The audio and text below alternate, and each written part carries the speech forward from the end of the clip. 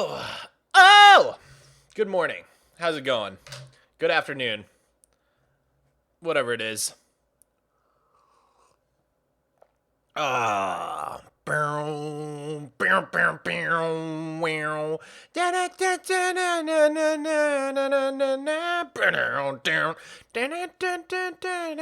What song is that?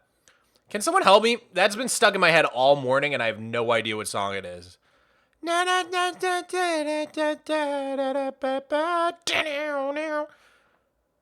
song is that, dude?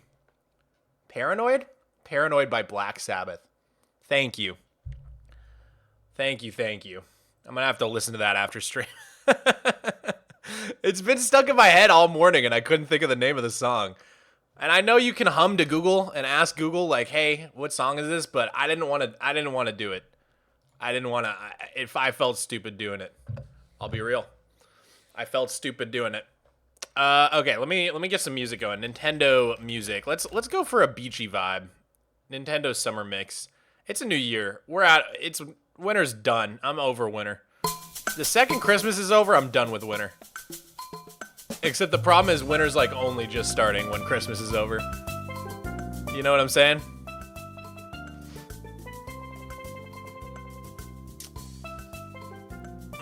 Okay.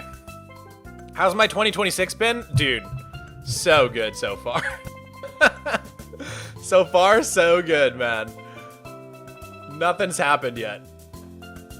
Nothing's happened. Oh, okay. Streaming myself hollowing out a mountain in super flat. Bam. Let's get the photo on there. Okay, I tweeted. I pinged the Discord. Oh wait, I forgot to change the description. Damn if I won't take that mountain down. That's an old reference. Okay. You guys know what that reference is? I made a music video so long ago for this random Minecraft song that I really liked. Let's go exploring. Is this a new setup? Depends on when's the last time you watched a stream, dude. If you haven't seen me in like a year, then yes. Have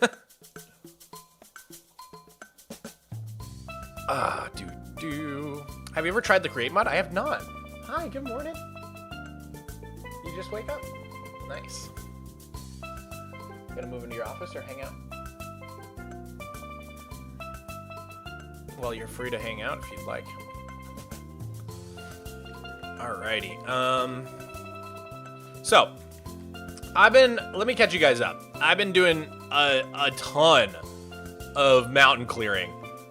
Like, this entire quarter of the mountain is almost done being cleared. It's crazy. Are you guys seeing this? This looks like the 2B2T spawn. Thank you for the Prime, Koek. I appreciate it. And Queer Geologist, thank you for the 17 months of Tier 1. 19 months, even. Thank you so much, dude. Dirt Lord, thank you for the $8. Beans. Beans. I can't really do it like the meme. By the way, guys, we got a new yearbook today. New yearbook. Well, if you didn't know, we always keep a yearbook when we do these streams. For anybody that donates like $15 or the equivalent. Why do you hate yourself? It was a joke. It was a joke in the Twitch description. I hate myself because I'm mining out an entire mountain by hand. That I made. I made it with water and lava. I've cursed myself, dude. I literally have cursed myself. No, I don't actually hate myself. I'm just joking about how I've put myself in this horrible position where I need to mine out this entire mountain by hand. Yo, your Magnum! With the first one of the year. Sniped it. First yearbook entry of the year. Absolute Chad behavior. Thank you so much for the 5 tier 1s. I really, really appreciate it. W's in the chat. If you guys, if you guys don't know the story behind the yearbook, let's go take a look. Let's go take a look-see. Playlist link? I'm listening to Nintendo Summer Playlist. And the thumbnail's a little Kirby. A little Kirby in the pool. Have you played Half-Life 2? Actually, believe it or not, I've only played Half-Life 2, but not like episode 1 or 2. I played all the way through Half-Life 1, and then I started playing Half-Life 2, and then life got busy, and I never finished. And I'd really like to finish. This is probably around my freshman year of college when I went and played those games. Maybe I should do them on stream. That would be so fun. Dude, if Half-Life 3 actually gets announced, I will play through the whole series live on stream. I swear to God, I love Half-Life. There's been all sorts of rumors about Half-Life 3, dude. I'm like, please. Please. Okay, why did I come here? Right, I usually go in the basement, but this time I'm not trying to go in the basement. I'm trying to go up here. Okay. Oh, I think I have my sound off. Yeah, okay, there we go. This is my library, for those of you that have not seen it. Beautiful chandelier, beautiful atrium. We need to get a witch in here. If we have a thunderstorm on this stream, we should probably do that.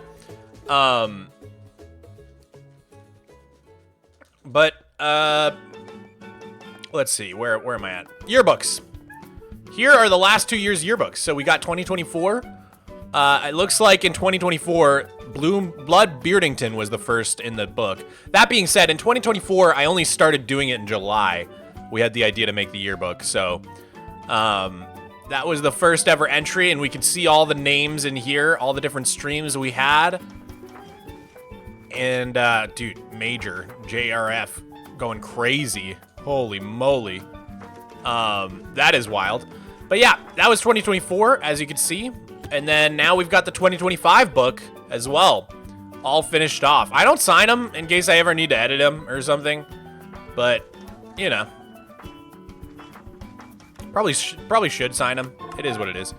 Yeah, I can quit without saving. That's fine. But yeah, now we got 2026 right here. Oh, and Greg is super cool with the $15. Thank you. Greg is super cool. Thank you so much, homie. What will you be building in the mountain after it's hollowed out? Okay, so absolutely no spoilers. Don't worry about that. But the Stranger Things finale came out last night. I watched it. It was amazing. Captain Monkey, thank you for the stream streak. That's amazing, dude. And your Magnum.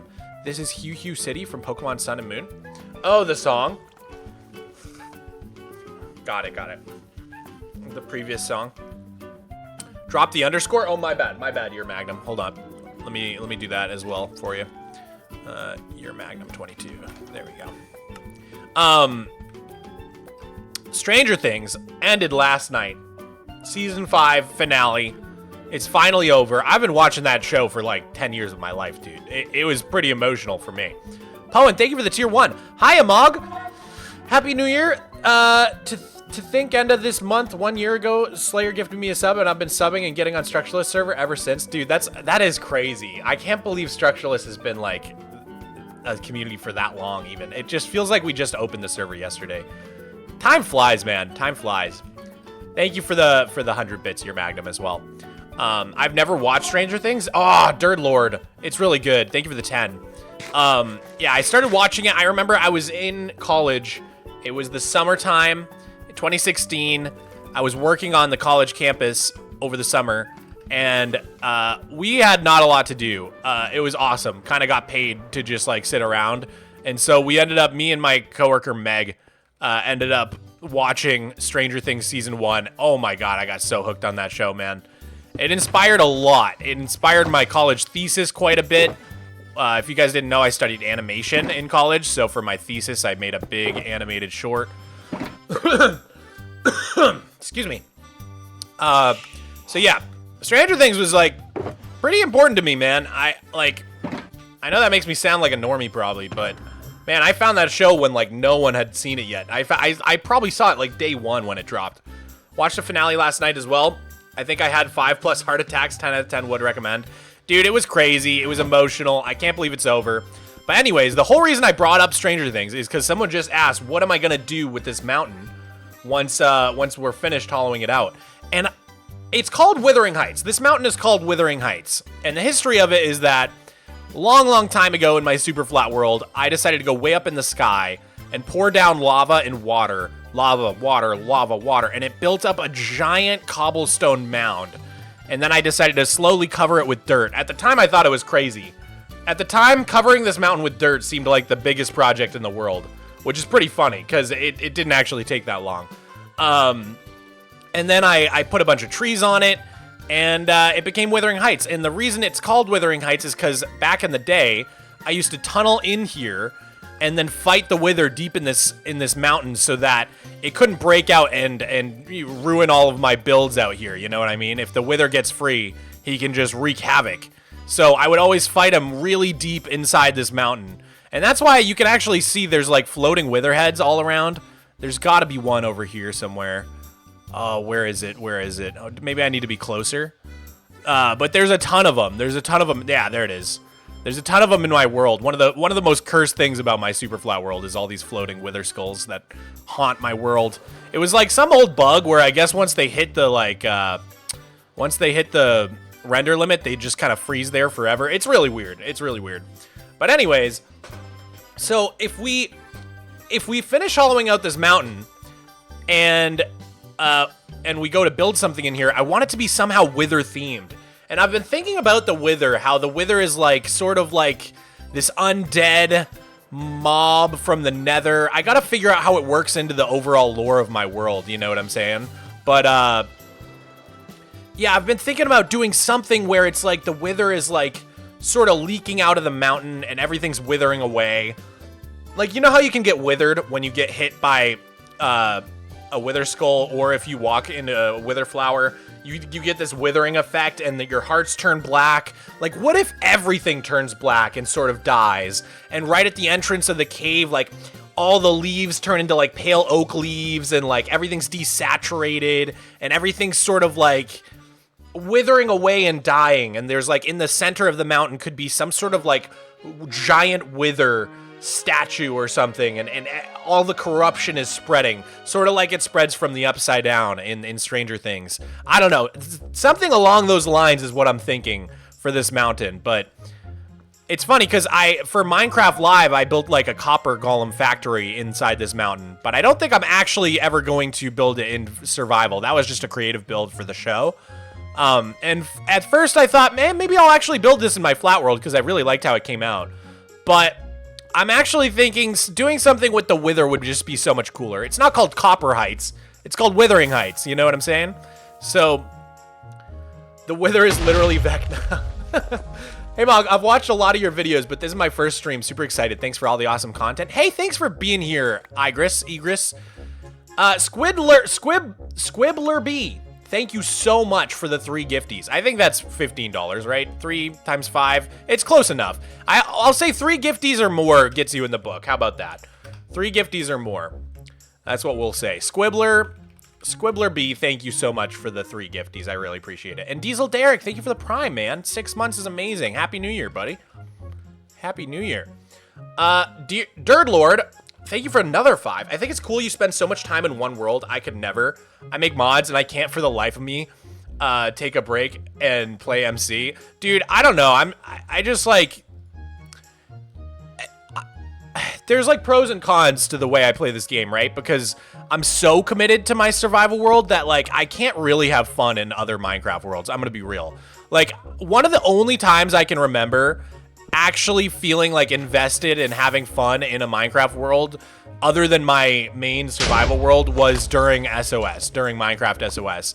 I think it's why I just like, I have such a hard time with SMPs, or like even why I didn't do any 100 days videos last year in 2025 is because like when you've spent 13 and a half years in one survival world, any amount of time I spend playing Minecraft that isn't improving this world feels like a waste of time. I don't know how else to explain it. It just feels like anytime I'm playing anything but Flat World, it feels like I'm wasting my time. It feels like I should be doing something else. I should be hollowing my mountain. I should be mining 50 million dirt. It's like this weird, like, it's just this weird mental thing that I've been struggling with this world.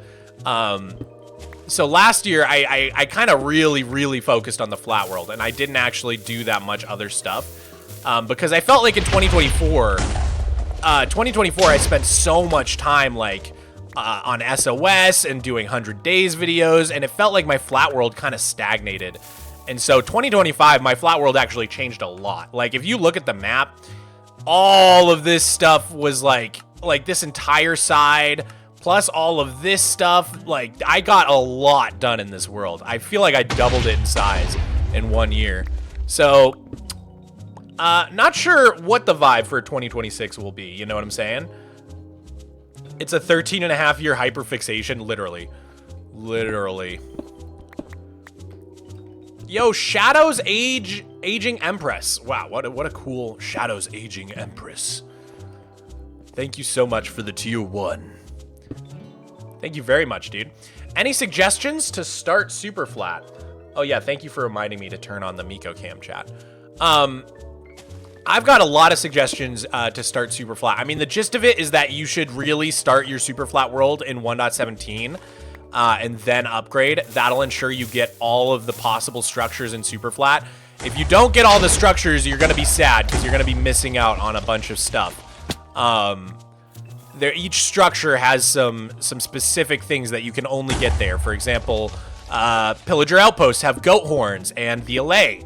That's the only place you can get those things. Trial Chambers have a bunch of them. Amethyst, Snow, Deep Slate, Tough, Bamboo. And then, let's see. Abandoned Mine Shafts have glowberries. That's the only way to get glowberries in super flat. Also cave spiders, only way to get cave spiders. And then I don't think ruined portals have any specific thing that you can't get anywhere else, to my knowledge, but yeah, I'd have to think about that. I don't think there is one. I don't think so. What's going on? It looks like a lava cast gone wrong. It is a lava cast gone wrong. So this mountain was created with a lava cast many, many years ago. And I've decided that I want to hollow it out for a number of reasons. Not only so that I can build something inside, that is one reason. But I'd say the main reasons for hollowing this out are that because when you create a lava cast mountain, you end up with all these weird holes. Sometimes the holes line up in such a way that you actually get a too tall hole, which spawns mobs inside of it. Like this would be an example right here. When this was encased, a mob could spawn right in there. And you end up with, basically it just becomes a one giant laggy area because there's so many mobs inside this cobblestone mountain. Even the one block holes will spawn bats because they're perfectly dark. So it's just a pain in the butt ski. And I can't really build any mob farms nearby this mountain because mobs just spawn inside of it. But yeah, I've wanted to hollow it out for quite a while now, but I was kind of doing it really slowly. And the reason now I'm making a lot of progress on this is because we made a mob switch in my world to turn off hostile mobs in the overworld. And ever since then, I don't have to deal with zombies, creepers, skeletons, like all coming after me while I'm doing this hollowing. And so it's been a really good opportunity to kind of go back and work on this hollowing out project. So I kind of needed a break from mining dirt. I was mining a lot of dirt the past couple months. As you can see, I'm at 4.8 million right now, 4.85 million. So we're really approaching that 5 million mark, which is the 10% mark for my challenge to get to 50 million dirt. But I was kind of getting tired of dirt mining. I did a lot of dirt mining, like, over here. I hate how this map turns dark at night. Does anybody use Zeros world map? This literally makes me so mad. Why would I want it to turn dark at night? Why would I ever want that? There's gotta be a way to turn it off. It's so annoying, dude. Oh my God. I swear to God, anytime I'm ever trying to show you guys something on the map, I pull it up and it's just pitch black. I'm like, wow, great visual here. This is awesome. Do lighting off? Does that work? I think I've tried that. Lighting off. Oh, there we go. Okay, it does work. Thank God. Oh my God. That's been annoying me for so long. That's been annoying me for so long. Okay, so as you can see, this was all dirt.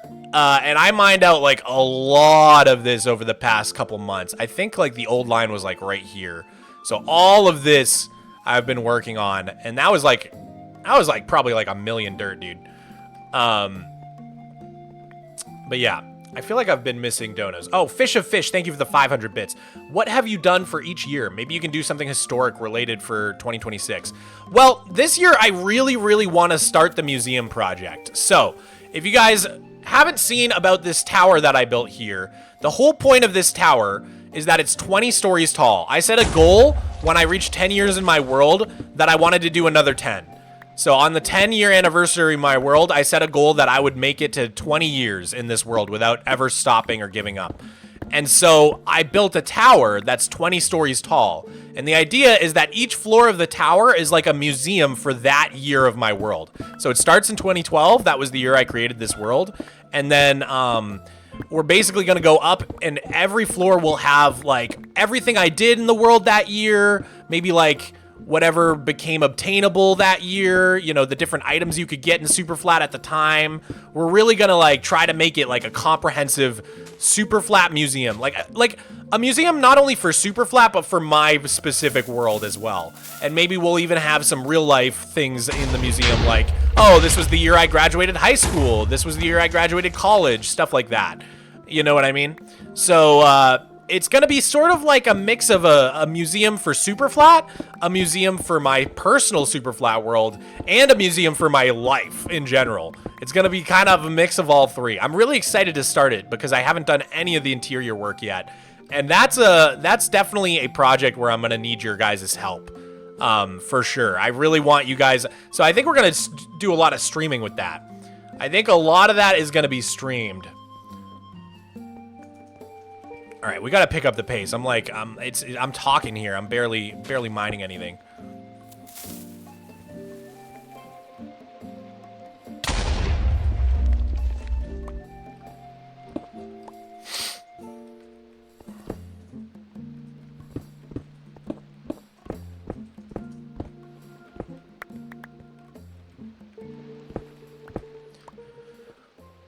Oh man.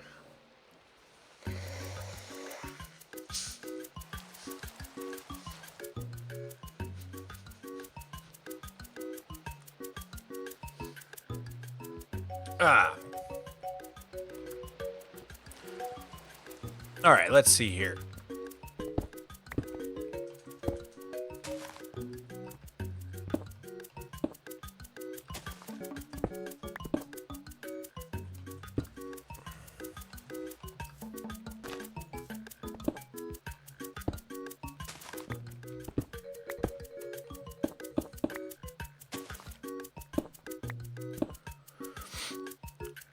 Is Superflat possible on Bedrock? Superflat on Bedrock is very similar to my 100 Days on Just Dirt series that I have with my friend Hobby. On Bedrock Edition, there's no way to get structures in Superflat. There's no setting for that, unfortunately. So, without structures, Superflat becomes like kind of a whole different challenge. Tactical Tomato, thank you so much for the 5 tier 1s. Holy moly. Let me just light this TNT and we're gonna get you right in the yearbook. Let's see here. Boop. Bam. Tactical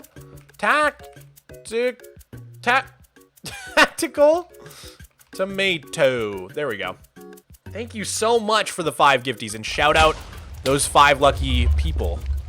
If you got a gifty in today's stream, that's a good luck blessing for the whole rest of the year. It is the first day of the year. If you're already getting a gifty, like, that's a good omen, you know what I'm saying? Are you AFKing at the Wandy Tea Farm? I have been AFKing every single night. I haven't missed too many nights, honestly. And man, my luck the last like week or so has been abysmal, dude. Not only am I not getting the tropical fish trade, but like usually when I sleep for 8 hours and AFK at the farm all night, I have 2 to 3 Wandy Teas when I wake up in the morning. Usually 2, 3 if I'm lucky. But lately, like, there was, like, 3 nights in a row where I had, like, either 1 or 0. Which is, like, that's really bad luck. I don't know what's going on with my Wandy Tea farm, dude. But, yeah, my luck has been pretty terrible with the Wandy Tea stuff. Maybe we'll see him in today's stream. But, yeah, I don't think I have a role, which is sad because it's been a minute since... It's been a minute since the last stream where we rolled. I think that was a Christmas stream. So it's already been like what, like over a week, and we still don't have another trade. I mean, I guess. What was it based on my math? Like every 7 days on average, I'll get one or something. I can't remember how often I get the trade based on my math. Dirt Lord, thank you for the 5. Hey, I'm gonna go keep making tanks for a Minecraft. I'll be back most likely. Have a nice stream. You as well. Well, I guess you're not streaming, but you know, have a good time. I don't know what I'm saying. This is like when someone says like, "Oh, have a nice trip," and you say "you too," even though they work at the airport. You know what I'm saying? Or like someone serving you at a restaurant and they're like, enjoy your meal, and you're like, you too, and it's like, ah, crap, they're not eating. That's just me eating. Did you participate in Ish's vid? Is it out already? I did participate in season 2.7, I believe it was. Well, I don't want to say anything. I don't know what's public info. JBro65, thank you for the $5 New Zealand dollars. Hi, Mogswamp. Would you be open to streaming Subnautica? If you burn out a bit on Minecraft, I think you would enjoy playing Subnautica, but up to you. I would definitely do it. I played it like years ago. I mean, like when it first came out. I think it was still in like alpha or something when I played it. It was so long ago, like 2013-ish, 2014 or 13, something like that. But yeah, haven't really played it since, so I'm sure it's an entirely different game. I would love to try it out. I've got like, so I'm thinking about doing the subathon soon, and there's like so many different games I've been meaning to try, like literally a huge list. Necess, Lay of the Land, Voima, Lucid Blocks, Subnautica, sure. There's like a lot of like, Minecraft adjacent games that I really want to try. Hypixel's coming out, could give that a shot. So maybe on, maybe whenever we do the subathon, we'll like spend a couple hours a day trying out new games or something like that. I don't know. What do I hear? Oh, I heard these guys up here. I was hoping it was Wandy T, but it sounded too angry to be him. It's awesome now. Thank you, J Bro, for the 2. Yeah, I'll have to try out Subnautica. I think that would be fun. Would you guys like to see that? Have you played Deltarune? I'm waiting till it's all out. I played Undertale and I loved it. And then I played Deltarune Chapter 1, and when I realized it was going to be like years before the whole game was finished, I was like, nah, I'm going to forget everything. And sure enough, I did forget everything. I like barely remember Deltarune Chapter 1. There was someone named Susie, I think, and then they went in a closet or something and they were in a school. I don't know, dude. It's all like, I remember the ending, like all the characters from Undertale were like in a town or something. It's like, dude, I literally like don't remember. This is why I just like, that's why like every time a new Stranger Things season came out, I would have to rewatch the whole show. I don't remember stuff, man. I have a bad memory for media. You know, the big things stick with me, but like it's the small details that you lose. I do admire your ability to hold out until the full game's released, but good lord, that could not be me.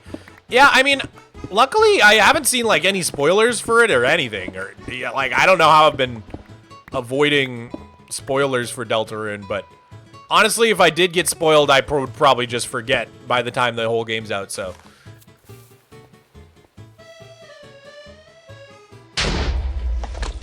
This whole time there were meme sounds playing on stream, and I'm like, this is unwatchable. Turns out it was another tab. Oh my god. I saw you chatting about meme sounds. I was like, do they mean like the TNT lighting? What are they talking about?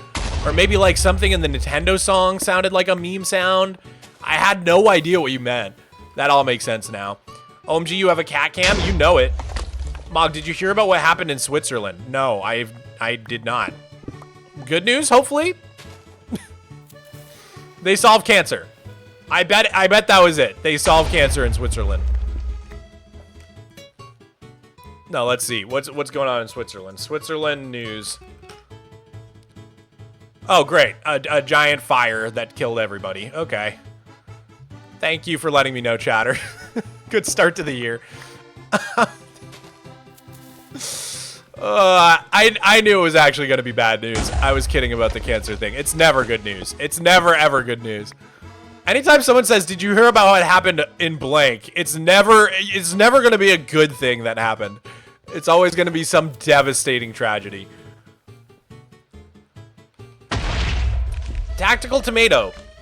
Thank you for the tier 1. Hey, Mog, you inspired me recently, and I mined 1,000,000 grass in my super flat world. Dang, dude. Nice work. Glad I could inspire you to waste your time mining digital blocks. That's my whole MO, honestly, in this world. Oh, we're full on cobblestone. Let's go put some back. I can show you guys how much I've collected so far. Part of what's great about this project is I never really made a decent cobblestone farm in my world. I'm gonna be honest. I've got like a really lazy stone farm. I've got like an automatic cobblestone farm, but it's really slow. Oh my god, I'm gonna die.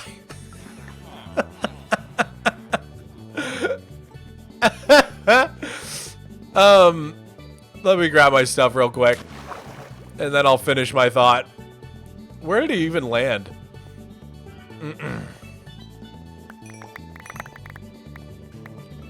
I've been dying a lot lately. I died just this morning from accidentally AFKing out in the open and getting killed by phantoms. Ever since I turned off mob spawning, I keep just like forgetting that I still can't just like stand in the open at night because phantoms exist. I think I'm safe, but I'm not. It's a false sense of security.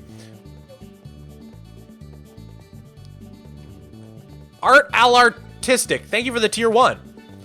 I probably said that so wrong, but I appreciate it nonetheless. No way, are we getting rid of the Lava Cast Mountain? Not getting rid of it, just hollowing it out. Just hollowing it out, slowly but surely. But what was I talking about before I died in such a spectacular way? Yes, my cobblestone farms. Okay, so my original cobblestone farm in my world is super janky. This was an old Ilmango design right here. And this is very fast, but then I have it push into this little room where it cycles through pickaxes. And the idea was back before I had like good tools, I would just have like a chest full of iron picks, and it would just kind of keep shooting out the iron picks at me over and over again, and then sucking them in with this hopper, and they'd kind of loop around so that anytime I pick broke, my inventory would be filled up except for one slot, and then a new pickaxe would go in my inventory, and I could just mine for hours and hours that way.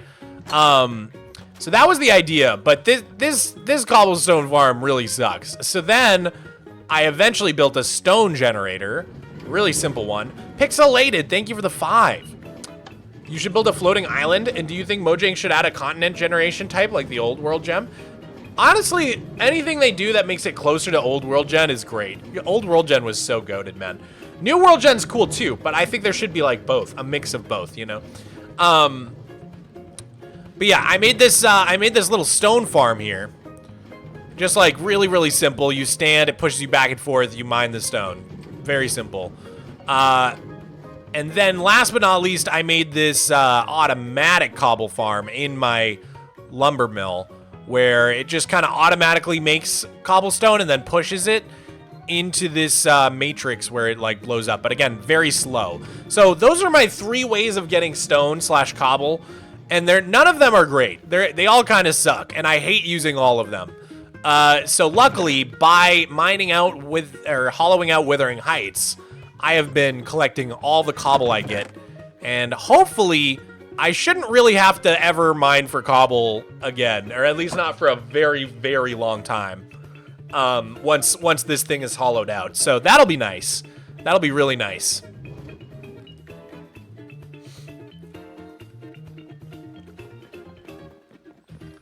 But anyways, okay, we put away our stuff. Let's go get more shulker boxes. Pet Miko Mog? Oh, sure. Hi, buddy. Hi, sweetie. Oh, good boy. Good boy. Good kitty. Aww. Someone's so floppy. You're so floppy.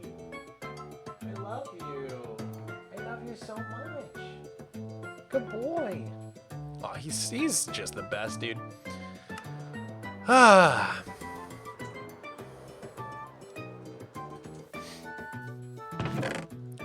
All right.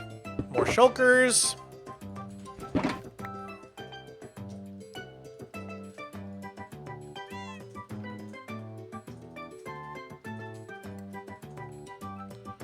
Great.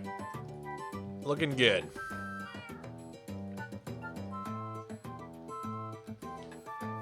We should probably make a few more of these as well.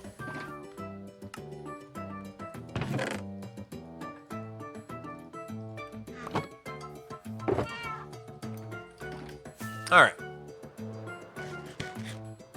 That goes there. What goes here? Aha. I'm kind of particular about my inventory arrangement. I'm gonna be real. It's because I have all the hotkeys. Like, you know, I always just go to 9 for the rockets. So, like, if they're not in that spot, I get cranky. Do you recommend super flat? I think everybody should try out super flat at least one time. That is my take. I think it's definitely not for everybody. In the same way that, like, you know, any challenge isn't for everybody. Hardcore is not for everybody. But for some people, they just love hardcore. You know what I mean? I think super flat's kind of the same way. It's not for everybody, but for the people who it works for, it really works. You know, I never could stick with a world for very long until I tried out super flat, and then it just clicked. It clicked for me. So, yeah, I would say it's one of those things you got to try it at least once.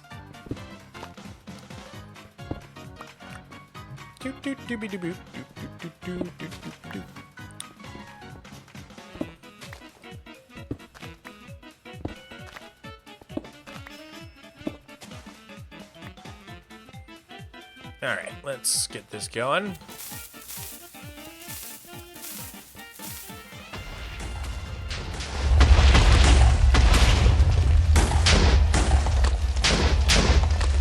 Nice.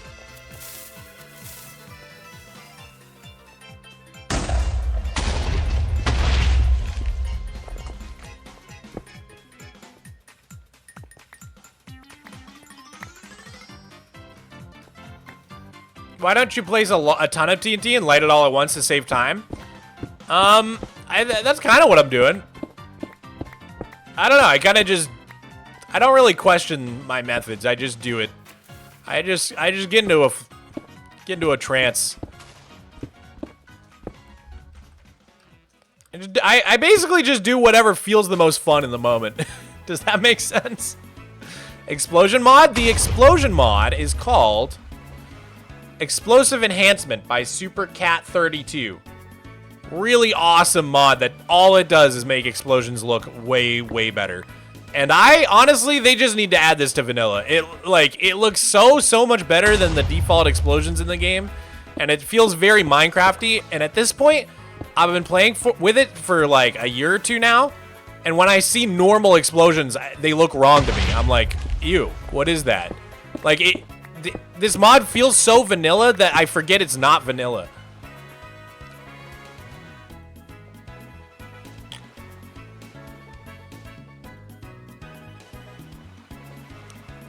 It sucks that cobble is so explosion resistant. Yeah, it's pretty annoying. It really only mines out like a 3x3 by 3. So like this will cover this 3x3 right here down to there. Bam. And it gets like a couple other blocks outside of the 3x3 sometimes, but mostly it's just that little 3x3, which is why I do every 2 blocks down a block. So like this. You go down a block, and this should take care of this 3x3 and the middle one and this bottom one. Does that make sense? So if you put them spread apart by 2 blocks and then down a block, it's pretty dang fast, or maybe not fast, but like efficient. And yeah, there's these little like holes that exist in this pattern. So I usually just do this and the hole's already there for me. Go like that. Oh, wrong one. And then I can just kind of run in a line.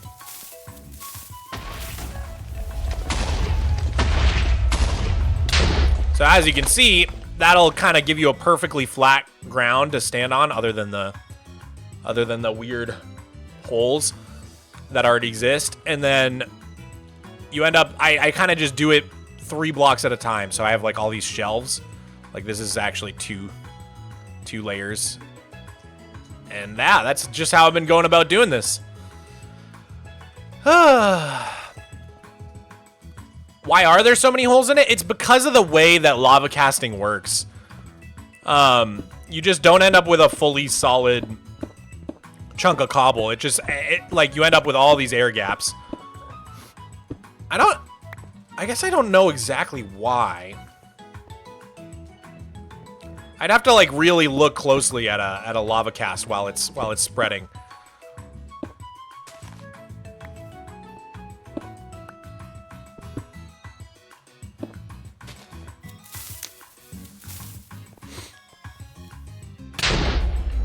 When will you finish the Pirate Cove? Honestly, I have no idea. That project, like, I was really excited about it a couple years ago, and as my build style evolved, I've just kept wanting to put it off because, I don't know, I just keep getting better and better at building, and it's one of those projects where I feel like if I'm, like, I can just really nail it if I just keep improving. It's just like, I don't know, for whatever reason, that project has become very low priority, and there's like a bunch of stuff I want to get done first. For example, actually, it's kind of a similar situation with my mountain outlines. Like, everybody's always asking when I'm going to finish up this terraforming over here that we kind of outlined with the scaffolding. And same thing, I was really excited about it several years ago, and then as my build style evolved, I was like, oh, I should probably wait until I get better at building.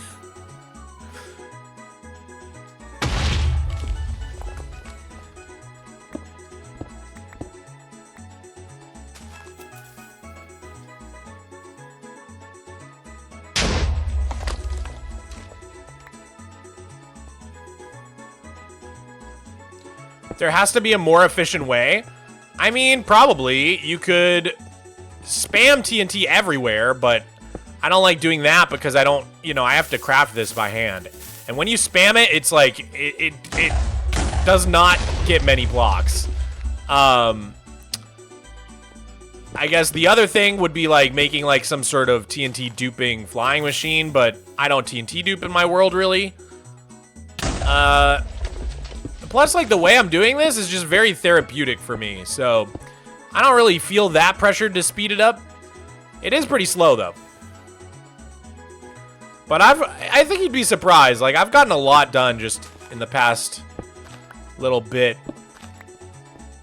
Like, if you came, like, a couple, like, I don't know, like a week ago, this whole area was, like, this whole area of the mountain was, like, up to here. Up to this level. Like, this was all flat.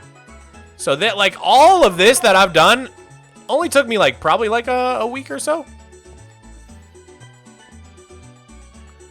Bliffy, thank you for the 10. Thank you for making awesome videos. You inspired me to make my own super flat survival world, and I'm about to release my first video for 1,000 days in it. Wow, dude. That's so sick. I love, contrary to popular belief, or, like, I don't, maybe it's not popular belief, but it seems like a lot of people think that, like, I would be against other people making super flat videos or something. It is literally the opposite. I love when other people do super flat content.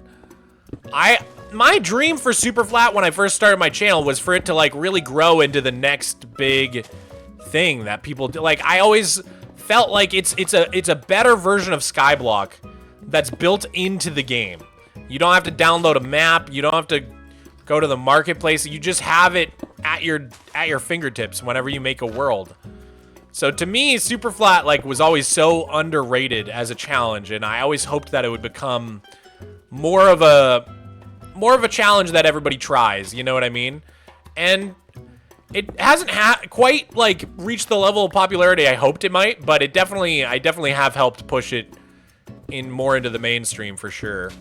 Like, when I first started doing my videos, man, no one had heard of, like, there was like 2 super flat videos in the entire freaking platform. It was like Pippin, FTS, and Luke the Notable were, I think, the only 2 creators I had seen do it. Other than like some really old Let's Plays, like Jevin had like a Superflat modded like way back. But like no one really gave Superflat the time of day, man. I'm so happy that I've been able to inspire a lot of people to try it out. Hello. So guys, I absolutely love the bat redesign. I think like the old bats were hideous. The new bats are amazing. Same with the Vexes. If you guys don't know, when they added Allays into the game, they went back and redid Vexes to look a little bit more consistent with the Allays. And they look amazing. They look so much better than the old ones. What do you guys think is the next mob that needs an improvement? For me, I think I would say the rabbits. I think the rabbits look awful. And it's a shame, because rabbits are like my favorite animal in real life, or bunnies are. And I just feel like the bunnies in Minecraft are so hideous. You think horses? Really? I feel like horses look fine. Rabbit AI has got to be updated. Oh yeah, well Rabbit's AI definitely needs an update because they literally just kill themselves because they jump so high, and then they'll just jump off things and take fall damage till they die. Phantoms? I agree that Phantoms could use a revamp as well. Rabbits aren't too bad. That's crazy to me. They're so ugly. Can we look at a Minecraft rabbit? Like, they're hideous. Oh, I really hate their texture. I hate their texture so much. They look awful, man. Let's take a peek. Let's take a little peek.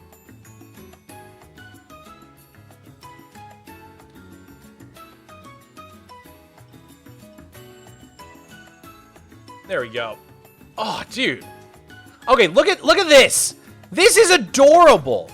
This would be so much better, and it looks like actual modern day Minecraft mobs. This is, I don't think you guys like remember how bad it actually is. What is this clown nose? Why do they look like this? Even this would be better. Nah. Everybody's saying it's not that bad. That's cope. That's pure copium. What are we even talking about? They look so terrible. They look so bad to me. This is adorable. This would be great. Something similar to this would be sick. They look like Lablubus. Someone made a video as like, what if new Minecraft mobs had old textures? And they yeah, this video. I haven't actually watched it, but I think this is so funny because this is what a goat would look like if they had added it back in the day. Like they have gotten a lot better at texturing things. But yeah, oh my god. This post is literally saying exactly my thoughts. This went to this, so much better. This went to this, so much better. Now it's time. It's time for the bunny. I also saw someone, Minecraft, like, chicken, improved texture. Someone did a chicken, and all they changed, it wasn't this one, but it was similar. All they did was they added a little red crown, and they added a little tail. And it made a big difference. It made a giant difference. Yeah, actually, it might have been this. It might have been this. I was, like, surprised. I was like, wow, that actually looks so much more like a chicken. Like, just having the red on top and the tiny little tail, it actually makes it look so much better. I wish they had done that when they went ahead and revamped the other chickens. Because they just kind of look like ducks is the problem. They look a little too much like ducks. I don't know. Anyways, we're getting lost in the sauce. We got a mountain to mine.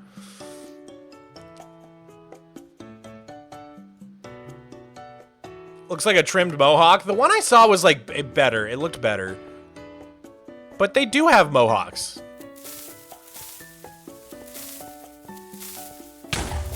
Oh god.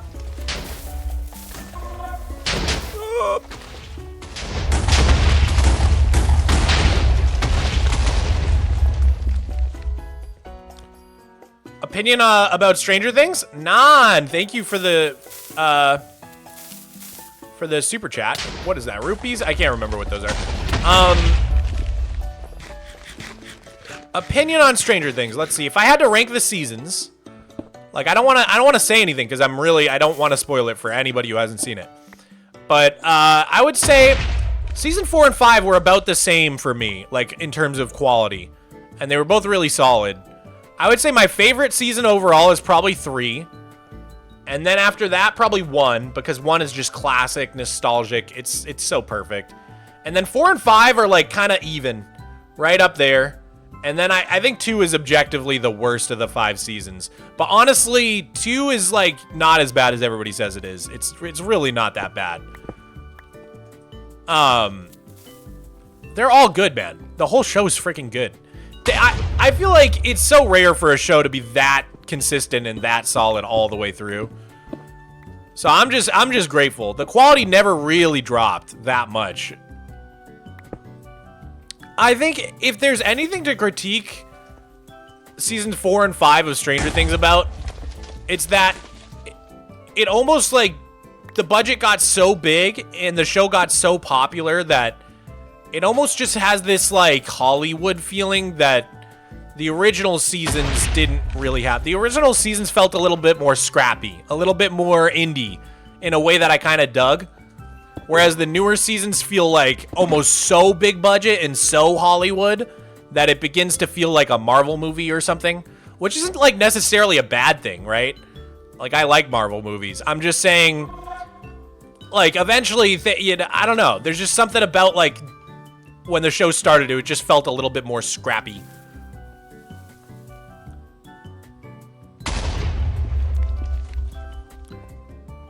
Ending kind of hurts though. Don't say, you stop right there. Don't say another word.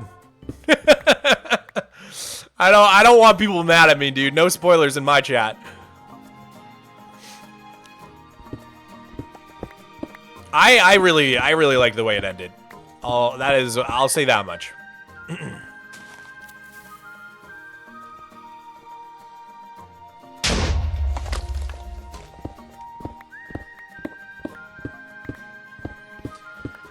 All right. I think the parrot needs a new model. Really? Parrots don't bother me. But I'd have to look at it closer. Rabbits have always bothered me, though. So, like, since they added rabbits, I've hated that texture. I just think it's so ugly. I don't know why. They're so ugly to me.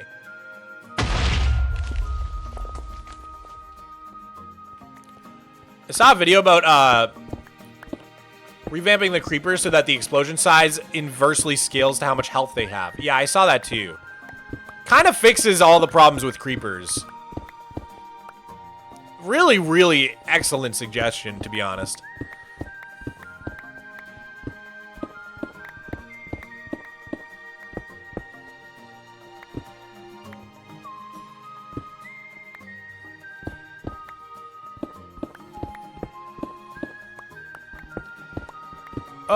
Yeah.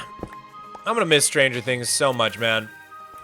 I hate that feeling of when, like, a show or a movie or, like, you see or, like, a game, when you play through it or you finish it, like, there's this, like, emptiness. There's this just feeling of, like, what next? Like, how do I get that feeling back?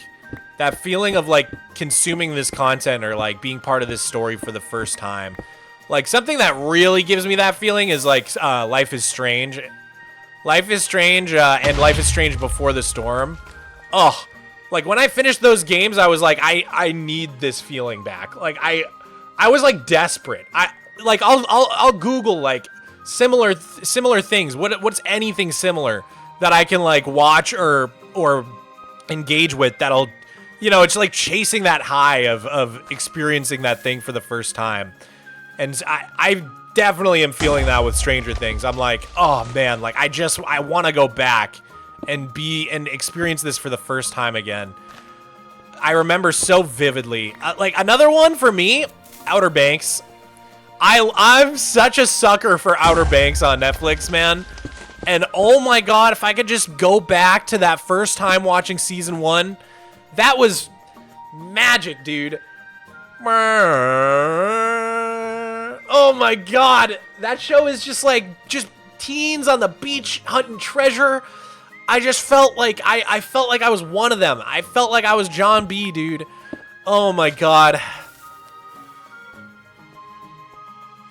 What are your pronouns? No wrong answers. I'll take any pronoun you can throw at me. Everybody just uses he, him, because I got a big old beard. And that makes sense, you know? It's just post-trauma depression, bro? I guess so, yeah. Ugh.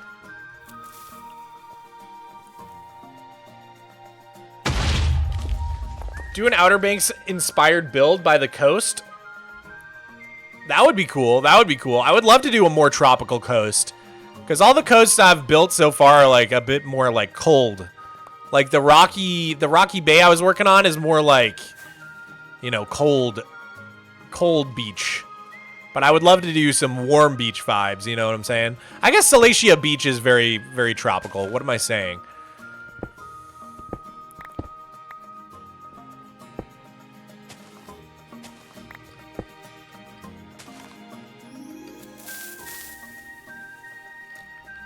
I think we're gonna need some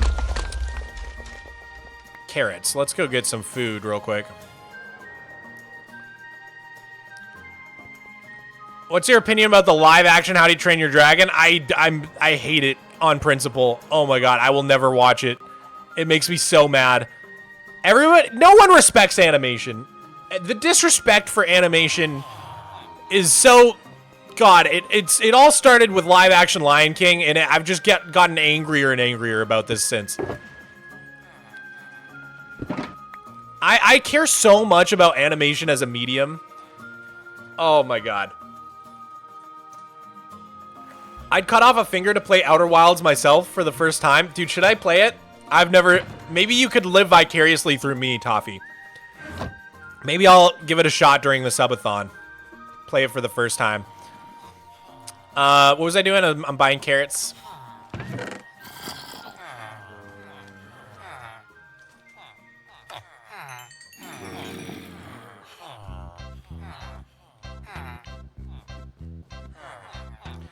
But, hey, speaking of How to Train Your Dragon, even though I hate the live action one on principle, the original one is actually another example of me chasing that feeling. I can literally remember all the things I've gotten, like, super obsessed with in my life.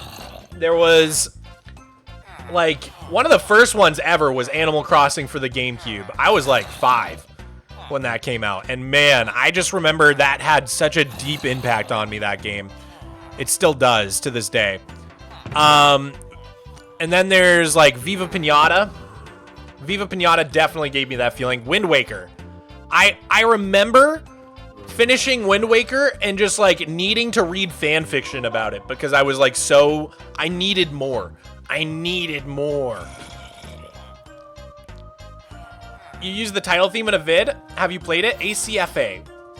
Armored Core? Is that what you're talking about? I haven't played it. My editor loves Armored Core. Dude, Viva Pinata, I would literally... I think out of anything in the world, if I had $1 billion, I would instantly just get them to make a Viva Pinata. Get them to make a third one. Like, that is literally what I would use the money for. Oh my god. If I had Bezos money, I would force them to make a Viva Pinata 3. In fact, that's kind of my MO. I'm just gonna get rich on YouTube and then make them make a Viva Pinata 3. That is what I want to use my wealth for. I met you at Comic-Con in Grand Rapids. Dude, so nice meeting you. Everybody I met at Comic-Con was freaking awesome. That was so much fun, dude. That was so cool. I really hope I get invited back next year. What else gave me that feeling? How to Train Your Dragon. So, like, yeah, Wind Waker, Viva Pinata, How to Train Your Dragon. Stranger Things definitely did. Life is Strange did so hard. Oh my god, Life is Strange, like, really gave me that feeling. Twin Peaks. Twin Peaks is one of my favorite shows of all time. Definitely gives me that feeling. What's the next one gonna be? Undertale? Undertale? It's funny, as much as I'm obsessed with Undertale, and it's like one of my favorite games of all time, I don't remember feeling like, I just need more of this world when I was done. I felt like so satisfied with it. Which is like a kind of a rare feeling, where you're not like wanting more and more and more. I was like, no, it was like perfect. It just felt perfect how it was.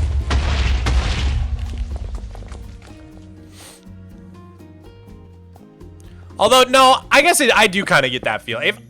The first time playing Undertale was so magical, dude. I can't even express, like, when I connected the dots about what the message of the game actually was, that was, like, life-changing, dude.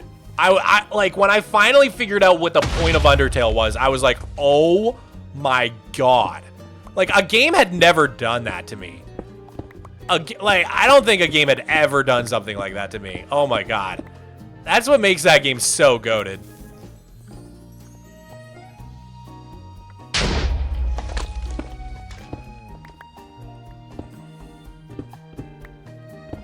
I'm excited for you to play Deltarune in 10 years.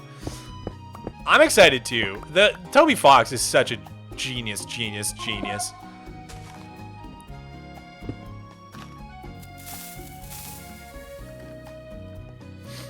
Hype for Hytale? It was resold to the original dev. I have a bunch of skepticism about Hytale, but I want it to do well. I don't even want to say I'm hyped for Hytale, because I think the hype is literally killing that game. I think the hype to that game is like cancer. I actually feel like if we keep hyping this game the way the community has been doing, it's going to fail. 100 trillion%. Because here's the thing. Hytale was in development hell for like 10 years. The creator got it back and was like, this game is like unplayable, but I'm gonna release it anyways. It's gonna be bad on launch. And everybody's literally saying it's going to kill Minecraft. That's how good it's gonna be. You're just setting yourself up for one of the most disappointing disaster releases of all time. Like, I've seen this. I've seen this so many times before. Cyberpunk 2027 or 2077. Everybody was like, this will be the greatest video game ever created. And it was so disappointing on launch that, like, even though they fixed it, that game will forever have that stain. Fallout 76, another great example. I was so hyped for it when I first saw that trailer. The trailer was insane. The hype was out of this world.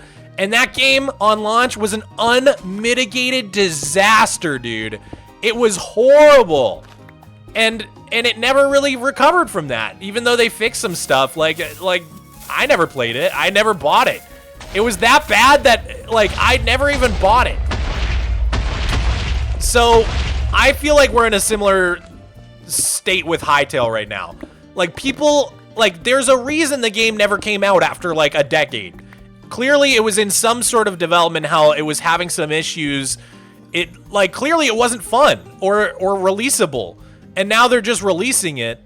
And I strongly feel that if everybody keeps hyping it up and doesn't give it the time it needs to blossom, then yeah, it's gonna be DOA, dead on arrival.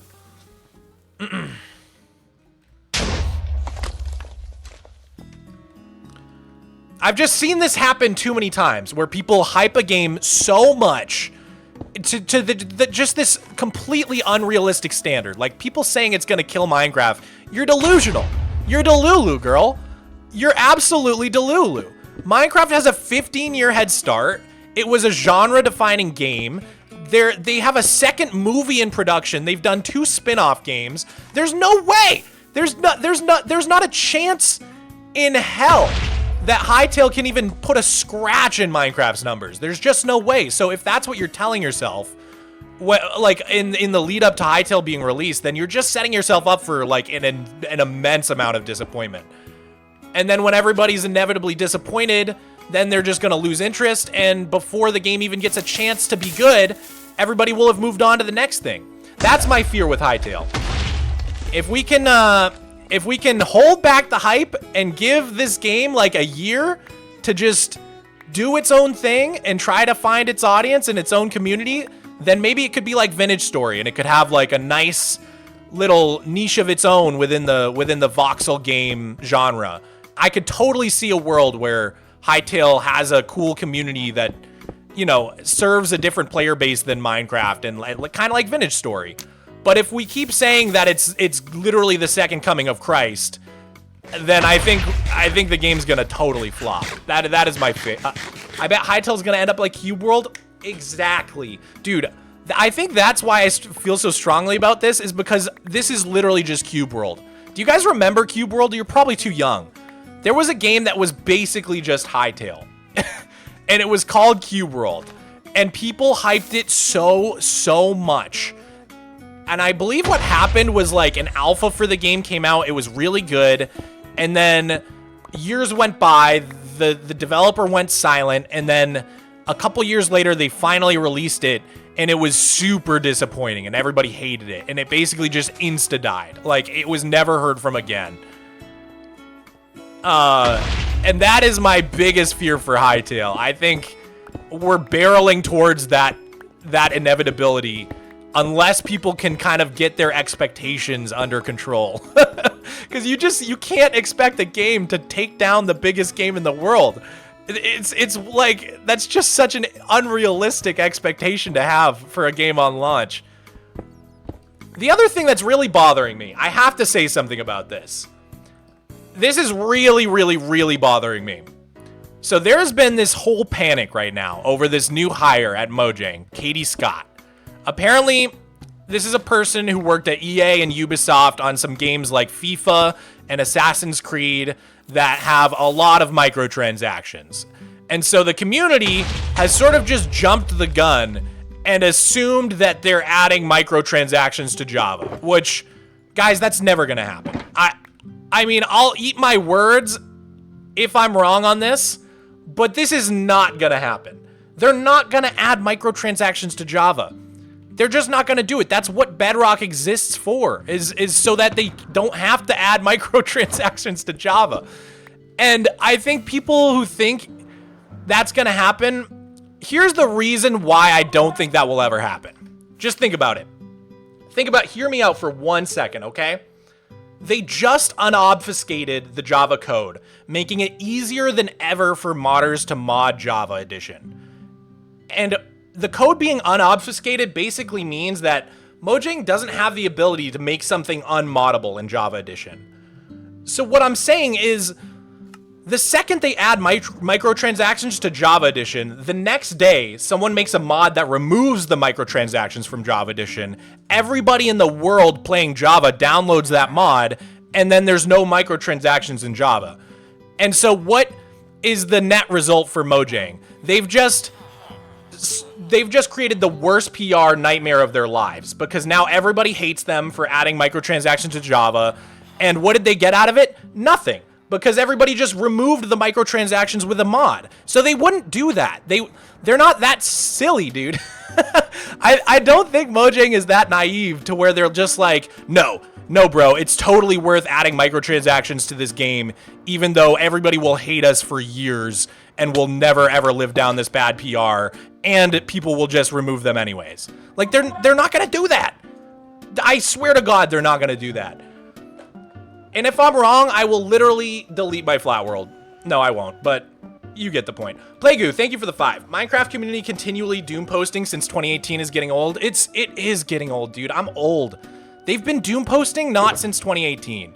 This started the second Microsoft bought the game. And I was one of them. I was one of the people being like, dude, they just ruined my favorite game. Microsoft's gonna ruin my favorite game. And here I am, like 10 years later, and it's fine. Like, I honestly think we're in a better place now with the game's development than we have been in years. I think peak Doomer for me was during the Firefly fiasco. I genuinely looked at that and I was like, I cannot understand what Mojang is doing. Like, I literally looked at the Firefly fiasco with the birch forest that they promised in the wild update and how long it took them to do caves and cliffs after COVID and all that. And I was like, I don't understand the moves they're making, and I'm worried about where the game's headed. And then it feels like they kind of just hurt us, and they got a new PR team, and they started doing the drop system.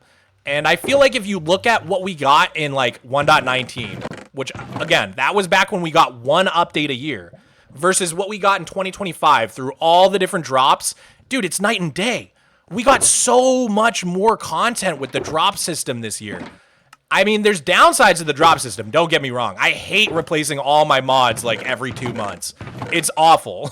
I'm like perpetually 2 versions behind. Like literally right now, I'm still playing on 1.21.7 instead of playing on 1.21.11 or whatever the frick we're on. The numbering is also really confusing. But put aside the cons of the numbering and having to download mods more often, and I think the drop system is like a huge W. The whole community was like, we want more content. We want more updates. Stop taking so long on updates. And they were like, bet. And then they did it. So I don't know. I think my peak Doomer days of Minecraft are over. The Doomerism and reducing Mojang as a whole to just Microsoft and their greed is genuinely insane to me. Like, do these people not know how anything works? No, literally, it does feel like baby's first capitalism to me. It feels like people just like discovering companies are bad and they do bad things for the first time. And they're like, I'm 11 and this is so deep. Like, oh my God, this is so deep. And it's like, yeah, welcome to the world, dude. I don't know. I've been known this. Like, Real Crash Ninja, thank you for the Prime. Ash Bash Mash, thank you for the tier 1. Happy New Year, everybody. Happy New Year, guys.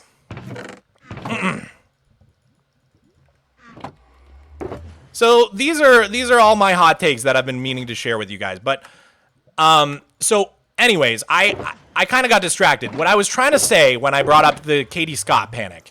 So again, just for if you're just tuning in, we were talking about how Mojang just hired a new person called Katie Scott.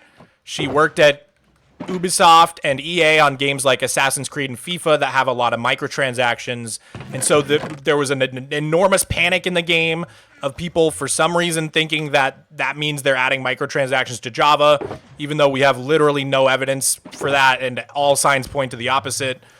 And so what's really bothering me about this conversation that I just want to point out, because I haven't seen a single person mention this. I have gone into comment sections and I see this same take over and over again. They're going to add microtransactions to Java. Minecraft is ruined, which is why Hytale is going to be the biggest game in the world. Guys, Hytale is launching with microtransactions. You either like them or you don't. Are you for microtransactions or against them? This is driving me literally crazy. I feel like a crazy person. Hytale has microtransactions already. They have. You can go. Okay, I'm just gonna go to the Hytale website right now. I'm going to the Hytale website, and look, I already bought the game. I already pre-purchased it. I'm excited for it. Whatever. I'm not trying to judge them for having microtransactions. I'm judging the people who are saying microtransactions are going to kill Minecraft, which is why Hytale will be the new biggest game in the world. If that's your take, then why don't you care that right now on the Hytale website, there are 3 versions of the game you can buy. There's the standard edition, the supporter edition, and the curse breaker. And what does curse breaker come with? The standard edition is $20. This is like $70. You get Pop Star set and more to come. What are we talking about? I just had to point this out. This has been driving me literally crazy. I cannot understand why nobody cares about microtransactions in Hytale, but they really, really care about it in Java. Why? This is driving me so crazy. you either like microtransactions or you don't care. Just be consistent. Anyways, I'm pretty hopeful on the state of Minecraft. I think the game's going in a good direction. If my predictions come true, I think we're probably not going to get the end update this year in 2026, but probably next year in 2027. I think in 2026, they're probably going to keep going with the drops. So 2025 was our first full year of drops, where we got, what was it? We got 4 different drops in 2025. I think 2026 will be more of the same. I think we're going to get 4 different drops in 2026. Did I miss a super chat? Let me go back and look. I'm so sorry. Yo, you play actions and stuff on Bedrock Edition? It's really cool. I have not played actions and stuff because I've never played Bedrock Edition, Avery. But a lot of people pointed out that one of the shorts I made about some Java Edition texture packs was actually inspired by actions and stuff, and I hadn't realized. So super, super cool pack. But thank you, Avery, for the 10 as well. You kind of ignored my last time. That's totally my bad. I skipped it. Please use this money to buy actions and stuff on Bedrock. It's a really cool pack that revamps the whole game. If I play Bedrock, I will 100% do that.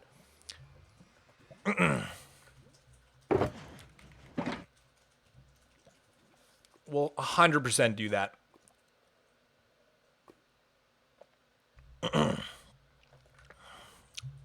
Why don't you make a auto TNT crafting station? I really should do that, chatter. I wish I understood how the crafter works a little better. I'm gonna be real. I'm not good with the crafter yet. All right, we need more music. We ran out. Here we go. Start a new playlist up. But yeah, those are all my rants. I hope Hytale does well. I want to be clear about that. I think competition is good for Minecraft for sure. It'll light a fire under Mojang's butts if the game starts doing really well, for sure. But I just think we should be nice to Katie Scott and give this person the benefit of the doubt, because they haven't even started yet, and it's kind of ridiculous to just attack someone when they literally posted one thing on LinkedIn. Also, I don't think they're adding microtransactions to Java. I think that's very unlikely. Also, I think Hytale will probably flop unless people can get their expectations in check and start being more normal about it. It's not going to instantly take over the biggest game in the world. That's a ridiculous expectation to have. And yeah, I think that's and also if you hate microtransactions in Java Edition, you should probably hate them in Hytale too. Those are all my takes. That is the summary. That is the cliff notes on all of my takes. Colton Cooks, thank you for the 5. Making a Minecraft map that has lots of cool stuff. Looking for weapons to add. I want them to be legendary. Any ideas? I was thinking a slime cannon. Oh, dude, I don't know. I don't know much about the Minecraft weapon tech. I know people have been making these crazy orbital strike cannons and stuff, which is wild. But yeah, I'm not like the best guy to ask. Maybe like, I know on Bedrock they have these like crazy trident machines that like, there's like a bunch of tridents and it just like insta kills things. But I think that might be Bedrock only. What are your thoughts on Vanilla Tweaks? I mean, I think Vanilla Tweaks is awesome. I definitely think, like I already have a Vanilla Tweaks pack in my world, which is disabling Enderman griefing. Yo, Tomato! You are so goated. Thank you so much. Thank you so much for another 5 tier 1s. I'm gonna put you right in the yearbook. Again, the first page of the 2026 yearbook. That is so sick. That is so swag. Any, guys, if you don't know, any donation, $15 or more, gets you in the yearbook. So that's 3 gifties or $15 or more gets you in the yearbook. But it's gotta be like USD. Because I noticed some people have like, some people give like me 15 like Vietnamese dongs, and that's not worth very much.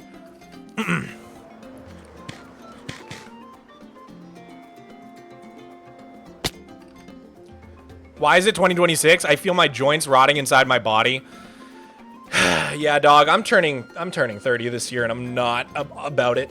I'm not having fun with it. It's been bad for me. I gotta give a shout out to my neighbors who had me over for dinner and made me feel like a normal adult again. I think I'm just surrounded by like 18-year-old rich people, and it really is bad for my mental. Because most of the Minecraft YouTubers I know are like very well off. They make as much as me or more, except they don't have like responsibilities and like insurance and rent. They just like live with their parents. And so they're like filthy rich at like 18. And it makes me feel so old, man. Like their age makes me feel old, and then their wealth makes me feel behind. And then like they're able to just like save all the money they make on YouTube, whereas I'm just like spending it all on like having insurance. It's the worst. It's the worst. Can you do a create mod stream, please? I would love to try out create mod. I would need like a guide though. I would need to like reach out to some YouTuber who knows it and help me out, because I feel like watching me try to figure it out on my own would be not fun for you guys. Thank you so much for the 2 Canada coins, call me Dima. Colton Cooks, thank you for the 5. I'm making a map that I code. I want cool things that can be found / crafted. Oh, I see. You're talking about like modded weapons. My bad. I thought you were talking about like weapons in vanilla survival Minecraft. That's a good question. I mean, I always love all the swords from Adventure Time. I think you could get a lot of inspiration from all the different weapons in Adventure Time. Finn has got all these swords on his wall in his treehouse that like they have like every kind of sword. It's so sick. It's so sick. Like he's got the grass one that like turns his arm into like a grass blade. He's got like the demon sword. I can't even remember anymore because it's been a while, but you should check it out. You should check it out. Gab to boy. Hi, Gab. Gab's here. We Gab. How is it not dark under the mountains? Oh, it is. I got on Gamma because it's not fun to watch my stream when it's this pitch black, I'm assuming. So I usually just keep it full bright so that you guys can actually see what we're doing.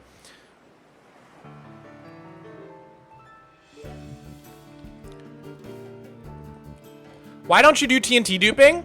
Well, when I first started my world, I decided I didn't want to do any dupes. Partly because that's what Etho's lab does, and anything Etho does, I do.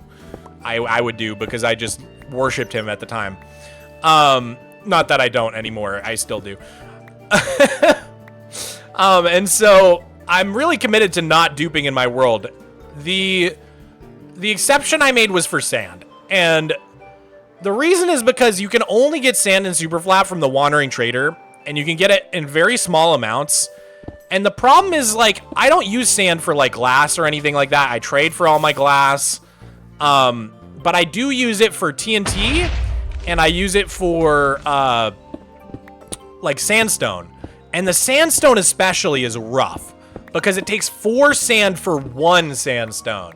So to build anything sizable out of sandstone, like, you can put in 4 stacks of sand, and you get 1 stack of sandstone. You can't even build anything with 1 stack of sandstone. You know what I'm saying? So in order to get enough sandstone to like actually use it as a building material in my world, duping sand was literally the only option. And so like, I guess I just made the decision, like, I would rather be able to build cool stuff with sandstone than be so strict on my no duping rule. So that's why I made the one exception for sand and red sand. But I don't even dupe gravel because I can get gravel from the piglins. I don't dupe concrete powder because I want to, you know, trade for the gravel from the piglins and then get the sand from my duper and then combine it, craft it by hand, convert it by hand into concrete. So, like, I want to do everything as legit as I can. It's literally just sand and red sand. And mostly because of that sandstone thing I'm talking about. Like, if it wasn't for the sandstone thing, like, maybe I would have not duped the sand. And I would have just had no TNT in my world, really. Razor Blaze, thank you for the tier 1, homie. Call me Dima, thank you for the 5 Canada coins. You can reach out to me for the Create stream. I've played it for like 2 years, and I'll do a stream at 50 subs. That'd be fun. I'd be so down to have you guys teach me. But also, I don't know if there's like any big creators out there who would be willing to come on the stream. That could be fun too. Like, I know I just did a short with about this creator called Brick Farmer 10, and she makes these incredible, like, giant ships. Now, a lot of you did correct me in the comments of that short. It's not purely Create mod. I don't really know anything about, like, gameplay mods. So, apparently it's, like, a mix of different mods. Like, it was, like, Create Clockwork and, like, Create and Valkyrie Skies or something. There was a few different mods that she used, but I think she uses a lot of Create mod as well. So, I could reach out to Brick Farmer and see if she's down. That could be fun. Although I think Brick Farmer is voiceless on their channel, so I don't know if she would be cool with coming on stream and talking me through it or not. Because I just realized it's always subtitles. There's never any actual human voice in those videos. So that's probably intentional. Some people are faceless YouTubers and some people are voiceless YouTubers, which is like a whole extra level of mystery. I could never, dude. I just can't be that mysterious.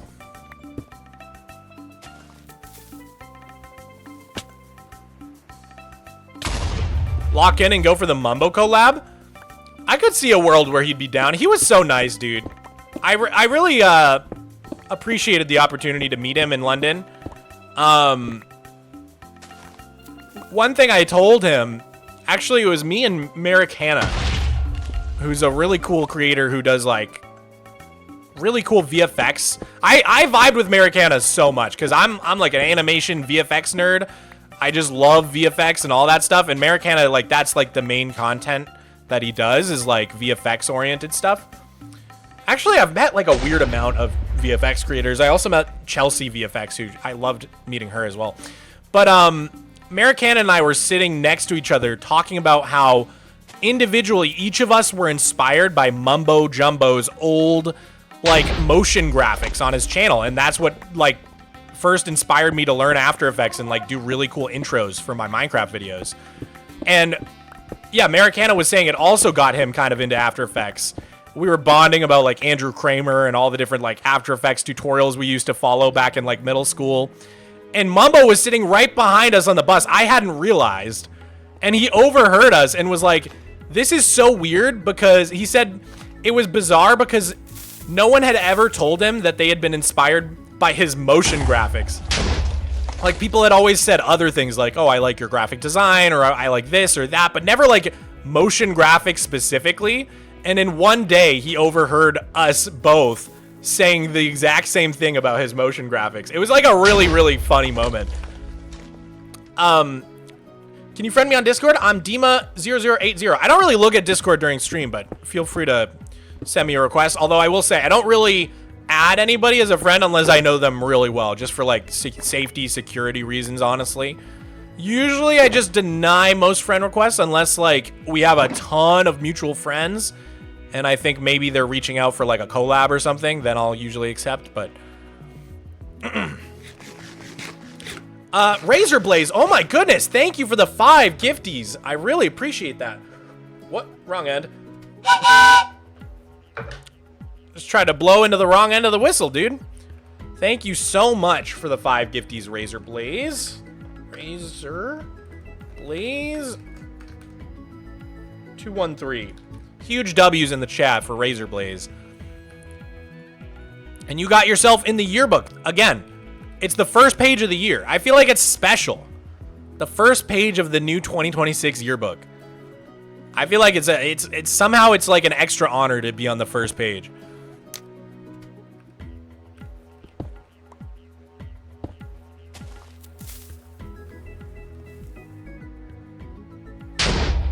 He really was on top of the game so early in terms of so many things that are taken for granted in YouTube production now. Well, and the other thing about Mumbo was at the time, I think I was 15 and he was 16. Like he's only like, I think less than a year older than me. He's like, you know, so we're really close in age. And so part of it was like seeing that someone my age was doing it, I think is specifically what inspired me so much, because there were a lot of good people doing great VFX on YouTube. You know, you had like, I was into Corridor and Freddie Wong and all those guys, but they all had like 10 years on me. And so like a lot of the time it felt like a little bit inaccessible. But then I saw Mumbo Jumbo, this 15-year-old or 16-year-old kid playing Minecraft, and I was like, hey, I'm a 16-year-old kid playing Minecraft. Like, maybe I can actually do this stuff. So I think that's part of what was so inspiring about it for me, was that he was like almost exactly my age. Like, what's his birthday? Mumbo Jumbo birthday. Okay, yeah, December 1995. So I'm June 1996. So he's got like 6.5 months on me. So we're really close in age. He's not that far off from me. Nico for now. Thank you for the 10 Kaziks.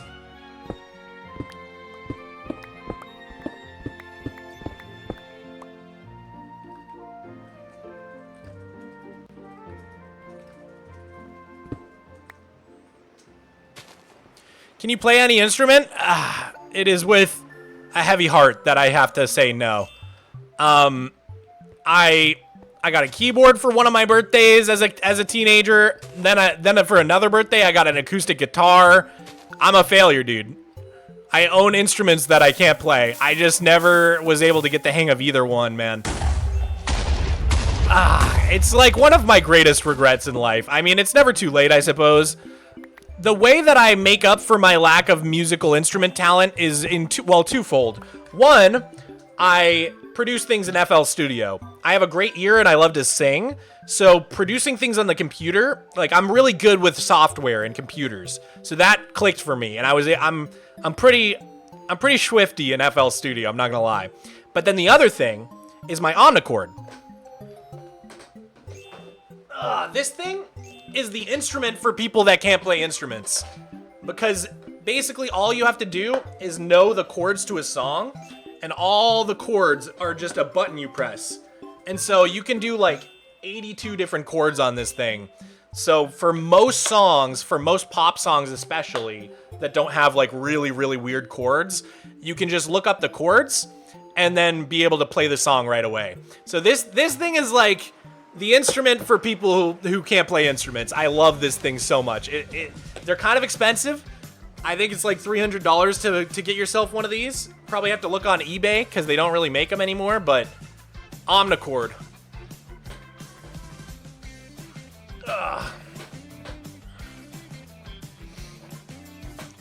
So that's how I make up for my lack of musical talent. Yo, thank you for the raid, SS Chaos. Welcome in, Raiders. Just mining out a mountain today. Topalotl, thank you for the prime. And Gwendolyn, thank you for the tier 1. Hey, Mog, just finished my 11th Harry Potter marathon that I do every New Year. 11th? That's crazy, dude. Oh my gosh. I did a Harry Potter marathon like last year, 2024, I want to say. It was pretty fun. I hadn't rewatched them all in several years, and I was surprised how much I forgot. I kind of want to reread them. Even though JK's writing kind of sucks, and she really sucks.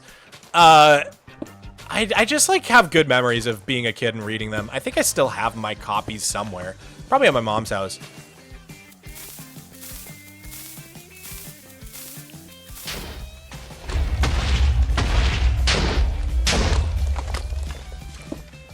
Harry Potter's like the most millennial thing about me, I think.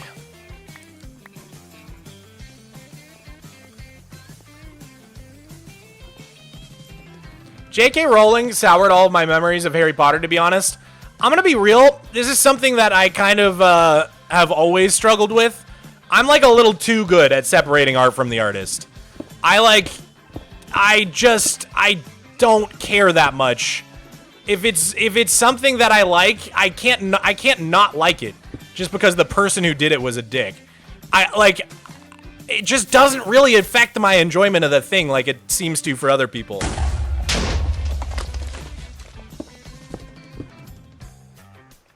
To be honest, same. I think everybody's at a different place with that sort of thing. I mean, like, I think it's totally valid to say, like, hey, if this person's a dick, you really shouldn't financially support them. But it's like, okay, but like, Kanye's a good example. Like, Kanye sucks. He's, like, one of the worst guys. But, like, his music's amazing. Like, the old stuff is, like, there's a reason he's a legend. And so, I don't know, like, if I'm pirating his music and listening to it instead of, like, supporting him on Spotify, then, like, what's the actual material harm that's being done to the world by enjoying his old stuff? There isn't any, you know what I mean? So, I don't know. On Revisit, the writing was never good to begin with. Yeah, no, I remember even at the time, JK was never like a good... She's a good... I think there's a difference between being a good storyteller and being a good writer. And I think JK Rowling is a good storyteller. I don't think her prose is very, very skillful whatsoever. I think storytelling and writing are kind of two different skills. It sounds like the same thing. I don't think it's the same thing. Like, objectively, the world of Harry Potter, I think, has just a lot of cool stuff in it. But yeah, like, the actual writing and dialogue, and it's not amazing. I mean, those books were a hit with kids, you know what I mean? They're for young adults and kids, I feel like.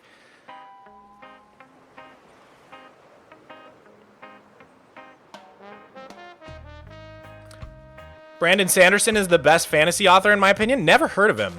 I really liked Ray Bradbury in high school. Good science fiction writer. I always loved Russian writers as well. Something about the way Russians write prose is so goated, man. Which is why, what's his name? Not Dostoevsky. God, what's his name? Now I can't think of the author's name, but one of my favorites. Super goated.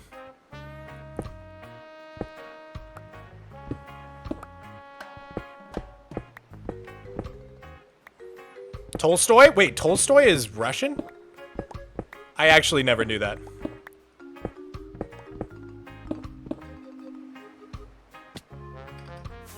Do you read French authors? I don't know that I've ever, like... I don't know. You'd have to name some French authors, and then I could tell you if I've read them, you know? I don't read a lot.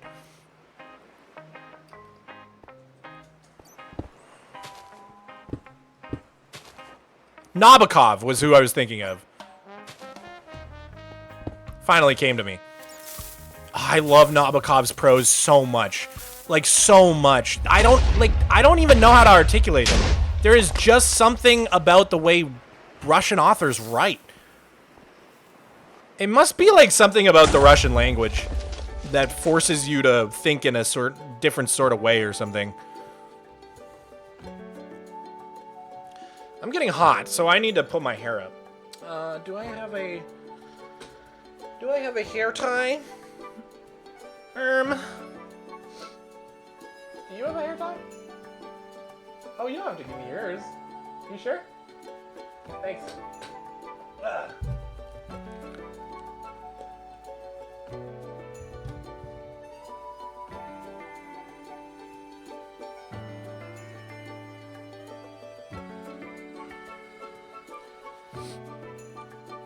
What kind of literature do you read? Like, what countries?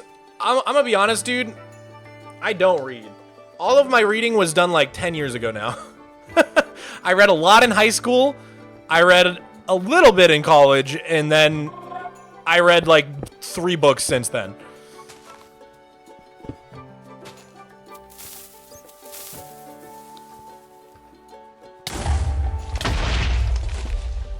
Okay, here's the thing about reading for me. I think I need to let myself read things other than interpretive literature or nonfiction. So, at a certain point in my life, I discovered that when I'm doing something for entertainment, I just think I like shows and like TV and film more. I'm just very passionate about cinematography. Very, very passionate about it. And So when I'm doing something purely for entertainment, I tend to gravitate towards TV and film. And so because of that, I feel like if I read something, it's for one of two reasons. It's one, like, to like get like real meaning out of something. And I'm talking like Catcher in the Rye, Great Gatsby, like interpretive literature, right? Or it's nonfiction. It's like to learn facts. Because I think reading is probably the best way to learn things. But for so many years, I only read interpretive literature or nonfiction. And I never let myself read anything like fun. And I think it like almost caused me to just read less and less and less over time. To the point where now I like barely read ever. And so I was on vacation last year. And I like picked up a book and I read it at the airport. And it was just like a silly, it was called Swamp Story. It just caught my eye. And it's like realistic fiction, but it's just like it's like for entertainment. And I forgot how good books can be for entertainment. I just love TV and film so much that's usually where I go for entertainment. And I go to books for like learning and knowledge. But I don't know, I do kind of miss reading books for entertainment. There's something about like getting so lost in something that like you're straight up just like in your own world in your head. Do you know what I'm saying? Russian literature like War and Peace. J-Bro, thank you for the $2 New Zealand dollars. I have not read War and Peace, but yes, like that. Spot.15, thank you for the 5 Canada coins. Hey Mog, any tips to make Minecraft more fun? I can't seem to have any motivation. Any ideas? How to make Minecraft more fun? It's not something I think about that often because Minecraft is just so inherently fun to me. Let me reflect on this for a moment. Boo Man Ice Cream. Wow, that was tough for me. Thank you so much for the tier 1, homie. I really appreciate it. How to make Minecraft more fun? Well, you could try playing with friends. Some people, I think, just don't get the same out of it if it's not a social experience. So that's one idea for you. The other idea is to like commit to the craft of something, you know? So like learn redstone, learn building, learn mob farming. You should probably like learn something to a deep level in the game. I think that's where like a lot of my enjoyment comes from. And then I think just like finding ways to make Minecraft feel, I think this works for any game, like journaling or like we've got these built-in books, you know, and like keeping track of what you did every day and like trying to build up lore like, oh, I found this structure, I'm gonna go explore it tomorrow when the sun comes up, you know? Like I saw someone who did this for Breath of the Wild and Tears of the Kingdom, where like they kept a journal and every NPC they talked to, they would write down their name, draw little pictures, like write about what they talked about. And you get such a sense of an appreciation for how well developed the open world in Breath of the Wild is. And I think you can sort of do a similar thing in Minecraft and sort of invent your own lore, you know? Like I stumbled upon a village today. Like the villagers are nice, but pretty dull. You know, they were growing these sorts of crops. Like we'll see what tomorrow holds. And then like new entry the next day. In the night, there was a zombie attack. I've noticed the villagers have a defense system. Perhaps there's a way to harness this energy. You know what I mean? I feel like slowing down a bit and treating the game like you have fresh eyes can be kind of fun. That probably won't work for everybody, but it's just an idea. I'm trying to give you a bunch of different ways you could go with this. You could play with your friends and make it into more of a social thing. You could try to learn a craft and get really good at redstone or building or something. Or you could go the lore exploration route where you kind of try to like treat the game as if like it's all real and treat it a little bit more seriously.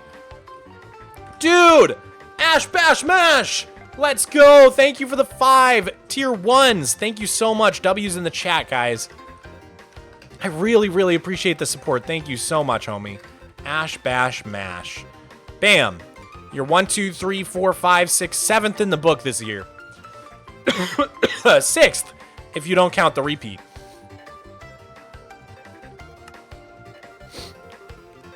Dude, let's go. Good start to the year so far. I'm glad we're doing the yearbook again, you know? I feel like we didn't do it as much last year. I think the yearbook in 2024 started in July, and it still had like 30-something entries. Whereas the yearbook in 2025 only had like 17 entries or something. 16 or 17 pages. So that was kind of sad. We didn't do the yearbook as much in 2025. I'm trying to really get the yearbook going in 2026. It's such a good way to like keep track of who was showing up to the streams and contributing, and I don't know. It's just like a good sense of the community when I look back on them. I would donate, but I'm broke. Oh, no worries, no worries. Any updates on Dirtathon 2? It'll be in January. I don't know when I'm gonna start it. Probably not until at least the... Let's look at the calendar. It probably won't start until after the 15th. So I'm going to say the latter half of the month. And other than that, I don't really know. I'm kind of waiting for my editor to get home. He went home for Christmas for like a full month. Once he returns, we're probably going to make a bunch of plans and flesh out the idea for Dirtathon 2.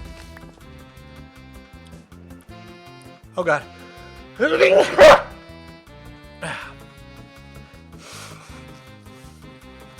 Does your free world download include Big Rock Bay and the Axolotl? No, it does not. I don't think so. Pretty sure if you want that stuff, you'd have to buy the Axolotl download that's on the Patreon shop. Because the free one, I think, was right before Big Rock Bay, if I remember. So the free download will have... It'll have all this stuff, but it won't have any of this right here. All this is brand new. God, it looks so cool. This is like one of my favorite parts of the map. Like, it looks so crazy. Does that not look so sick from the mini-map? There's something about the way it looks. This too. This also looks so sick. So like geometric and satisfying. Oh, I love my world so much, dude. I love my world. Look at how sick this looks. Yo, Nova Puck! Dude, thank you for the 5 gifts. Dude, you guys are going crazy with the gifties. Thank you so much. What a banging start to the year. Thank you very, very much. You know what would be cool, guys? From now on, if you guys want to pick a color, I could start coloring these different colors. I have the ability to do that because we have the scribble mod now. We didn't really have the scribble mod until a couple months ago, so I never really thought to do that. We should totally start giving people the option to choose their color. That'd be cool. Enzo Gamer, thank you for the 2 R's, whatever those are. Hi, Mog. When do you think you will finish the rocks? I don't know. Hopefully soon. I'm getting pretty close on finishing it off in creative mode. The whole cliffs. I'm assuming you're talking about this gap here. There's a gap between this cliff and this cliff, and I just need to close it off. And then this whole sort of coastline will be finished all the way down to here, which would be so sick.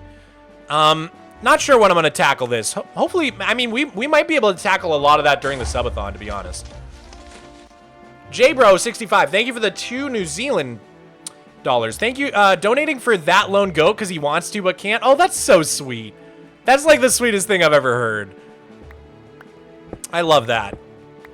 Guys, don't ever worry if you can't afford to donate to the stream. Right? Times are tough right now. I am not going to lie. I'm very, very fortunate to be in the position I'm in with doing YouTube and not really having to worry about money like I used to. Because I remember what it was like penny pinching at the grocery store, like really like looking at the prices of 2 different things and like trying to save 5 cents wherever I could. And now, in a post-COVID world, grocery prices are so insane. I got really lucky that I kind of got this YouTube job and started making a lot more money than I did at my old job, like right as the grocery prices were starting to go out of control. Because I was already suffering, dude. I shouldn't say suffering, but I was scraping by, I would say. And that was before the grocery prices like really got out of control, in my opinion. Kaylani Reverie Run, thank you for the 2 Australia dollars. Happy New Year, Mog. Happy New Year. Good on ya. Sorry, I'm sorry. I shouldn't do that. How you going? How you going, dude?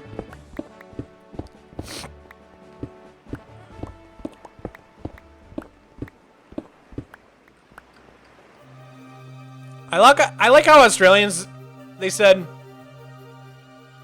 how you doing? How you doing? No. How's it going? No. How you going? Yes. I like that. I like that about Australians. Small list of French authors. Okay. Villon, Rabelais, Montaigne, Rousseau. I don't know how to pronounce French.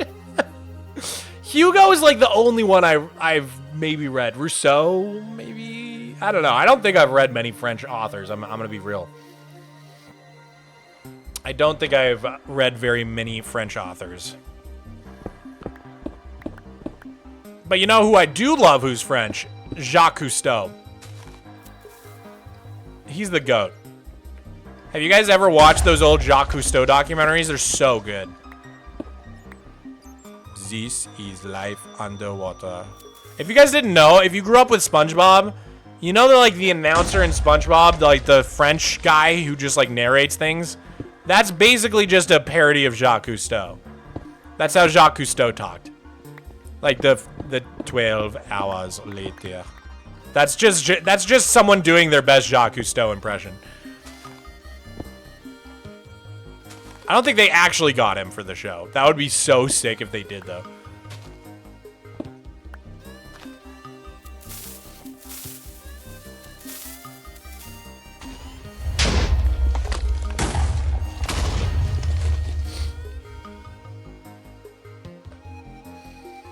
Mog, that color idea for the book would be so cool. I would love it if my name was purple. Absolutely. It's the least I can do, Tactical Tomato. Here we go. We're going to hit you with the purple. Oh, that looks sick. Heck yeah. If anybody else is in the book for today, Magnum, Greg, Squibbler, Razor, Ash, or Nova, if I see a chat from you saying what color you want, I will try to add it. But it's hard for me to see every chat, but I will try to keep an eye on it in case you guys would like a different color. I would love purple. Yeah, no problem, Nova Puck. You got it. Has Mog said why he does only stream vertical in YouTube? Okay. So, for a long time, it was only possible to do one or the other on YouTube. Vertical or horizontal. And so I do vertical on YouTube and horizontal on Twitch. That way there's one of each. And because I have so many people watching my YouTube shorts on YouTube, a lot of them will then get recommended the streams after they watch a short. Because, you know, I would say I probably get like, I average like 1 million views a day on YouTube shorts. Somewhere around there. We had like something like 400 million YouTube shorts views in 2025. So that's over 1 million a day, right? So that's like over 1 million people who, when I stream vertically, will likely get recommended the vertical stream. So it works out really nicely. Now, that being said,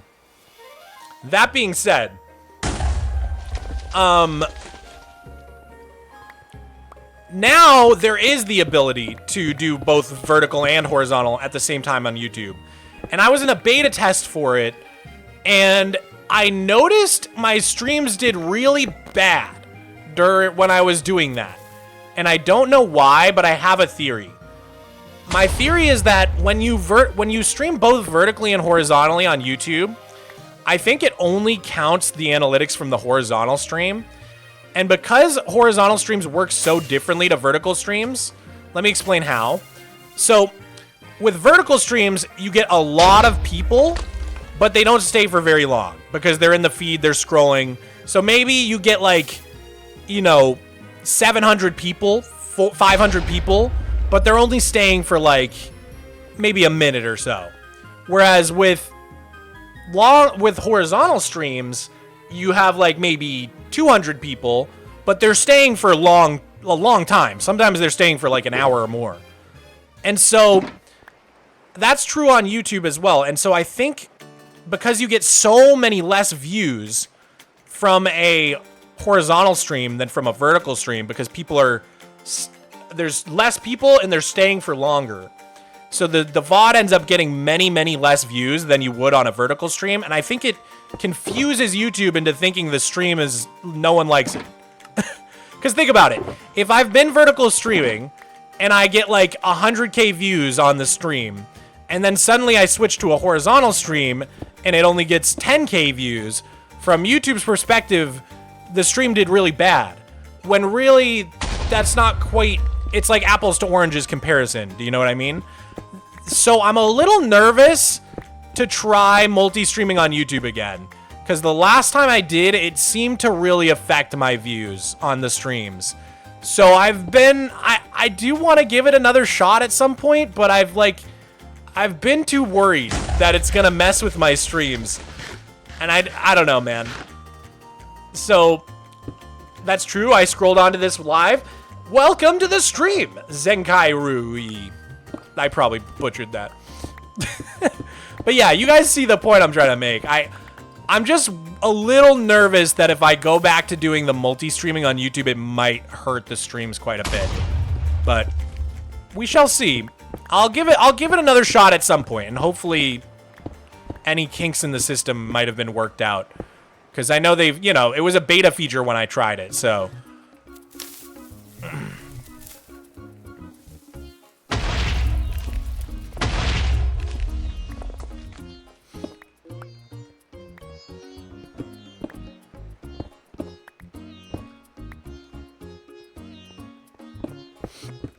All right, I think while I was yapping away, I missed a dono. Let me see here.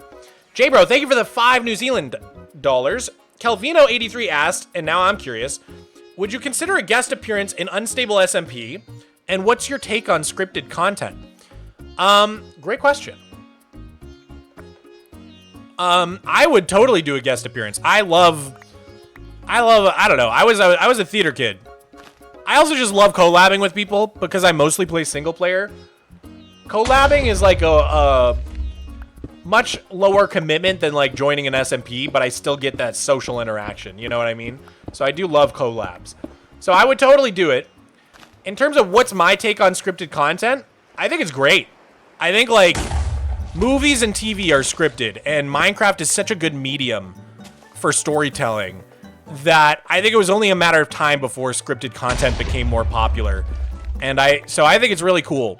I think like lying about the content being scripted is like maybe a different conversation.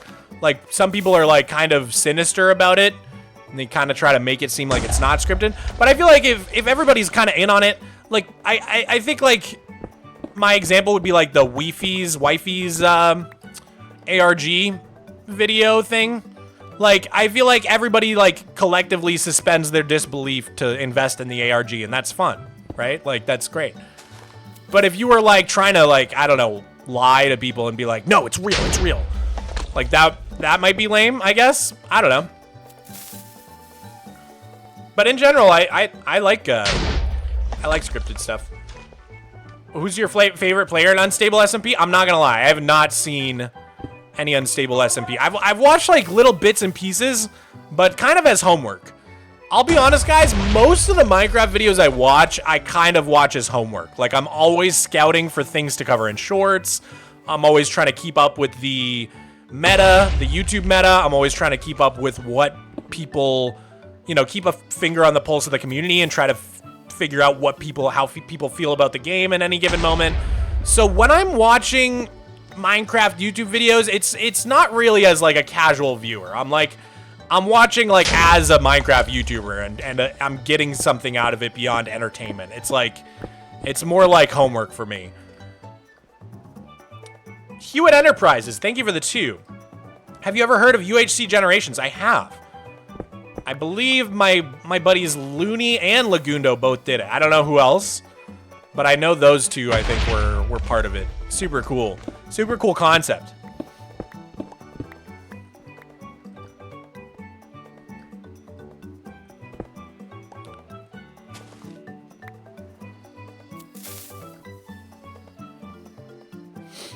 Why aren't you just mining with haste? Ah, so Cobble actually has no way to insta-mine it. Let me prove it to you. So I've got an efficiency 5 Silk Touch pick right now. And then I've got a haste 2 beacon right here. And we can turn this on. Hello? Oh, did I block it with the frickin' tree? I think I blocked it with the tree. Yeah. Okay, we can't turn it on. I mean, I could get rid of the diamond block and the moss block. We can do that. No, that's no biggie. Now, let me try and do that real quick. Bleep. All right.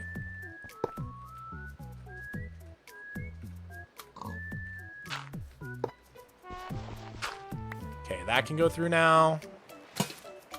And then we'll just... yeah, we'll just leave that. There we go. Now it's gone. We could put like a... we could put one like here. There we go. Okay. Now the tree is not blocking it. Mog, you know what's crazy? No one knows Cousteau in France? Wait, really? That is crazy. He's a legend. You'd think he'd be like a national hero. I never knew that. Surely French boomers know about Cousteau.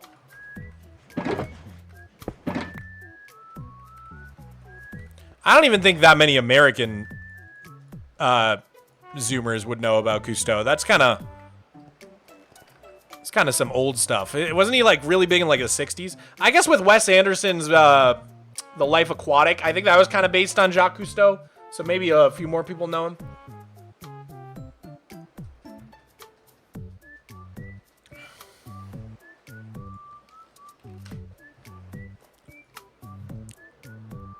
Ah. I got a nice idea, Mog. Hit me, Beans Jorky. I need to hear it. I need to hear the idea. Where's Miko? He went to lie down somewhere else. I think I'm being too loud for him and he got mad at me. Dirt Lord, you're back! Thank you for coming back. Thank you for the 5, homie. How's the stream going so far? Oh, dude, it's been a pleasure. It's been an amazing way to start the year. For everybody just coming into the stream, welcome, welcome, welcome. I'm happy to have you here. Happy 2026. We're all just chilling. I've been mining out some cobblestone, trying to hollow this old lava cast mountain I made in my world. Slowly but surely.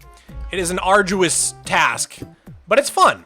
It's very therapeutic, and it's not that, like, intensive mentally, so I get to kind of just chill with you guys and talk about stuff while we play.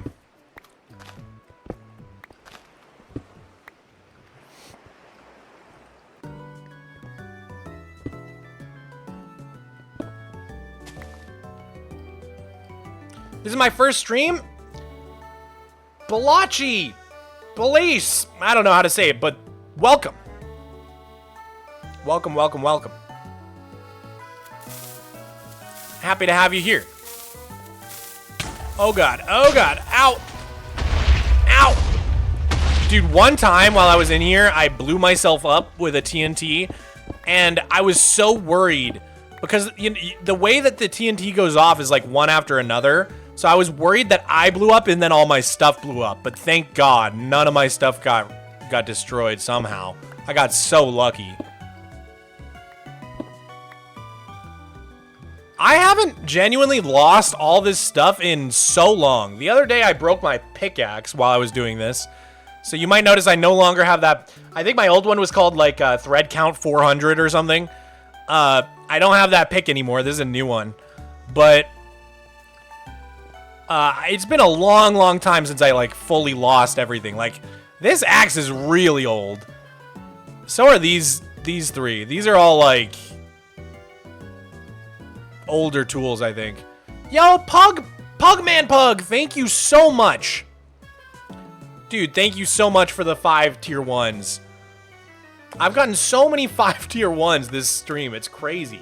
I really appreciate all the support, guys. It's a great way to start the year. Makes me want to stream a lot this year. I always feel so motivated to stream a ton at the beginning of the year, and then I always somehow go back to only streaming like once or twice a month. But this year is gonna be different. Just trust me. Even though there's no reason for you to trust me, because I've said this so many times before. Just trust. Could it be blue? Absolutely, dude. There we go. Do you want like the dark blue? There's cyan, aqua, blue, and dark blue. You said blue, so I'll make it just regular blue for now.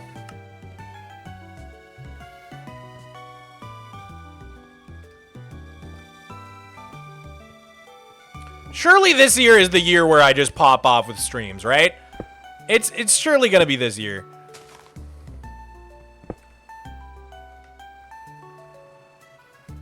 You know what I've noticed does really well with Minecraft streams is the Hermits. A lot of their streams pop off. Like, I'm talking like a couple thousand people, a couple thousand viewers on Twitch. I would love to get to that point. I don't know how to get there, though. Is it just consistency? What do you guys think is, like, the way I could get there? Everybody's in an ad. Everybody got an ad break. Great. Right as I asked you guys.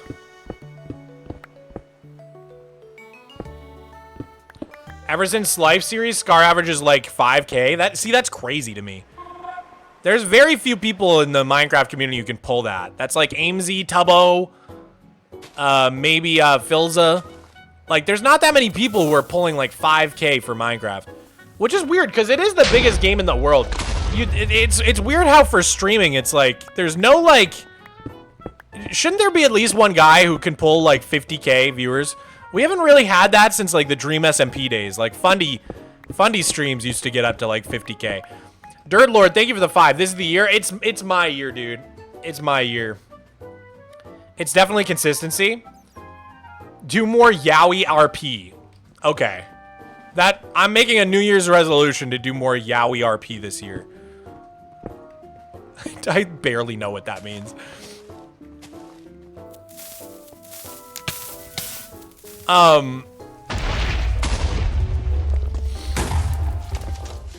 Mogswamp, did you finish the last season of Stranger Things? I did. I really enjoyed it.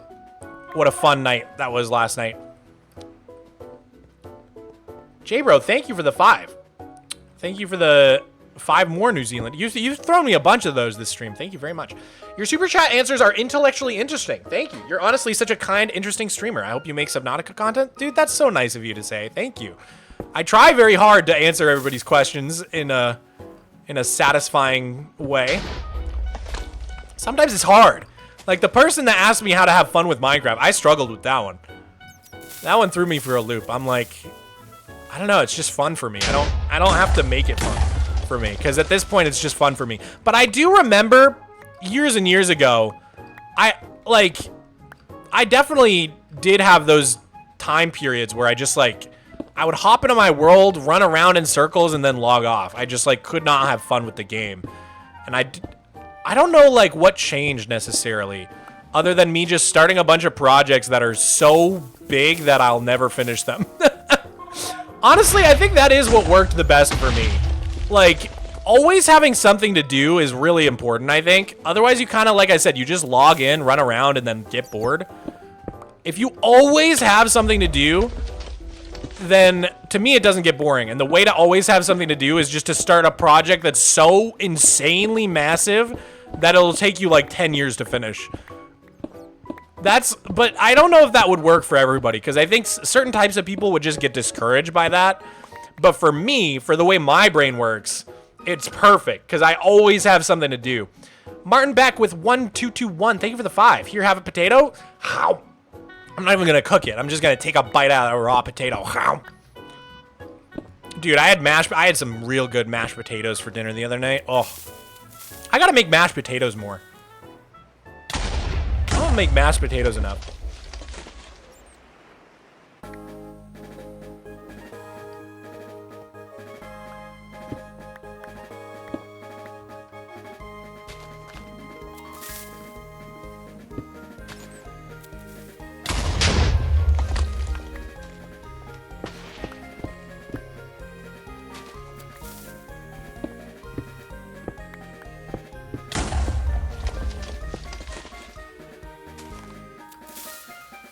Dirt Lord, you became a VIP? Dude, thank you.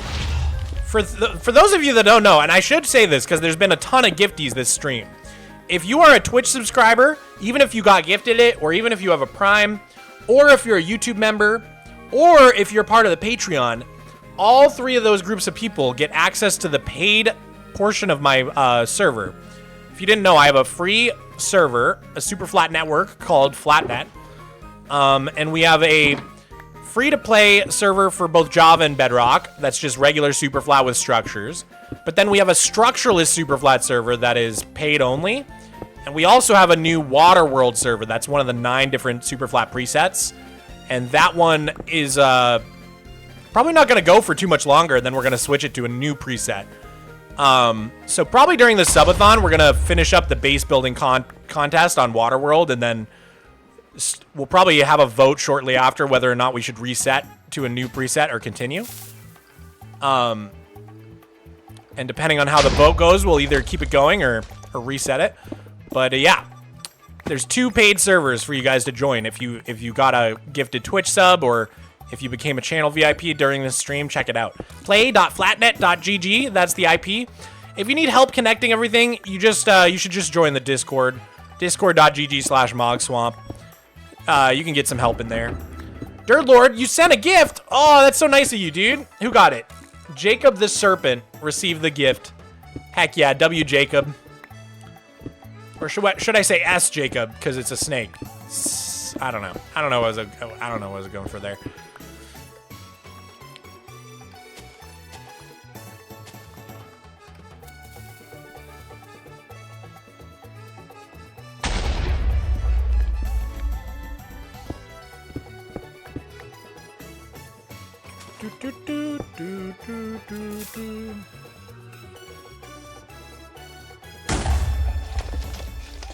What's your opinion on the Watering Trader? Do you hate it or love it? I love Wandy T.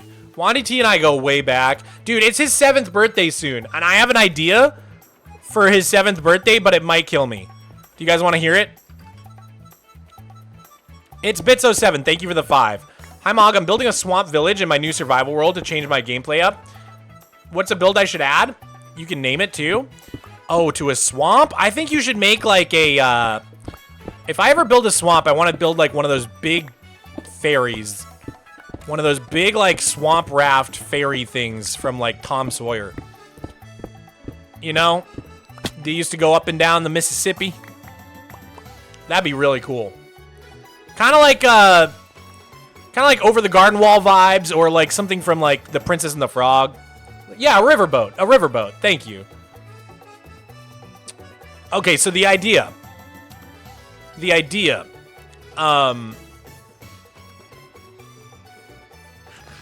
What was I even talking about? Oh yeah, the idea for Wandy T's 7th birthday. This might kill me, but I want to do another one of those shorts where I ask for subscribers, and then for every subscriber I get on the short, I place another cake into like a cake matrix. I've been testing this out. Hold up. How bad could it really be? Because you can trade for cakes from farmer villagers. So you can get a bunch of cakes at a time. So I could just make a big trading hall for cakes. And then what's cool is I want to make it so that I place them like I make a giant cake out of cakes. So like the cake gets bigger and bigger the more people subscribe, and it becomes like this giant cube of cakes. And then what's cool is if you break the block underneath, all the cakes above break. So we can do like one big, like I could make it so the bottom layer of the cake is like concrete powder, and then have it all being held up by like one ladder or torch or something, or like a sign. And then I break the sign and all the cakes like disappear at once. And it would be so sick. It would look so cool for his birthday. And also, think about it. If we got a million subs last time, and it was 50 dirt per sub, which was foolish. But if we do 1 cake per sub, and somehow we get another 1,000,000 subs, which I doubt would ever happen. I don't think that would happen again. Then that's 1,000,000 cakes. And that's not that bad. I feel like the hardest part about that is that they don't stack. So you'd need a lot of shulker boxes. But trading for 1,000,000 cakes doesn't sound terrible to me. Like, I feel like I could knock that out in like a year. It'll be so laggy. That's true. It'll be very laggy. But I'll make a bunch of backups. It'll be fine. What do you mean not that bad? I mean, it would be fun. Compared to 50 million dirt, like, a million cakes doesn't sound that bad. What do you guys think? I feel like this is a fun idea for his birthday. Should I make the short? Should I send it?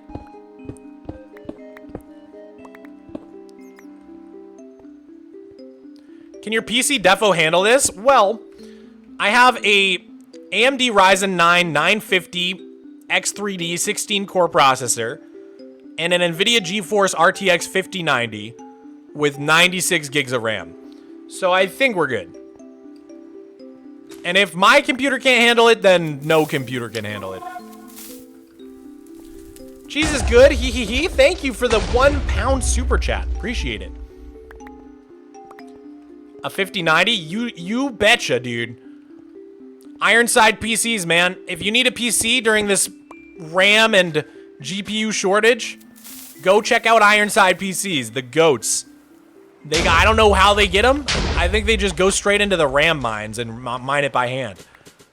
Cause I don't know how they're getting this stuff, but they're the goats.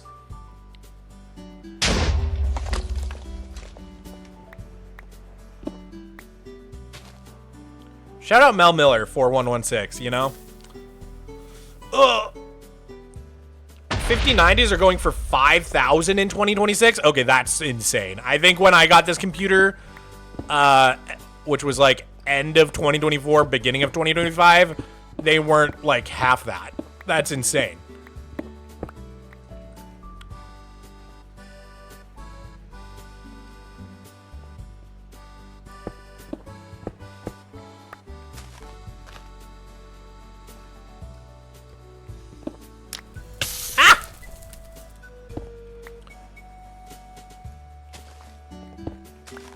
Should we do a big blast? I feel like we should just rig up a big one.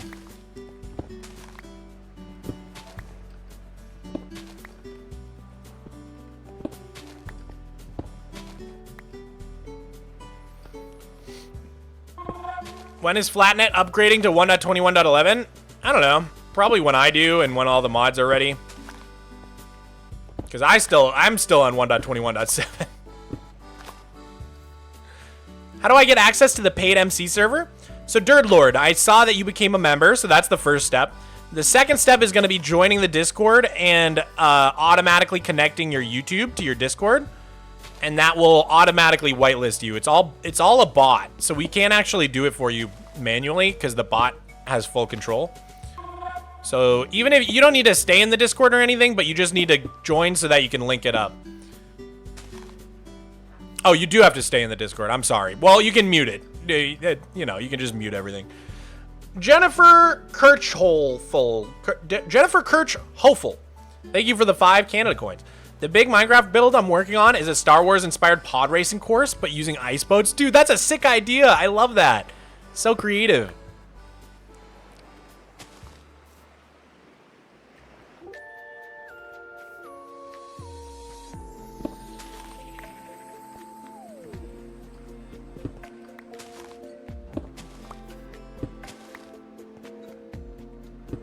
Oops. You could put the pick in your offhand and you don't have to keep switching. Oh, that's actually kind of smart. But this is so fast because I'm just doing it with my numpad on my mouse. I don't even think about it. Like, I'm not scrolling. I'm just like hitting the button super fast. Oops.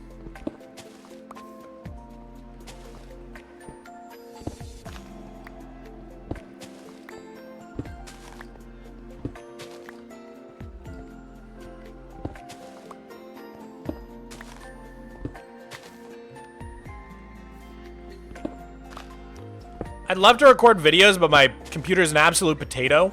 Honestly, you don't need something crazy. I got something crazy because I was sick of long render times, and I like to crank my render distance up to like 512 like an idiot. But you don't have to do all that. My old computer had like a 3070 and like a middle of the road processor, and it was fine. Like, I made content for many years like that, so you don't need to go that crazy. Minecraft's not... Like, Minecraft can be a very intense game, but it's also not, like, the most intense game. It's like, you know what I mean? It's not like we're ray tracing over here. Unless you got on some crazy shaders. Dude, Emerson Castaneda, thank you so much for all of the gifts powered by Jules. Thank you for the combo, homie. Hype in the chat.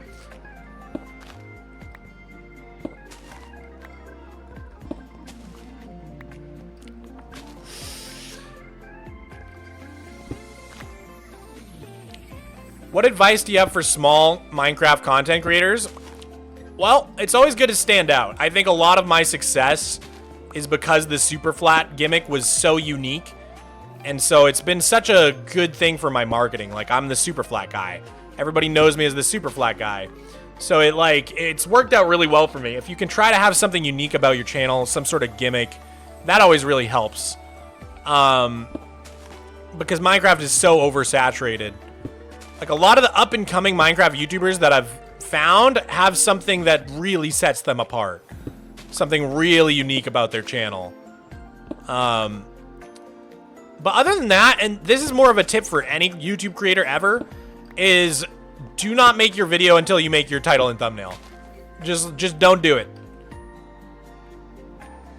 It's so tempting to have an idea for a video and then make it, and then you sit there, it's fully edited, you're ready to upload, and you're like, dude, how the heck do I get people to click on this?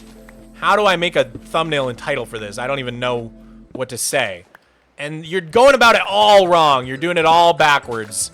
The thumbnail and title are so unbelievably important on YouTube that what you need to be doing is basing the entire video around your idea for the thumbnail and title. So the thumbnail and title need to tie into the intro, and the intro needs to tie into the rest of the video, and it should all have some core concept or idea that it revolves around. I think the days of just like recording for half an hour and then being like, yo, episode 50, messing around in the mines, like that's dead, man. You're not gonna grow using that strat. You gotta be very intentional and have a clear idea or a challenge or, you know, a reason for why you're doing what you're doing. A reason for new people to care. You know, I think one of the biggest red flags I see on new channels is when they'll go, welcome back to the channel, everybody. This is episode 14. My name is Mogswamp, and today it's like you've just lost everybody. Because most of the people, when you're a small YouTuber, most of the people haven't seen your videos before.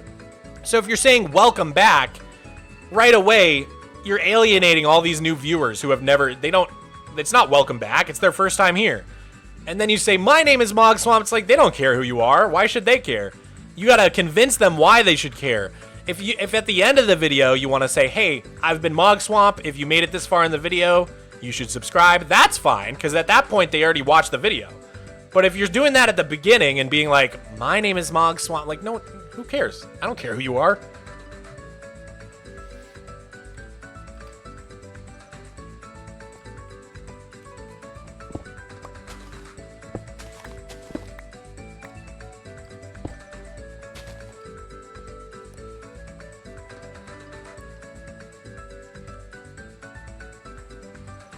What about people who just want to chill and not do big stuff? I think those people are a dying breed right now, and I think you're going to have a real hard time with that sort of content. And that's just one of these tough to swallow pills that I have in my little pill bottle here.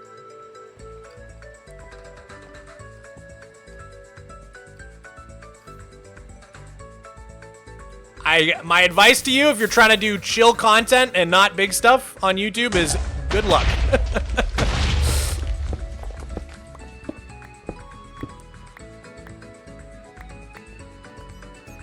Are you Jewish? No, my parents were, I think my mom's Protestant, my dad's Catholic or something. I don't know. But I wasn't really raised super religious. Like, we never went to church or anything. So I just kind of ended up neutral. Like, I don't really have a religion.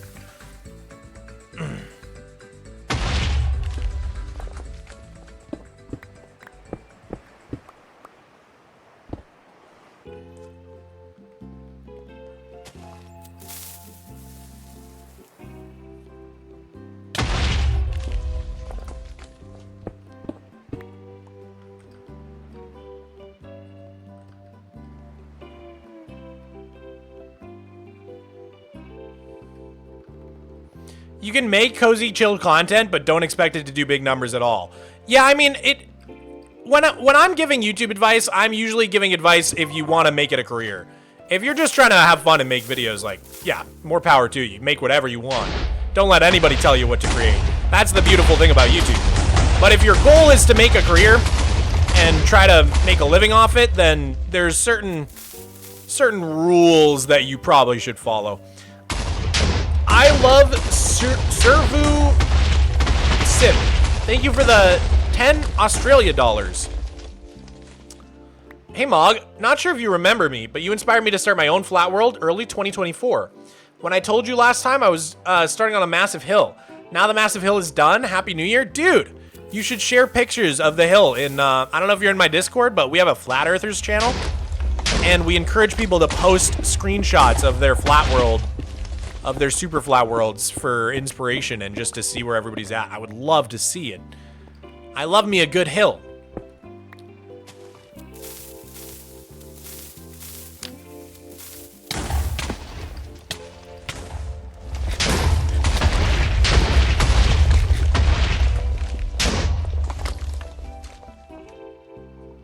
Hey man, love the vids. I just went onto your channel and realized that you changed the thumbnail for the axolotl vid. Curious on why. So I ran, if any of my titles or thumbnails change, it's always an A/B test. So how it works is YouTube allows you on the back end to basically set up multiple different titles and thumbnails and test to see which one performs the best. And the way they measure how it performs is watch time share. So what that means is which of the options of title and thumbnail ended up getting the most amount of watch time. And the reason they use that metric is because if it was just on how many clicks it gets, then the clickbaitiest thumbnail would always win. So instead they do it by watch time share, because typically if you get clickbaited, you don't stay and watch. So I think it's actually a really good way to measure how successful a title and thumbnail is. And so yeah, basically I'll set up like 2 to 3 different options for any given video, and then may the best option win. And recently I set up a test on my axolotl video and a different, because I'll do multiple rounds of tests. So the one that won was really unexpected. I didn't think that thumbnail was very good, which is why I didn't test it in my first round. And then I did another batch of A/B testing on that video, and it actually won, and I was shocked. Because I didn't think that thumbnail was very good. But I think it's because it's more true to what the video's about, maybe?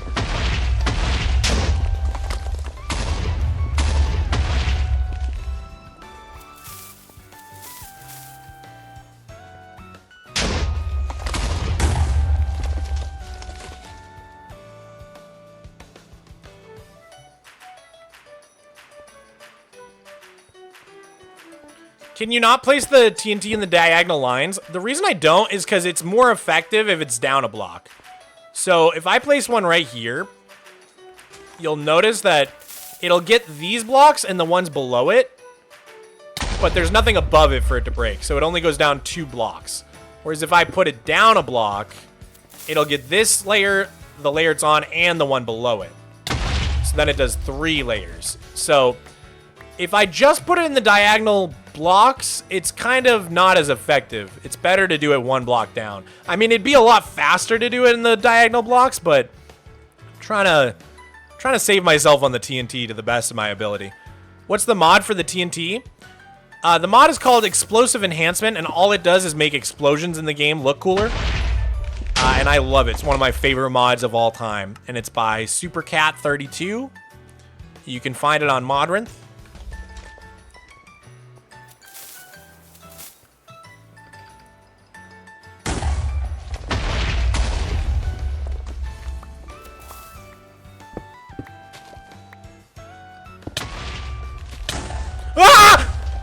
No, my stuff! Not my... Oh, God! No, no, no, no! Oh, that went so bad! Oh, no. I was just saying how that hasn't happened yet. I think my stuff might be toast, dude. In which case, the rest of this stream is going to be me trying to claw back all my gear. Oh, no, man. That was so unfortunate the way that worked out.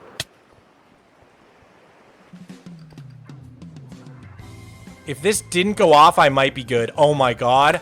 Oh my god. Oh no, the shulker box full of shovels broke. Oh, that's devastating. Wait, that's horrible. I think I just lost a lot of my netherite shovels. Like, a lot of them. Oh, dude.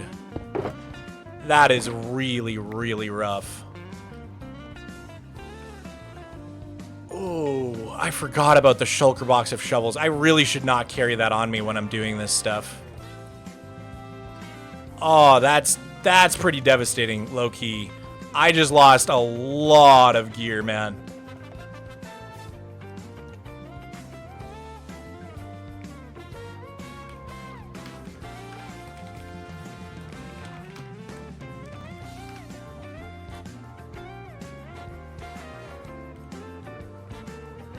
Oh, that really was so unfortunate the way that worked out, dude. Anything else salvageable? Nah, dude, it really blew up all my gear. Oh, that's so painful. Oh, that's so painful, dude. My elytra survived. That's like the only thing I don't care about. Why don't you have a totem? Why don't I have a totem? Like, why didn't I have a totem on? What the hell? I thought I did, dude. Oh, that's so bad. That's hours and hours of work I gotta do now. I hate... I was just saying how I haven't lost all that stuff in, like, years. Like, I think that's the first time I've lost my armor and my hoe and, like, axe in years and years. Like probably like 3 or 4 years.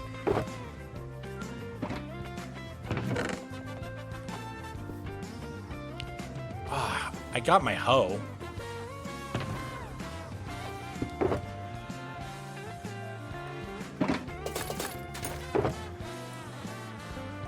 Oh, man.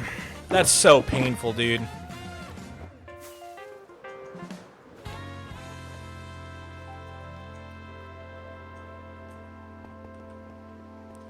Last backup save, I literally was going to make a backup before today's stream, and then I was like, I'll just do it after stream.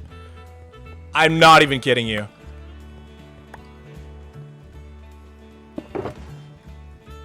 Dude, I think the worst part by far is the shovels. So many netherite shovels just got lost. Because I had a full shulker of them. Oh, my axe. Is there anything else?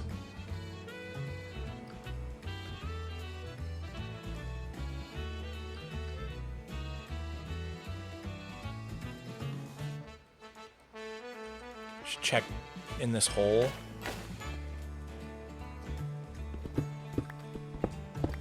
Maybe down here? Anything else down here? Got blown really far? No.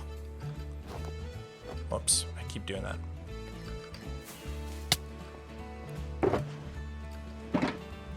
Dude, why didn't I have a freaking totem on?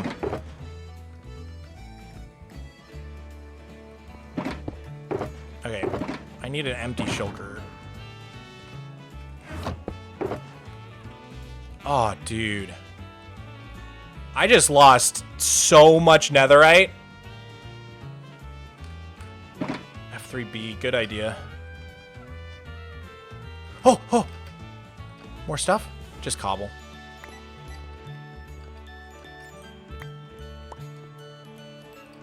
Dude, why did I have the shovels on me? I'm really, really stupid for having those shovels on me.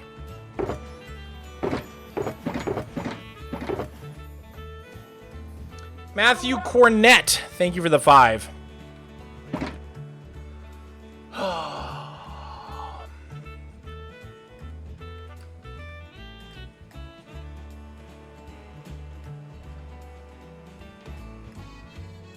The shovels is so painful, man. Can Can we have a poll to reset back countless hours or go on? Resetting's not an option. I haven't made a backup in way too long. I've been irresponsible.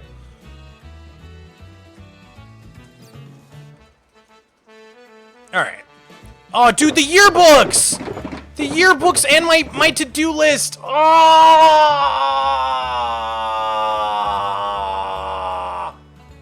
Oh!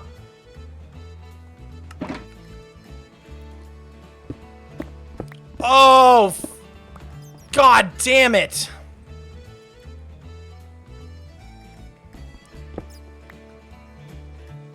Oh, and it's not a freaking Silk Touch pick either. Okay.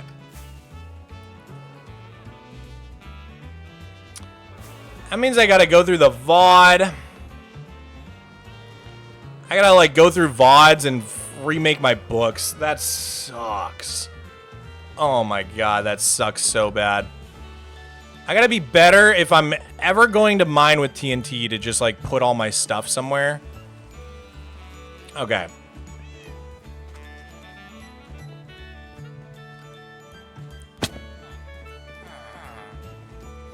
The book was 2 years old? Nah. We made a new one just today for the yearbook. I'm more devastated about the to-do list. The yearbook's easy because we have this VOD and I could just real quick do it again. But what's not easy is the to-do list that I had in this other book. I think I showed it on stream like a stream ago, but now I have to pick through the VOD and try to find it.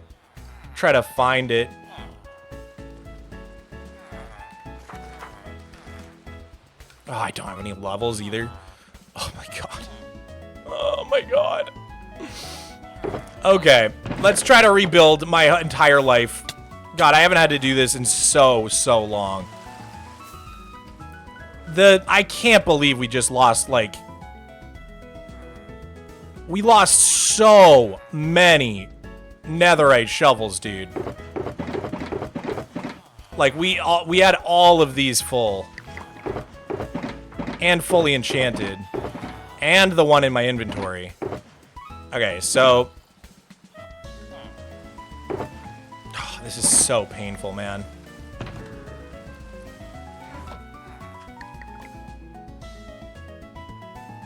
Oh, this is so painful.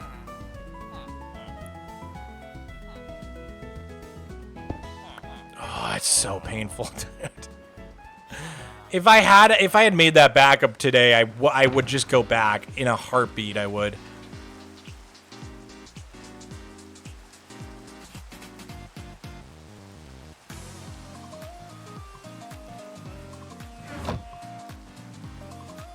All right, we need levels first and foremost.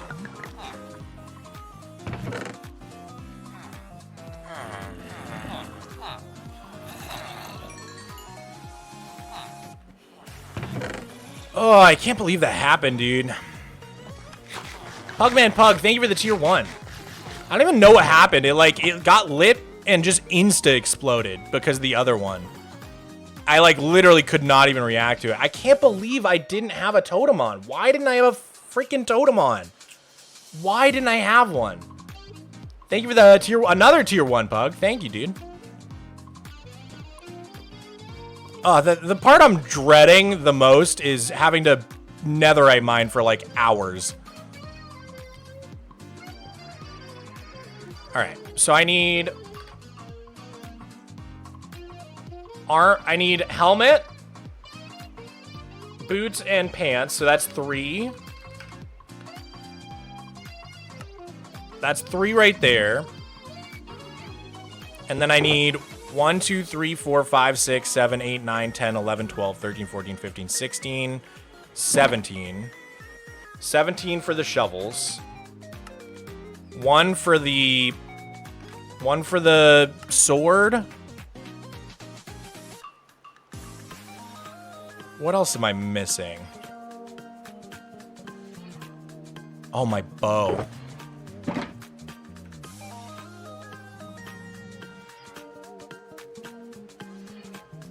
New bow. But what are the core? I have my axe, pickaxe, shovel, hoe, and what's the last thing? sword. So that should be everything. Did Mulligan survive? I think it did. Yeah, it did. But there was another one that was named that didn't survive. It was named after a chatter. It was called like Greg or something.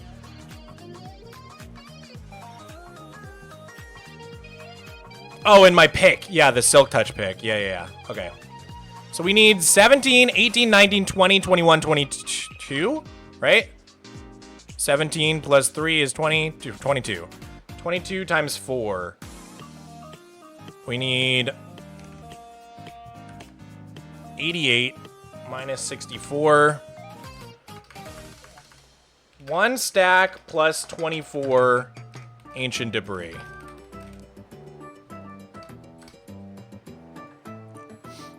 Okay. That's how much we need.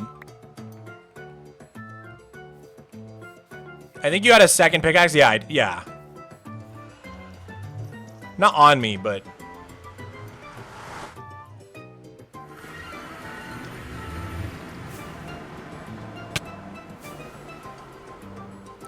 Alright, let's get a bunch of levels. That's the first thing I need.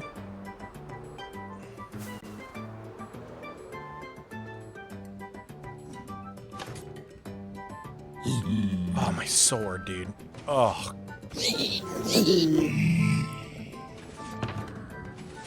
Oh, thank God I have another one.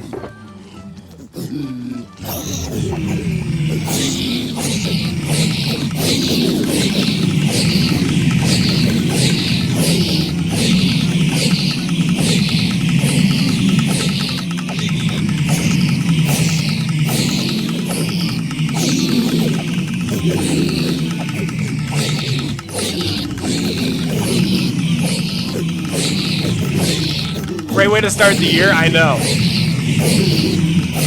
Pugman, thank you for the tier 1, dude! Are you in the lead for this stream? You're a wild man.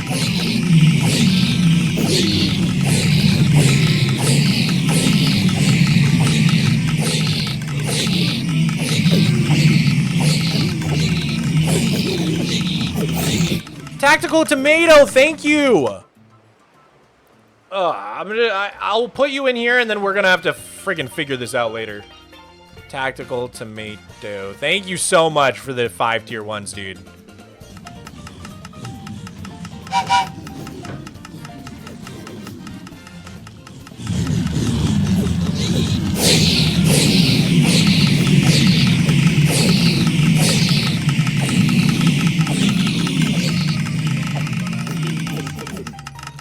Man, I was gonna wrap up the stream pretty soon, but like, I don't want to do anything with my life until I fix this. So I might as well just fix it, and if I'm gonna fix it anyways, I might as well be streaming, I guess. I don't know. Oh, there was an amethyst in one of my armor trims too. That hurts.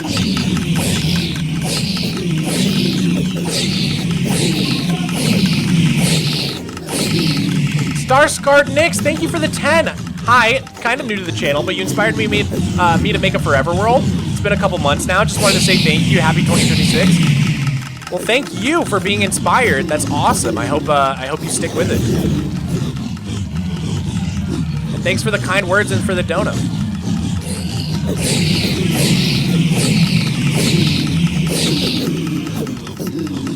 Oh man. The worst part of this is gonna be... The worst part by far is going to be the fact that we're gonna need like, what, 22 netherite upgrades? Which is... Oh my god. 7 times 22? Oh, that's 2.5 stacks of diamonds! Ah! Oh, that's horrible, dude. I hate the netherite upgrade. Kill me. Kill me. Kill me. Oh, I wanna die. I wanna die. Rebella Rose, thank you. Thank you for the 5 tier 1s. Thank you so much. I know she's trying to cheer me up. Oh, dude, it's so many frickin' diamonds. I hate netherite upgrades. Like, if it weren't for the netherite upgrade, I wouldn't even care that much about this. I would make my new tools. I would go mine for the ancient debris.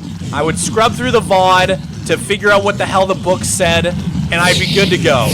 But no, I have to waste 2.5 stacks of diamonds. That's like, God, that is so ungodly awful. That is so horrible. That's hours in a trial chamber, homie. Oh my God.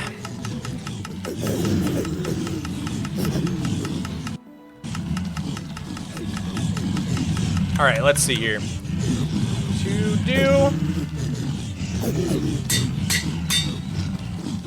Mogswamp Yearbook 2026. All right. All right, who wants to go find the last time I opened up the yearbook in today's stream? Who's gonna do it?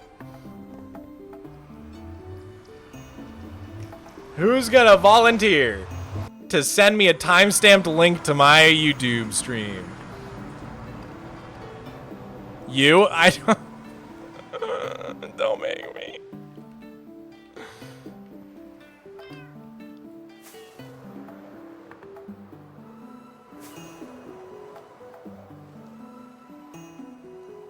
Mistakes are just happy accidents? That does not apply here, Bob Ross. I'm so sorry.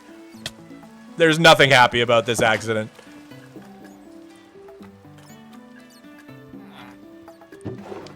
Some things can just be tragedies. Okay, let's just buy a bunch of those. I need one of these.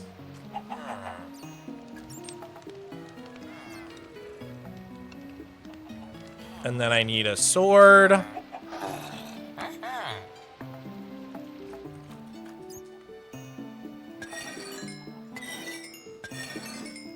Dude, why wasn't I wearing a totem? I don't understand.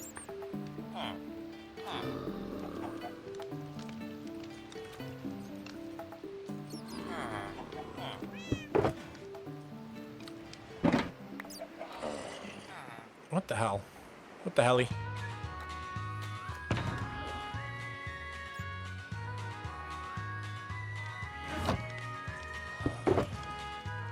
Huh?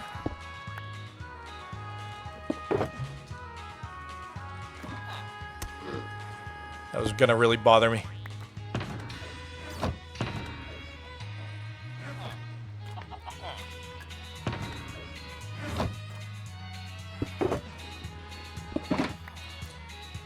Oh, Pugman, thank you for the tier 5 tier 1s. Thank you so much. You guys are cheering me up. Pug, man, Pug.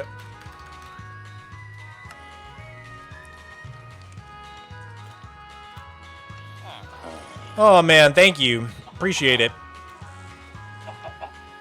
Will you just sell me more shovels? I'm going to rip my face off. He sells 3 at a time? That's nothing!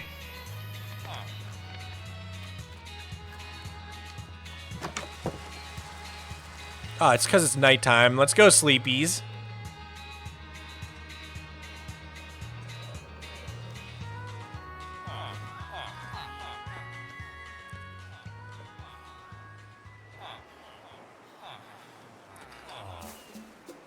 All right, off to the library. Let's make this pickaxe. I need to have a silk touch pick. I'm gonna lose my mind.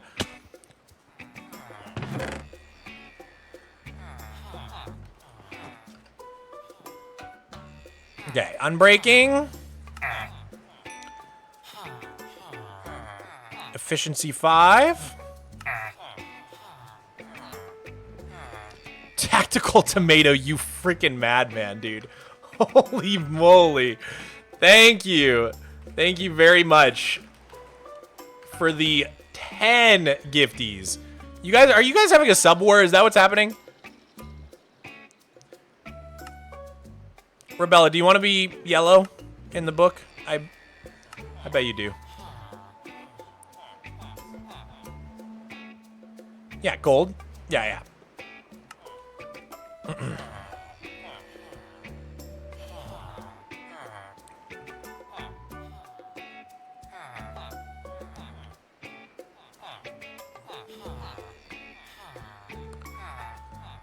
Okay. Unbreaking, efficiency, I need mending, and silk touch.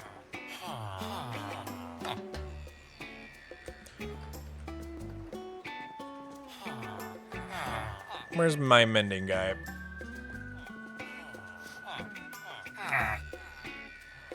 Should probably just buy a bunch of those. Gonna need them. Okay.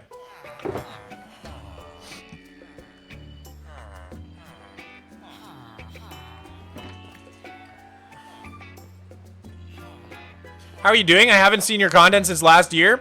The year was going amazing, and now the year's going terrible. Let's see. Boop, boop. Switch those.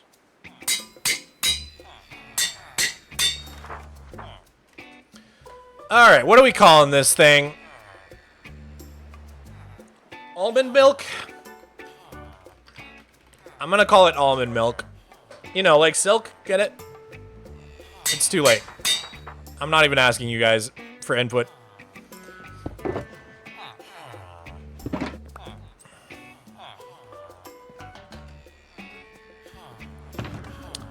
Okay. Now for the sword. We already have a perfect sword. Why do we need another one? Why did I even have another one? I don't remember why I had two. Did I have like a version without fire aspect or something? Was that the...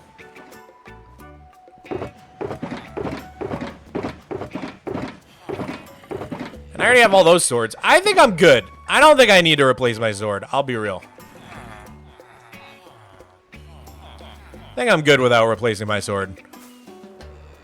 Takes so many freaking levels to do it. And that's just one less netherite upgrade I need to make. So let's take that off the list. 21 netherite upgrades. And 20 extra ancient debris. Okay.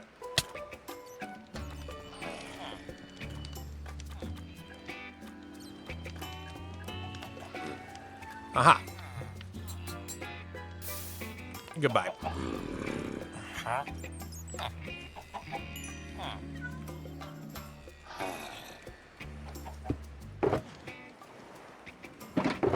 Wait, I gotta unenchant him first.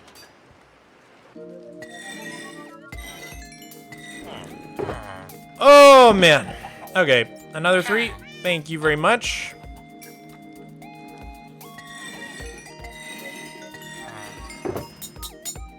Okay, another day and I should almost have enough shovels.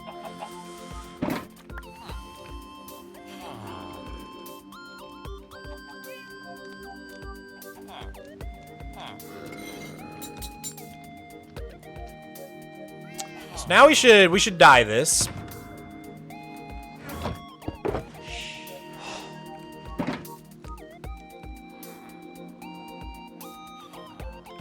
Okay, perfect. User 6XX, thank you for becoming a VIP. I really appreciate it. Okay. Put these back.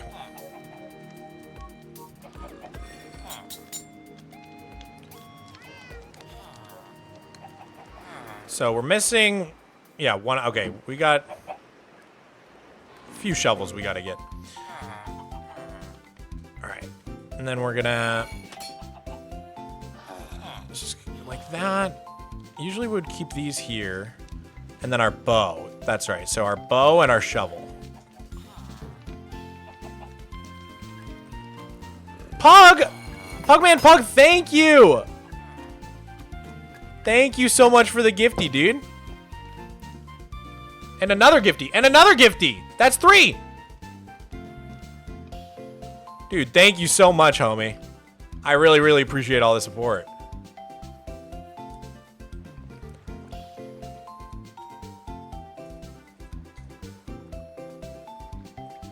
Can we just, like, condense one of these down?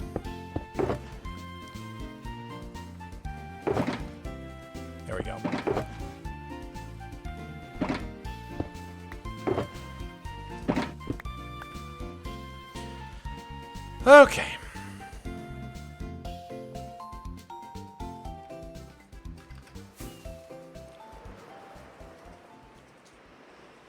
Pug with another tier 1 and another. You're crazy. Thank you. Even though those were all separate, they were still a bunch. So I'm just going to put you in here anyways.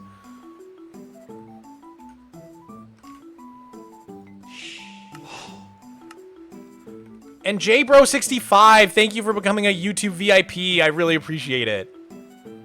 Thank you, guys. Alrighty. Where are we at? So I just need the bow now. How do I make a perfect bow? I don't remember. Let me get a bow. There's some in here, right? Yeah, sure.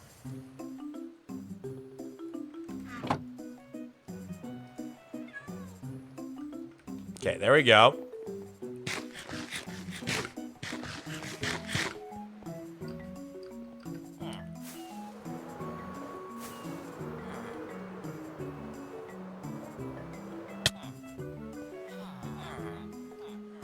Okay, what do I want on this freaking bow? Let me see here. Did I make a tutorial for the bow back in the day? I always use my own tutorial that I made like 4 years ago whenever I need to make things. But I think I did tools, armor, and sword, but I don't think I ever did a bow. Pretty sure I didn't.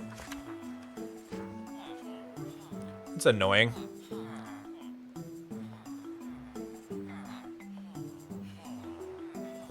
No way. You trust me, because I'm Captain Monkey? Said this so many times. Oh, thank you. Just trust. Could it be blue? Absolutely, dude. All right, Captain Monkey found the last time. Oh, dude, thank you, Cap. This saves me so much time. All right, here we go. Mogswamp yearbook. So here's what it said. It said Withering Heights Hollowing stream, and it was in black with the date underneath, and then it had your Magnum 22, and then Greg is super cool. Oops. Hello? There we go. Let's just put these on the next page for a second till I get this sorted. Okay, and then it had... Oh god, who's donating? What happened?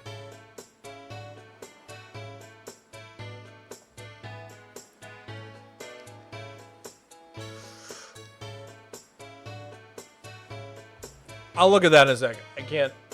Oh. Squibbler B? Squibbler. Okay, and then we have some tactical tomatoes. I think we had 2 of those in a row.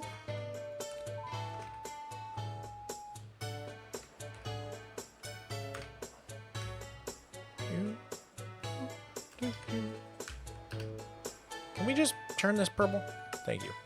All right, who is next? Tactical tomato, and then it was Razor Blaze.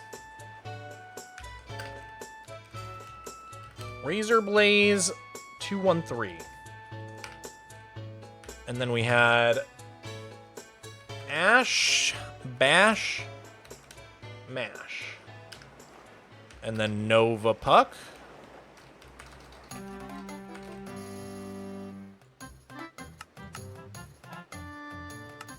And then... There we go. Do you want like the dark blue? There's cyan, aqua, blue, and dark blue. Or no, Nova Pug was purple. Pugman was blue. Aha.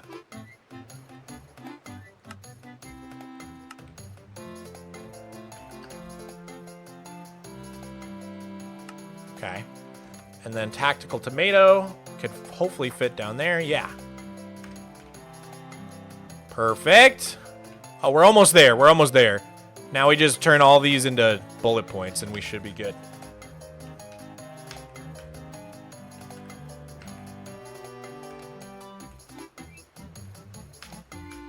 Bam! And then we need to turn these blue. I did it! Oh, I did it! The yearbook is back! W's in the chat, everybody! The yearbook has been revived. Let's freaking go. Okay, now... Cap, do you want another mission?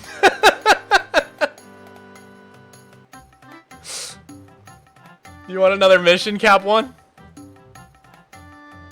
I need to go to the last time I streamed on the Flat World. Somewhere in the stream, I should have shown off my to-do list. I'm pretty sure it was last Flat World stream on Christmas. And I think I showed it and I flipped through all the pages really fast. But I don't think I lingered very quickly on them. But in theory, I should be able to pause on the frame for each page and fill in my to-do list with what it had. I believe in you, Cap. Oh man, all right. All right, you know what? We're putting Cap in the yearbook. We're gonna say honorary yearbook honorary yearbook savior, or honorary yearbook inclusion. I don't know. Captain Monkey 1. There we go. Special, we'll just say special thanks. Special thanks to Captain Monkey 1. And we'll put it in bold, italics. We'll put that at the bottom. There we go. Hopefully Cap can find the thing we're looking for. All right, so now I want to grab some shulkers.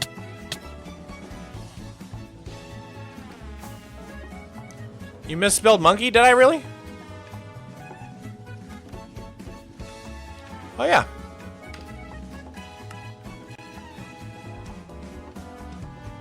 Hey, not big fan? Wow, thanks. Hey, dude, not a big fan. That's pretty funny, actually.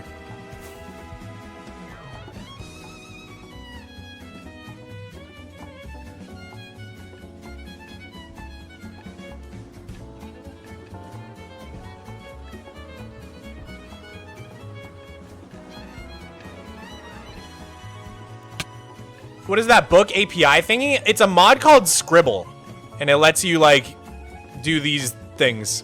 It's so goated, man. It's another one of those mods that should just be vanilla. The thing I like about it is technically you can do all those things with commands. So even if I uninstalled the mod, the books wouldn't stop working. Like they would still look the same, which I think is pretty cool. All right. So let's grab all our mending books.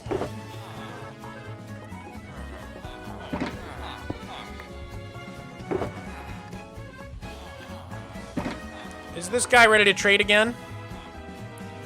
Haha, he is. Okay. Except I don't have any M's.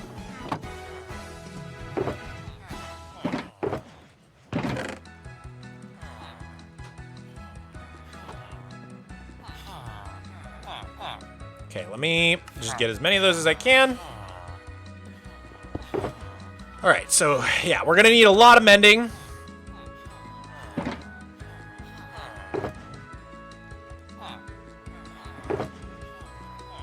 Probably just fill that up for now. All right, so we'll bring a thing full of mending into the nether where we have our farm. I'll put that elytra away before we go. Okay, I gotta look up the best enchantments. Best enchantments for bow Minecraft.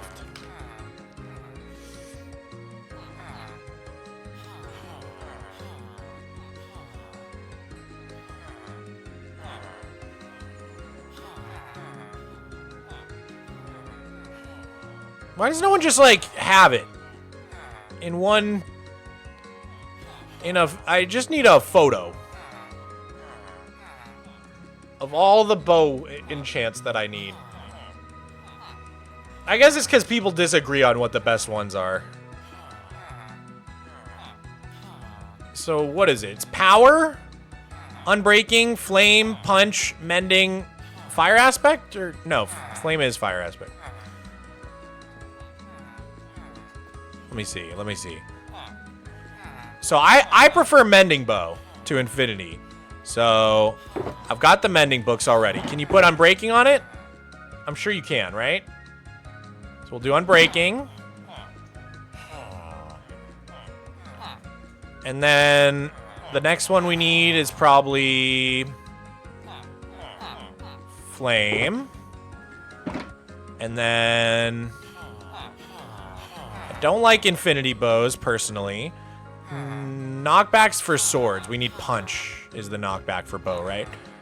I don't think we can put looting on it. Loyalties for tridents. So yeah, we do. I don't like multi-shot. I think that's for crossbows anyways. Same with piercing. Okay, power 5. That one we want. Punch 2 we want. Quick charge I think is for crossbows only.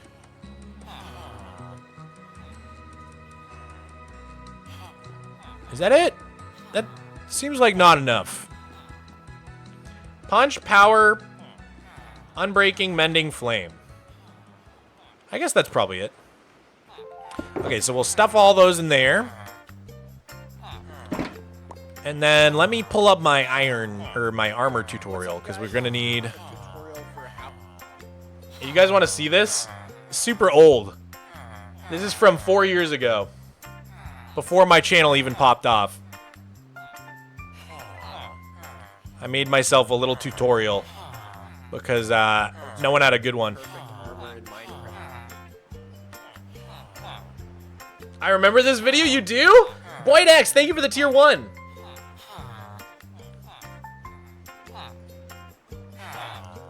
Julia Clark, thank you so much for the gifts powered by Jules.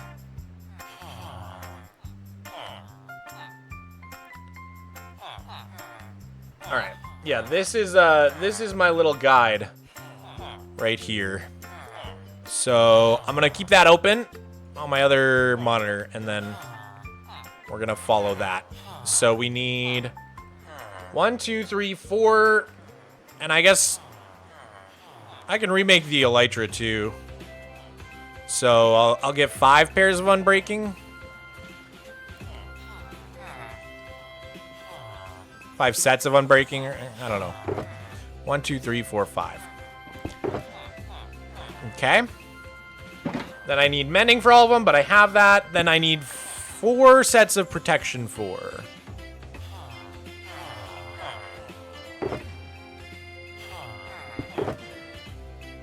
Okay.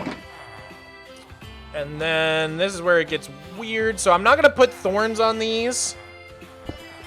So I think for the helmet, I need Aqua Affinity. And then I need Respiration. Great. And then for the chest plate, I think I'm good with just Unbreaking, Mending Thorns. Same with the pants. But for the boots, I need Feather Falling, Soul Speed. I might be out of Soul Speed. What a pain in the ass. You can only get those from friggin' bastions, right?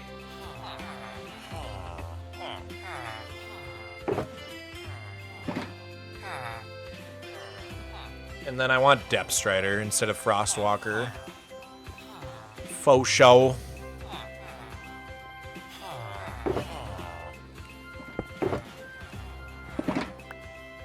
Oh, Piglin trading for soul speed. Thank you. You're right. You're right. That's right. Silly me.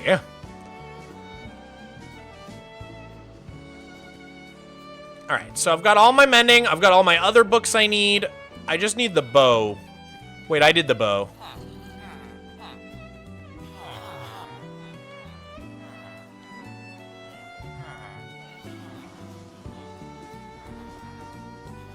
Oh, Swift Sneak. No, you're right. Oh, wait, I can't get that. I can't get that. I don't have ancient debris. Ancient cities. I also don't have ancient debris, which is making me very sad right now.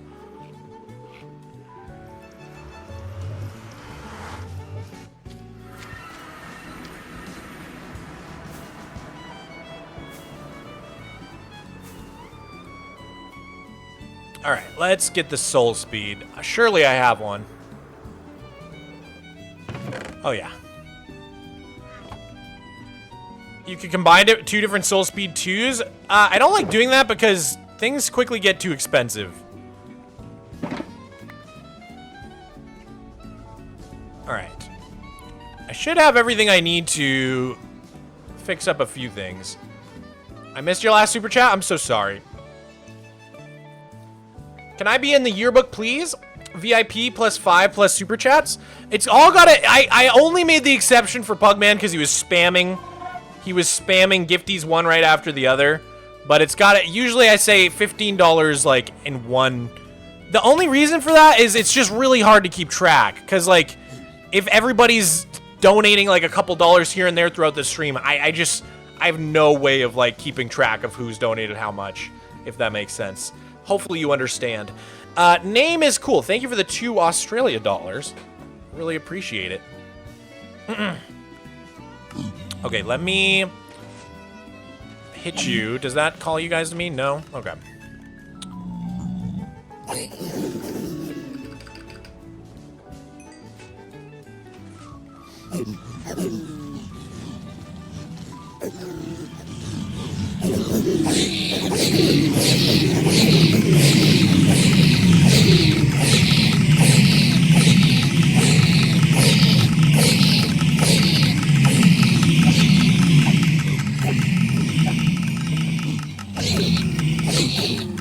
Ooh, okay, so let's do the elytra real quick. And then I don't even remember what my other elytra was called. Oh wait, I don't even need to do the elytra, that's right. I have both my elytras. I'm good. We could just put this extra away then. I'm good on elytras. So then, we can do the bow then, real quick. So, we need the punch, power, flame, unbreaking, and mending, right? Was that it? Punch, flame, unbreaking, power, and then mending or infinity. Yeah. Okay. I think that is it.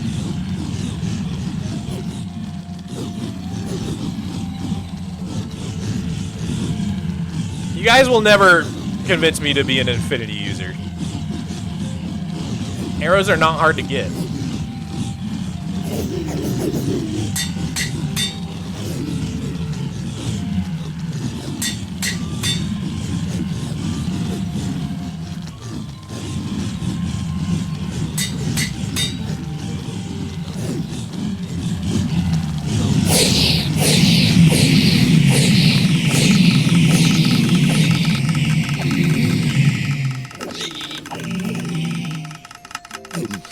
Wait, Captain Monkey, you got something? Wait. Me have to go eat, so I will be back on the mission? Oh, no worries.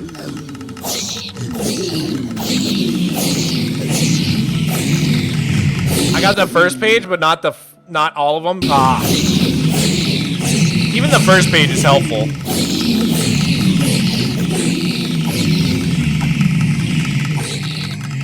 I know at some point I flipped through the whole thing. I know I did. I remember it.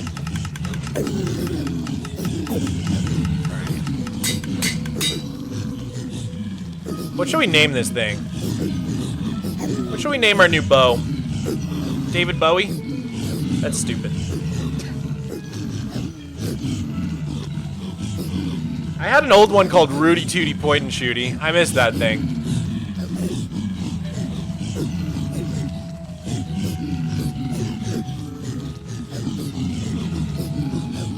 I could do Rudy, Tooty, Point, and Shooty Mach 2. People will be like, why is your bow named RTP and S Mach 2? Adventures of Renix, thank you so much for the 1. I appreciate it. Wait, Rudy Tooty point and shooty. Like the 2 is a 2. Rudy Tooty. That's funny. Rudy Tooty point and shooty. Yeah, I guess it should be Rudy with a Y. Rudy Tooty point and shooty. I like that.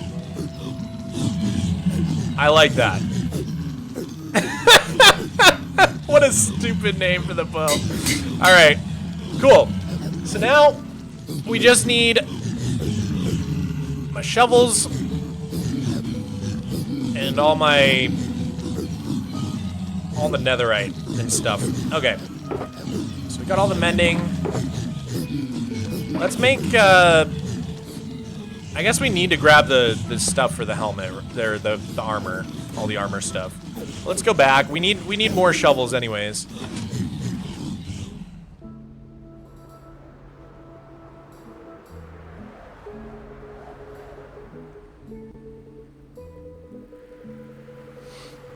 Arizella, hey Mog in chat. I'm out having lunch, so I can't be on Flatnet right now. Help, I'm addicted to the server. Dude, that's awesome. So glad you joined. I think I have an armor villager up here. Just one, but I should be able to buy one of each armor, hopefully. Haha. Yes.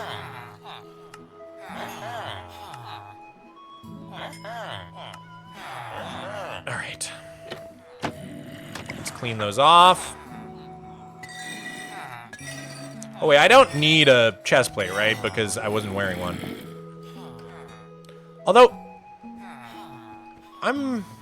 do I have a regular chest plate? Because I know I have, like, the thorns one. Where is my other chest plate? I should have 2 in here. Unless it's in here? Or maybe in here? Huh.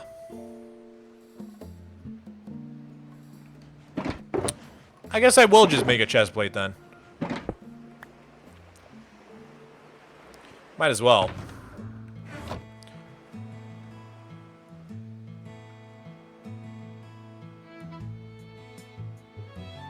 Okay. So let's go get the shovels then. And I'm not going to be able to get all of them, but if I trade one more day, then I'll be good.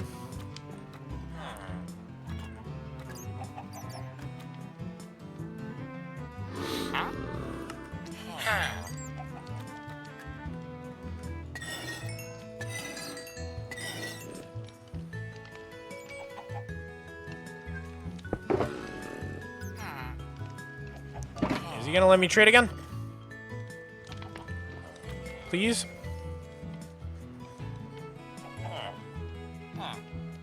Hey Mog, what made you get a cat? He just showed up. And then he was like, I'm your cat now. And I was like, oh, okay.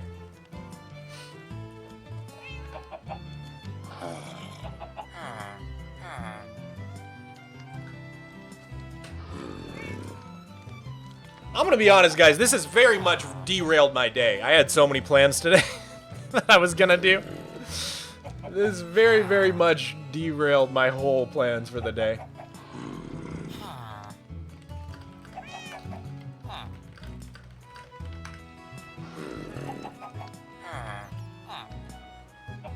All right, let me see.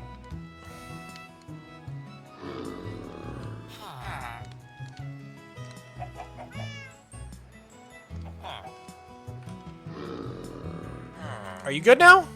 Oh, still? I hate you. I hate trading. God, it's so annoying. It's not even, like, why isn't he refreshing? It's not nighttime. What is his problem? Okay. We will just go do what we can do for now.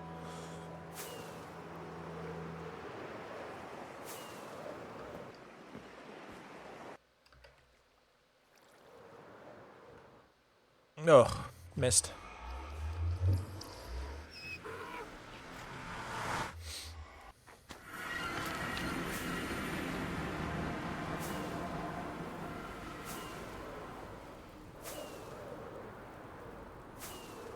Mog, do you have a raid farm? I did, but it doesn't work anymore. It broke. It broken.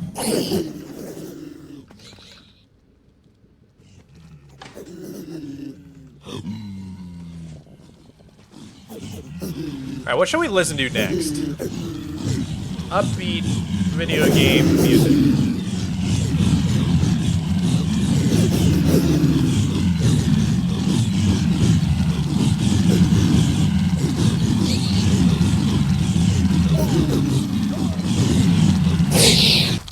That's gotta stop.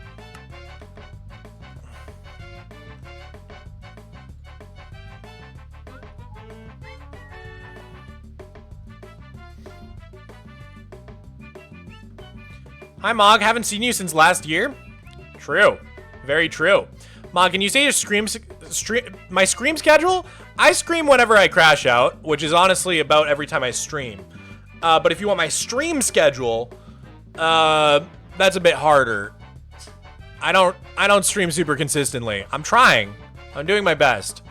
I don't really have a schedule right now. It's kind of just whenever I feel like it. But pretty soon we're going to do a subathon, and I'll be streaming every day for as long as the timer's going. And then after that, maybe we'll try to make a real schedule. Who knows? For now, if you want to join the Discord and just sign up for the live ping roll in the Rolls channel, I ping it every single time I go live.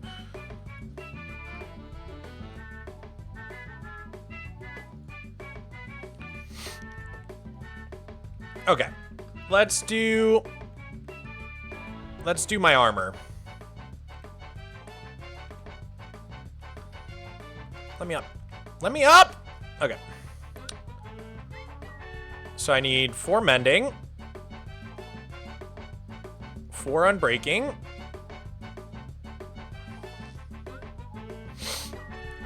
some protection. Okay, so we'll start with the protection and the unbreaking, I guess. Usually I always do the things with the most numbers together. Pretty sure that's how to make it the cheapest. Protection, unbreaking, protection, unbreaking, protection, unbreaking, protection, unbreaking. Okay, we got 4 of those now. They don't know about the old Wednesday streams. Oh my god, those were the days. That was like 2020 era. Mogswamp, if you were able to change the drop rate or trade frequency from just one mob, what mob would it be? And what would be the item?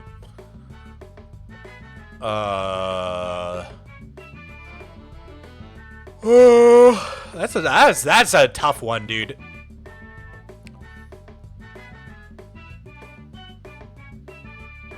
I think Endermen should always drop an Ender Pearl. Certainly would make speedrunning faster. But I don't know. I can't think about... I'd have to really think about it. Okay, so we got 4 of those. All right, so then what else?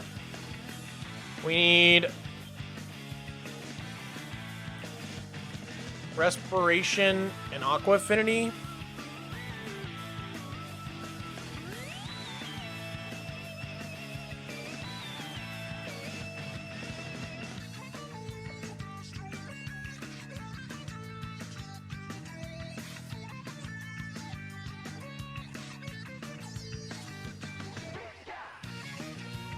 Okay, so then we're going to do protection and unbreaking with respiration and aqua affinity.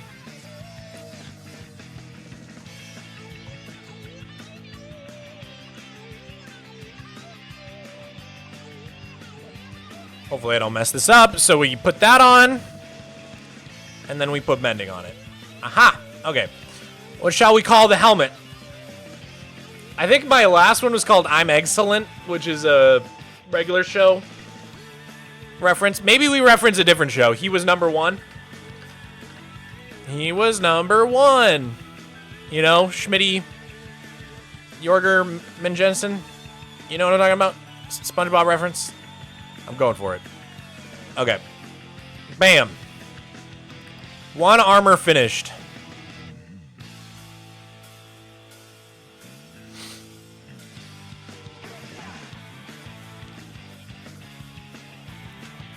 Okay. Now we can do our chest plate. So we're gonna need protection, unbreaking, and then I think it's just mending.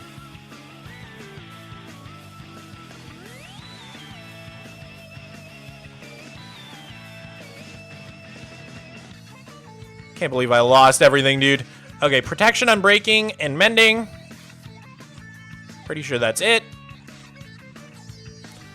3D pectorials. Such an old reference. No one will get that. Like, literally no one. And that's my non-thorns armor done. Okay.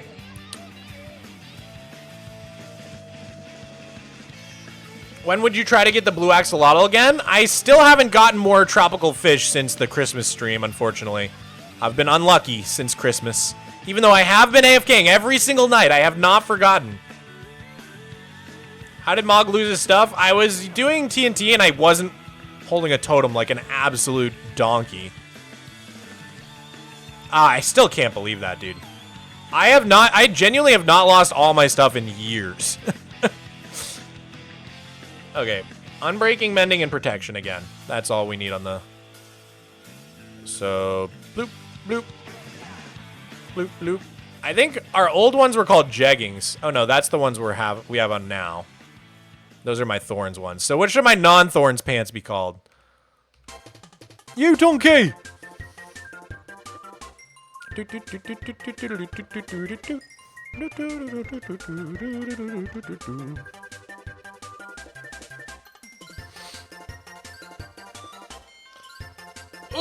Jorts?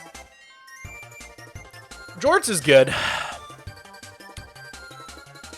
I like jorts.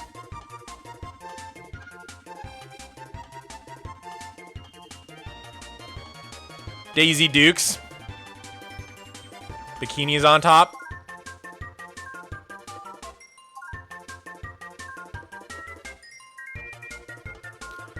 I'm gonna name them Daisy Dukes.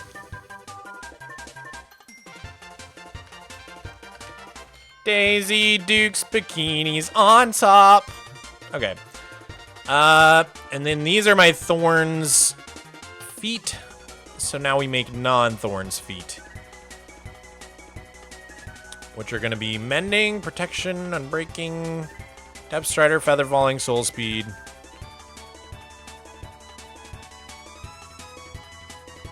I thought I grabbed the bow enchantments. I guess I didn't. Wait, no, I did. I already did that. Okay, I'm tripping balls, dude. I'm confused. I thought we grabbed 5 unbreaking books. We must have grabbed an extra. I'm a little confused. There's an extra unbreaking for the sword. Ah, thank you, yes. But then we didn't end up needing a sword. That's right. Well, the unbreaking could be for the shovel.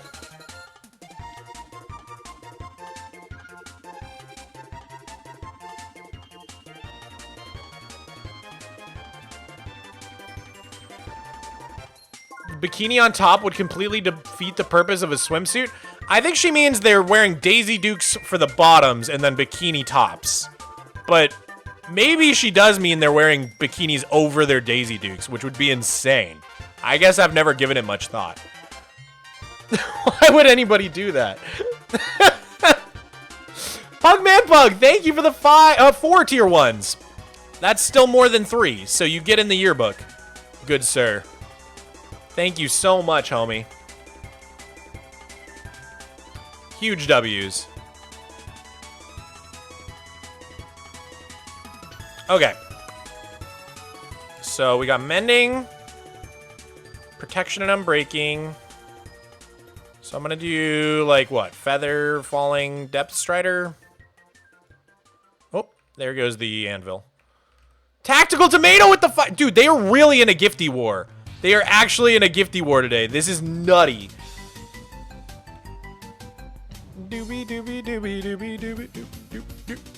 Thank you so much for the 5 tier 1s, Tactical Tomato. You guys got us on a hype train. All aboard! Hey, Mog, what's the first farm you would make in a Realm server world? At Iron Farm every time. And then but I always make sure to, well, I guess that's not true. Villager Breeder, then Iron Farm, then Trading Hall, in that order.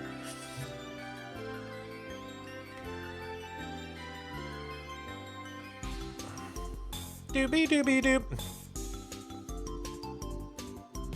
Doobie doobie doobie doobie doobie doobie doop.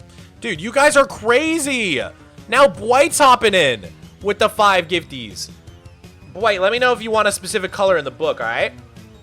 Bwite X. Thank you so much. Can we get some W's in the chat for Pug, Tactical Tomato, and Bwite? Thank you so much, guys.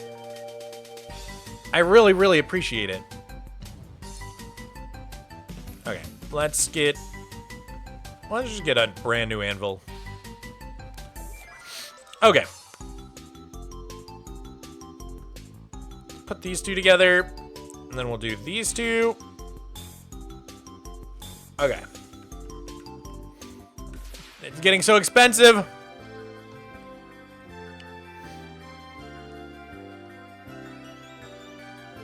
Dude, Pugman, you guys are crazy! Pugman with another 5. Another 5 tier 1s. Lynxy got one. Yo, wait, that's crazy. Lynxy got one. That's so funny. Aw, dude, Pugman, thank you so much. You guys are really cheering me up. Thank you.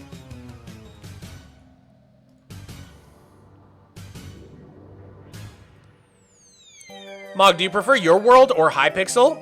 I've actually, like, never played Hypixel. I've played, like, twice. And then they didn't give me YouTuber rank, so I never logged on again. Call me Petty. Call me Tom Petty.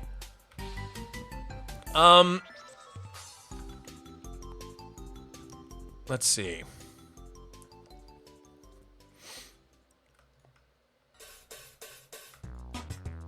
And then I can still name this. Okay. Just need 23 levels. Tom Swamp.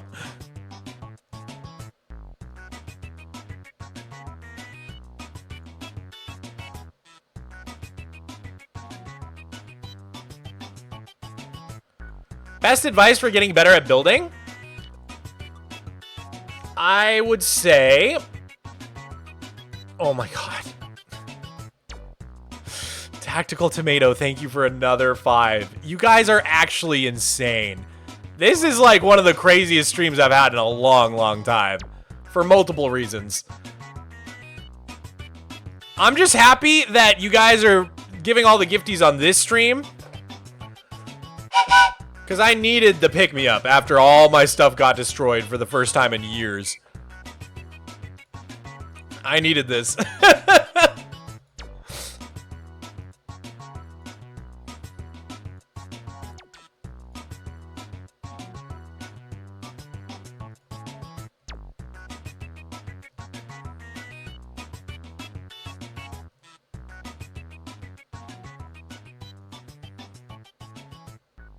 Okay. What do we name these ones, guys? Oh.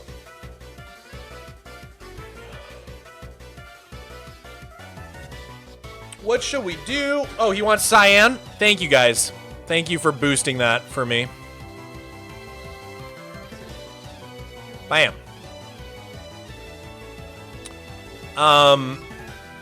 Yeah, what do we name these? With the fur? The boots with the fur. That's pretty funny. With the fur, I'm going for it. With the fur. I like that. I like that. Shorty got them apple bottom jeans and the boots with the fur. With the fur. Okay, I like that a lot. Good idea, chatter. Dude, oh my god. Pugman with another 10 gifties. Jesus! Where are you guys getting all this? Thank you very much. I really, really appreciate it. My lord. Back on top? They are in a gifty war. I knew it. You forgot to answer the building question because of the gifties? You're right. I did. Oh my god, it's happening again. I can't. Tactical Tomato with the 10 gifties. What the heck, dude? How many gifties have we gotten on this stream?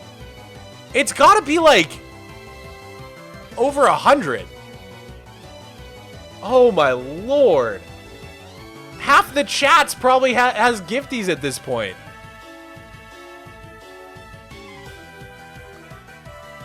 Dude, insane. You guys are wild. Thank you very much. I don't know what to say, man. Oh god. Don't let that... That will go into lava if it... That would be so sad. If I deleted my sword.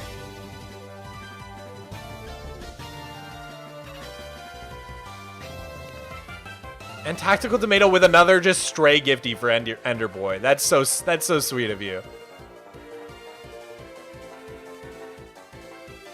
Hey, yo! No way! Good times with Scar Raid! Oh, my lord! Welcome in, everybody! Thank you so much, Scar, for the raid. I really appreciate it. You raided on the perfect day. I needed people to cheer me up today. Today, for the first time in probably like 2 or 3 years, I lost everything. I lost my armor. I lost all my tools. So we've been trying to get it all back. But here's the worst part, guys. If you don't know me, my name is Mogswamp. I play on a 13-year-old super flat survival world. And the worst part about the way I died is I died to TNT. And I had on me a full shulker of netherite shovels that I got before 1.20, which is when they changed it. So that you need netherite upgrades to put netherite on your shovels now. Oh my lord, thank you guys for all the follows and the gifties. Dude, who was that? This chat's going so fast. Jutland Angel, thank you so much for the 5 gifties. We got a hype train going. Thank you so much, Jutland Angel. I'm gonna put you in the yearbook for today. We keep a little yearbook for anybody that donates more than $15. And we just started a new one because it's 2026 now. Can you guys believe it? I actually, cannot believe it's 2026. It sounds so weird to say out loud still. But thank you, and thank you, Pug, for another 6 gifties. You guys are amazing. And Tactical Tomato with another 5 I can't even keep up, guys. Thank you so much for all the support. Holy moly. I really, really appreciate it. And I can't even speak. Temporalis, thank you so much for the 5 gifties. Did I get them all? Oh my god, I'm still not caught up. Boydex, you guys are stun locking me. I'm getting stun locked. I think I got them all. Thank you so much. This guy is new to me? Oh, well, if I'm new to you, I play super flat in survival. It's weird, I know. It's a weird thing. But that's how I like to play the game, and I've been playing it like that for years now. Oh my god, another 5 gifties. The Grumpy Bunny, thank you so much. The Grumpy Bunny. Thanks again to all the raiders coming in. I gotta show you guys, we filled his wallet, literally. At least, hey, I lost everything in Minecraft, but at least I gained things in real life, you know? Thanks to the sympathy. It's so nice to meet you. It's nice to meet you too. I see your reels and shorts a ton, but this is my first time in the stream. Oh, thank you for being here, Temporalis, and thank you for the gifties. I want to show you guys, if you've never seen my world, I'm always so excited to show my world to people. So we should go back to the overworld so I can show it off to you guys. Because I'm so proud of my world. I've been going since 2012. And I took a little break in college for 4 years for my studies, you know? But other than that, it's basically been non-stop. But yeah, anyways, what I was saying is I lost half of my shulker box of netherite shovels. And the reason that's so painful is because I got those netherite shovels before 1.20, before they added the netherite template, the netherite upgrade. And The only way to duplicate netherite upgrades is with 7 diamonds. And you can't get diamonds in super flat except for from loot chests, because there's no ores. So I can't just go mining for diamonds. I gotta go to end cities and try to look for diamonds in chests. I gotta go raid trial chambers to try to get enough diamonds. So we did the math. In order for me to get everything back that I lost today, we're gonna need 21 netherite upgrades, which is 2.5 stacks of diamonds. So that's really painful for me. Now I might have that many diamonds already, but it's still painful because that's gonna be like a lot of my diamond reserves. Let's see how many diamonds we have. But by the way, guys, now that we're in the overworld, I can show off my world to you. So this is it. This is what I've been working on for 13 years now. Jude Black, thank you for the VIP. Really appreciate it. Mog still hasn't had the chance to answer the building question. I'll get to it. Just keep reminding me. Green Glower, thank you for the tier 1. Oh my god, Tactical Tomato with another 10. You're crazy, Tactical Tomato. Thank you so much, man. You've been absolutely popping off on this stream. Thank you so much, Tactical Tomato. And J Pendragon. Oh, that's a name I haven't seen in a while. Hey, J Pendragon. Have you ever had to worry about the build limit? Honestly, because I'm in super flat, I have so much room to build without even having to make a quarry or a giant perimeter, you know what I mean? There's so much room for me to build. And Superflat has this really weird thing where you can actually break bedrock, because my bedrock layer never got moved from Y0, and you can actually build for another 64 blocks below the bedrock. I'm just in free cam now so I can show you guys. This is a giant ocean biome I made by basically breaking all the bedrock. It took me months to break this much bedrock, first of all. It legitimately took me like months to break all that bedrock. And then I built this whole big ocean. That was a couple years back now. But yeah, Superflat has some really fun, weird quirks like that. That's so cool. Dude, Superflat has a lot of cool things about it that I love. But one of the things that isn't cool is the fact that there's no good way to get diamonds. And I literally cooked myself today. I can't believe, I think this is the most I've ever lost in my Superflat world. Just happened today. All because I wasn't wearing a stupid totem. But yeah, here's my world. I just wanted to give you guys a quick fly around so you can see. What do you need all the netherite shovels for? Oh, okay. It's kind of a long story, but that's a great question. So what happened was a few years back, I made this scaffolding for a mountain I wanted to build in my world. But I just couldn't motivate myself to do the mountain, right? So I needed to get a bunch of dirt for the mountain, so I had this stupid idea to make a YouTube short being like, hey, for every subscriber I get, I'll mine 50 blocks of dirt, and then I'll finish the mountain. Never, ever challenge the internet. I got 1 million subscribers from that one short. People just wanted to torture me, I think. And so now I need to mine 50 million dirt in my Superflat world. And so far, I have mined 4.8 million. So I'm almost 10% of the way there. This is years later, by the way. It's taken me, what, like 3 years just to mine 4.8 million dirt? It's insane. It's absolutely insane. So, yeah. Hopefully I add another 0 onto this at some point. But that's why I have to have so many netherite shovels. Because when I'm mining dirt in my world, which is, as you can see, a lot of it's mined down to bedrock now. I've mined a solid amount of this world just down to bedrock. And I also put a giant hexagon shape in the sky because I've got big plans for this world. You can't even see it from where we're at. Let me see if I can fly a little closer. Even just placing the hexagon in the sky was millions of dirt that I had to place. It took so long. It took so long. Just another Leonardo, thank you for the 2 pounds. I appreciate it, dude. You guys can swear in the chat. I don't mind. I probably won't read it aloud as a swear. I try to keep it family friendly. But you guys are allowed to swear. I don't care. Just don't be too mean or anything, you know? Don't swear at people. Oh, hell yeah. That's what they said. All right, so yeah, this is the giant dirt triangle. Absolutely wild. Anyways, God, I got so distracted there. Someone had asked me how to improve at building, and I'd say one of my biggest tips is to stop trying to build purely out of your head and use reference images. Whether it's concept art, whether it's architecture, like this is a real building in real life that I built here. Like these side towers, this was all my design. That was all me. But this main tower here, that is a building in San Antonio that I took inspiration from. So I think like, yeah, one of my biggest tips for building is just to try to use more reference imagery and stop expecting yourself to be, you know, a perfect architect. Because, you know, people go to school for years to learn architecture, and then it takes people their whole careers to develop their architectural skill. And, you know, you can't expect yourself to be a perfect architect. He said you could swear, and the entire chat went, oh, dang, oh, frick. Minecraft players are so wholesome, man. I love it. But yeah, okay. One thing I really relate to about Scar is how much he dies, because I die a lot in my world. I cannot play hardcore mode, dude.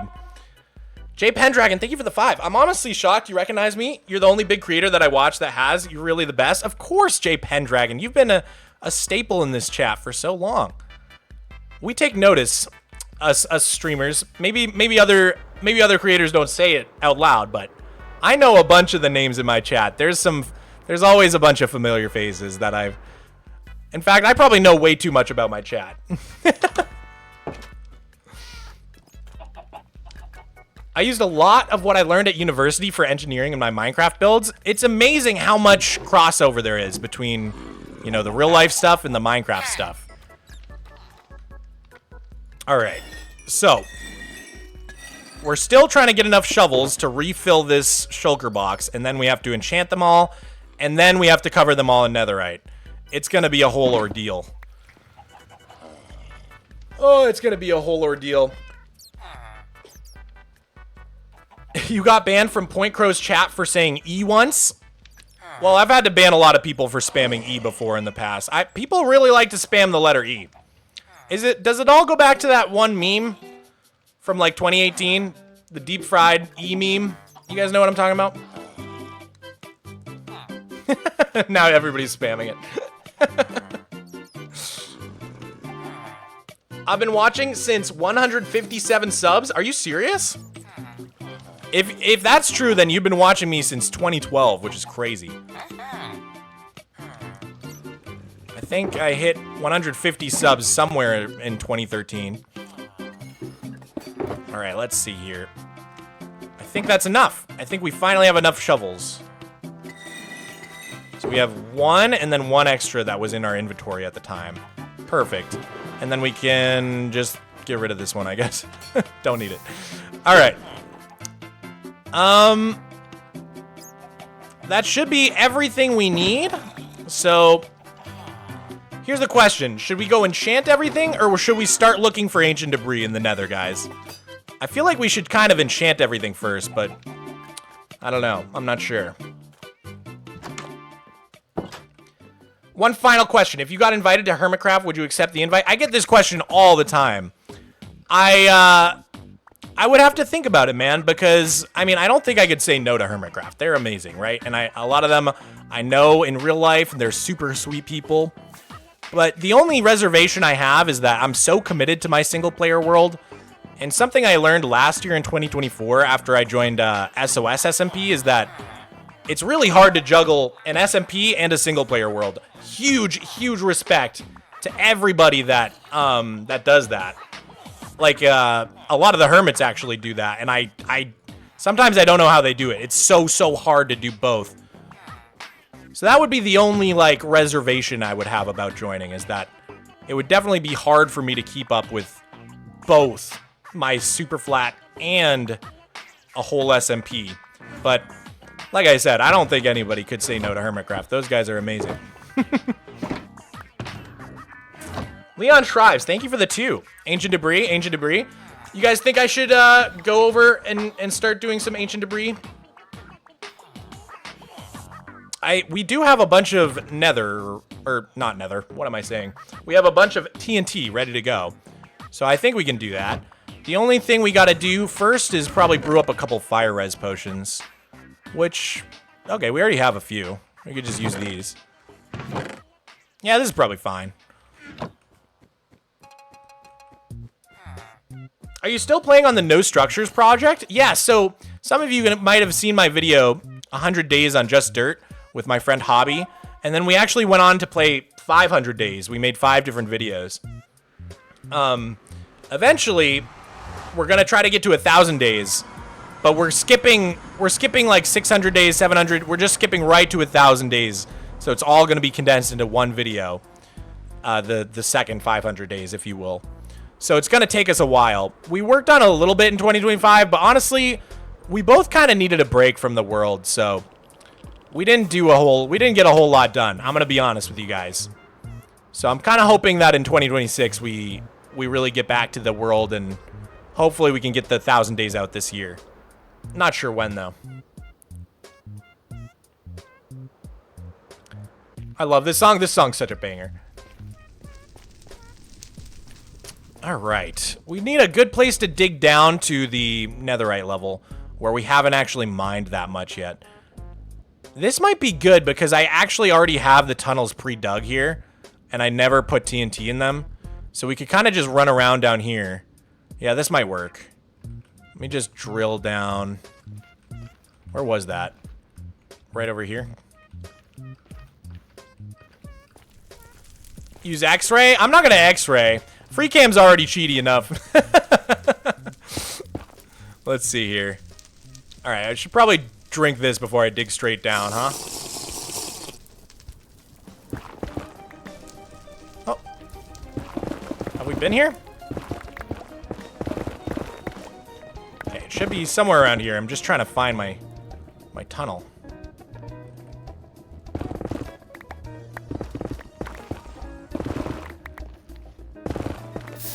Oh god. Where's my tunnel system? A little further down. Is this it? Aha! We made it! Alright. So the cool thing about this is because I used to strip mine for netherite, we already have all these tunnels dug. So we could just fill them with TNT. We don't even have to dig the tunnels. And then we'll just light it and try and see how many we get. Perfect. It's all perfect. And how much we need, let's see. Yeah, I don't think I have, oh no, I have 1 netherite. Okay, so we need to get, I believe our calculation was, I think I put it in this book actually. We need to get 1 stack and 20 ancient debris.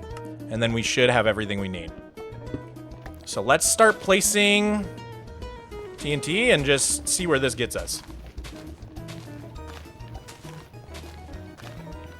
Good lord, Pug and Tactical Tomato. I leave to eat and I came back to 47 and 62 gifties respectively. Is that how many they gave? That's insane.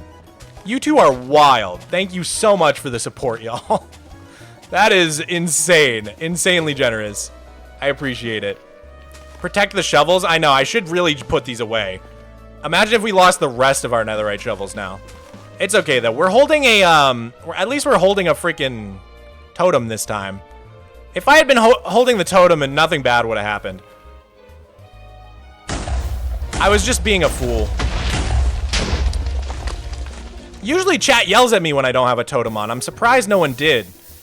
They would have been the hero of the stream.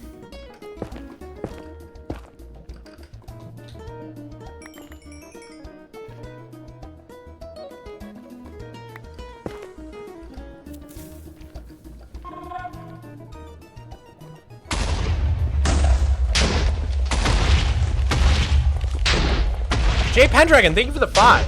What do you think of duping to prevent decimating a normal world's terrain? I think that's a pretty valid reason to dupe. Because, like, especially with sand, you just have to, like, kind of clear out a desert if you have normal terrain generation.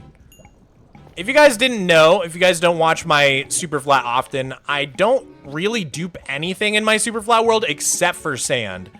And the reason I dupe sand is just because, you can only get it from the Wandering Trader in super flat, and you can only get it in very small amounts.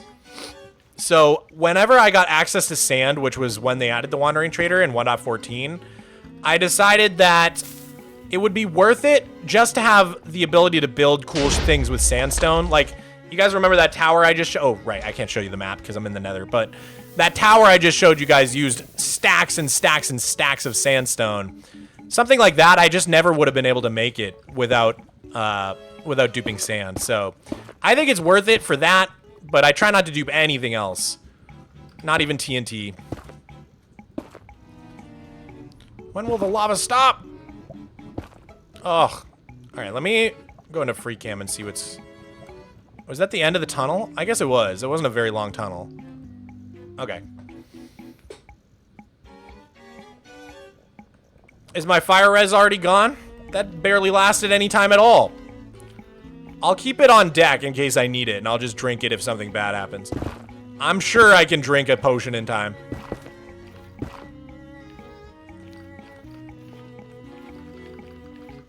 How to use free cam? Well, I use a mod called Tweakaroo. Oh, there's a lot of lava up here. It's this little lava thing. Well, I'll just put more TNT and hopefully we blow such a big hole that we can still see.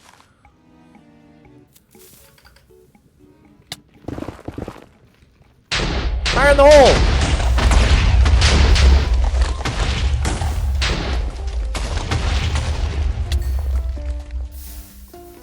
Oh god. Alright. I'm just gonna use free cam to check inside the lava. And nope.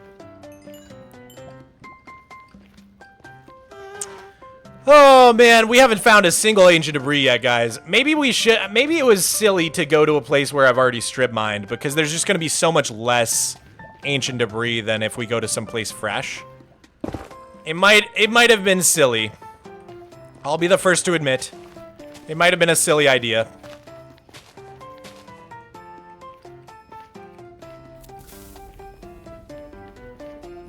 Mog, my friend wants to know what's your favorite color? I love like a red pink. I can never, I just go back and forth on whether my favorite color is red or pink.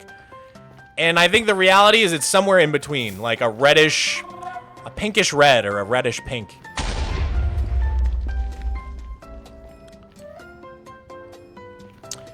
Alyssa DeMarco 419, thank you for the 5. Hi Mog.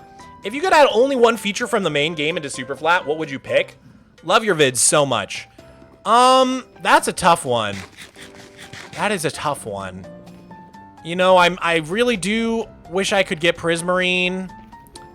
I wish, like, probably my go-to pick would be Bamboo, because it's just annoying that I can get Bamboo planks from the trial chambers, but I can't get actual Bamboo the plant, which means I can craft almost all the Bamboo blocks, most of them, because I have the planks, but I can't get the, like, the really pretty Bamboo wood, you know, the green one, because I can't actually make that. And it's just a pain in the butt. Like, I just wish I could just actually get Bamboo. It's the only wood type I don't fully have access to. Because it makes Bamboo feel super rare, so I almost never use it. Because the only way I can get it is from... the only way I can get Bamboo planks is the loot chest and trial chambers, so I just don't use it that often, because I don't want to run out. That's probably what I would say. I believe your favorite color is called Folly Red. Well, now I gotta look it up. Folly Red. Yep, that's it. Wow, you look up Folly Red, that is literally my favorite color. Exactly. You nailed it. Oh, I love that color so much. That's the best color. Ah! That was scary. Ah, they're attacking me, no! Oh, God! No! Oh, diamond armor is actually a little bit weaker than netherite, so until we put netherite on this armor, I gotta be extra careful, dude.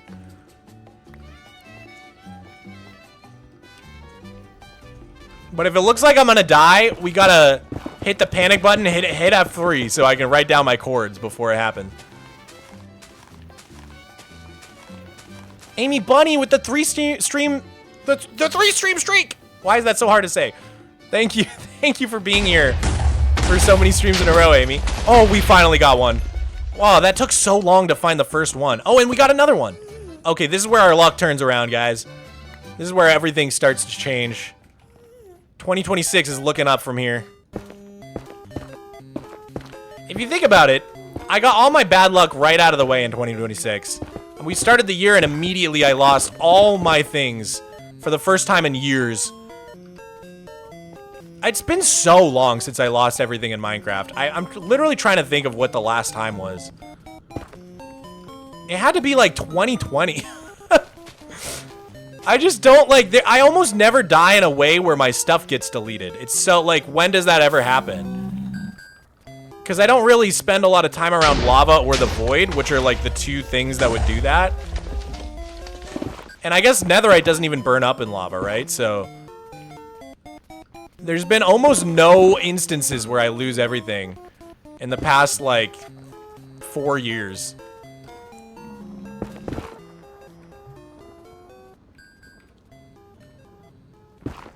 This gravel's so annoying.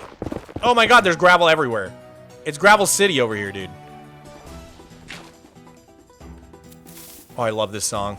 This is such a banger. Phantom Hourglass? No, Spirit Tracks. Do, do, do, do, do, do, do, do, do, do.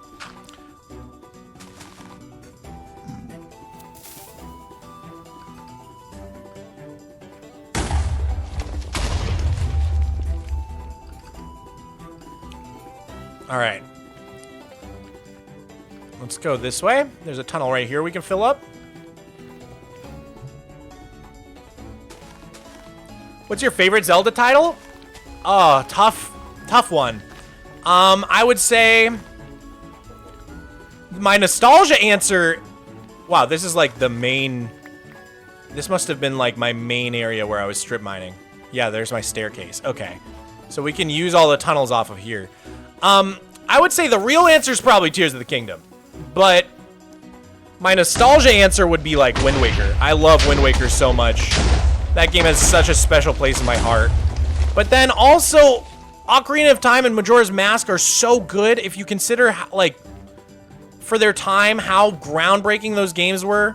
It's really hard for me to choose a favorite Zelda title. I'm gonna be real. There's... Oh yeah, for everybody asking how I died, I was mining out my cobblestone mountain with TNT. And I was lighting a bunch of TNT, and one of the TNT underneath my feet got lit up by like another TNT blast, and it like insta exploded. I had 0 time to react.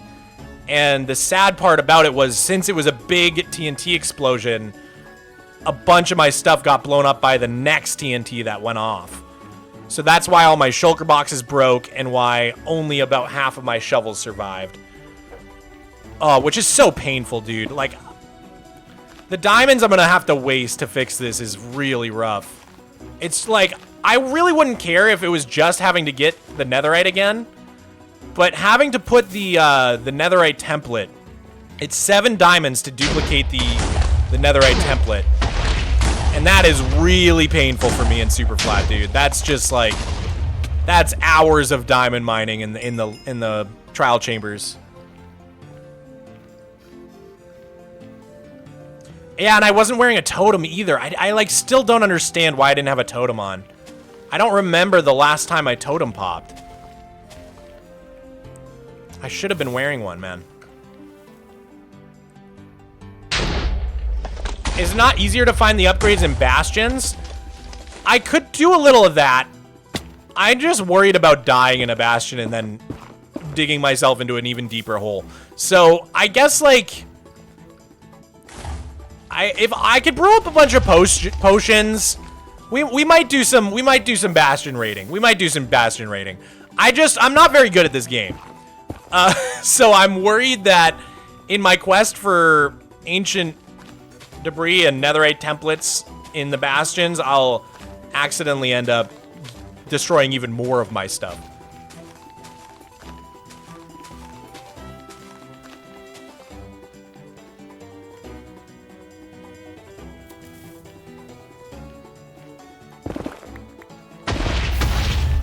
Oh, wow. Bunch of infantry. Let's go. Nice. Oh, and some over there too. That was a good tunnel, man. All right.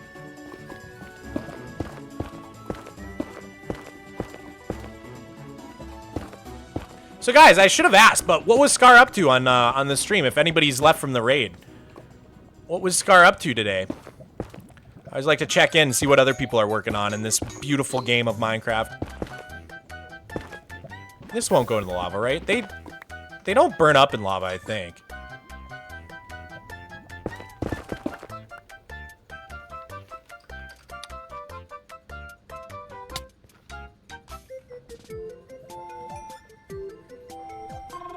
They spawn in 100% in one specific chest in a specific bastion. I think I know the type you're talking about.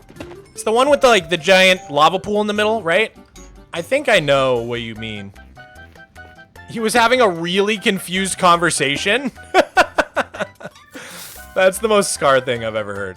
I love that. Hey Mog, quick question. Have you seen Toon Turf yet? Yes, I finally watched it. It was really, really good. Dano is incredible, dude. Very jealous of his ability to pull that off. I made a 9-minute animation once in college, and it almost killed me. That being said, I only had 1 semester to work on it. I think Dano's been working on Toon Turf for like a year, but still, his work ethic's pretty incredible, man. Where was that? Over here? Scar was being Scar with Etho being Etho. Oh man.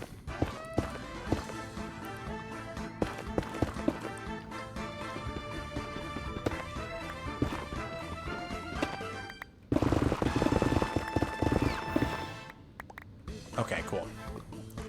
Let's see, we're at 9. That's a good start.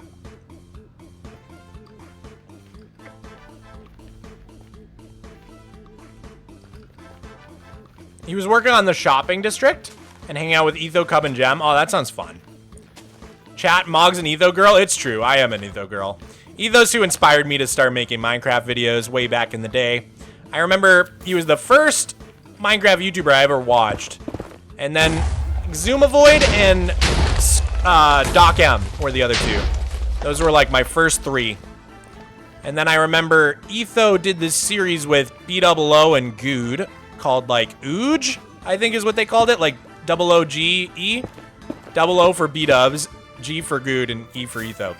And they would play these old maps. It was called, there's this guy called Vex back in the day who made these really cool, I think they were called Capture the Monument or something like that. But you had to, like, they were these really hard adventure maps where you had to collect all the wool around the level. And that's how I discovered all those guys. But yeah, became a huge fan of B-dubs through that series. And then way back in the day, actually, I went to Minecon 2013. That's why I got the cape. That's why I got my little piston cape here. And I got to meet B-dubs and a bunch of the other Minecraft guys in Orlando Studio in Harry Potter World. It was a very surreal place to meet your heroes. They say never meet your heroes, but they were all awesome. Mog, have you ever spoken with Etho or Grian? Etho, actually, no. But I did meet Grian at the Minecraft movie premiere. It was really, really fun to meet. I met a bunch of the hermits there. Let's see. Gem was there, and Pearl was there, and Mumbo was there, and Grian. I think it was just them. Don't be mad if I'm forgetting anybody. I've gone to a lot of functions. I also met a bunch of them at TwitchCon. I think I met Impulse and Skizzleman and Cub Fan. Oh, dude, I love Cub, by the way. One of the nicest dudes I've ever met. That guy's awesome. Not that everybody else wasn't awesome. Just, man, Cub is like, he's a good conversationalist. You know, sometimes you meet someone and you just feel like you could talk to them for days and never get bored. That was Cub. He was just a very, very fun guy to talk to.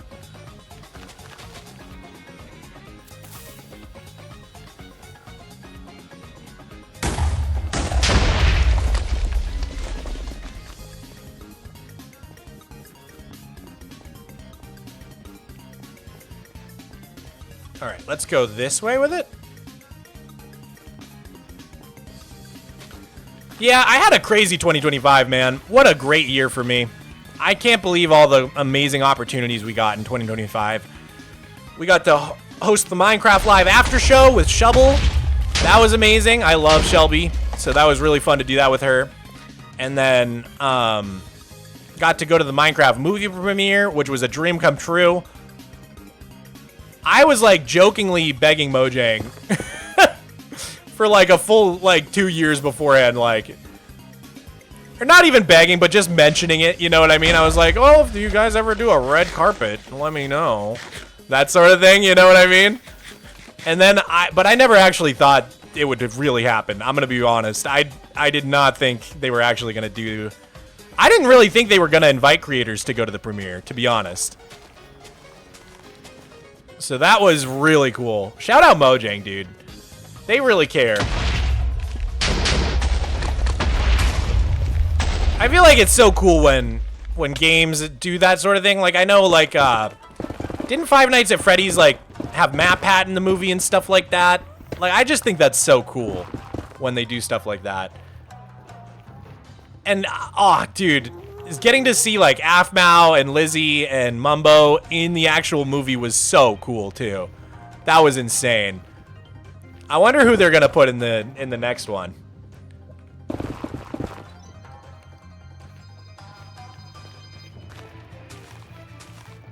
The funniest part, I think, was the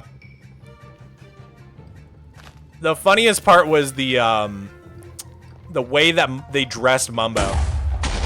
Because I asked Mumbo after the movie premiere, like after we saw the actual movie, I was like, dude, did you dress yourself, or was there like a costume department? And he was like, oh no, that was all them. Because they had him dressed up like a redneck. They had him like, he had like a mullet. It was awesome. It was so funny looking. I feel like the real Mumbo would never wear that fit. It was so funny. Mumbo was in the movie? You didn't know? Oh yeah, and Dan TDM. Yeah, Dan TDM was in there.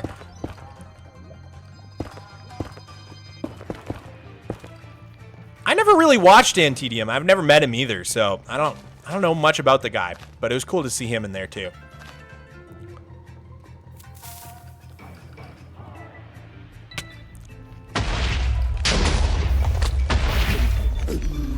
Whoa. They're coming for me, guys. They're coming! Oh god. Oh god!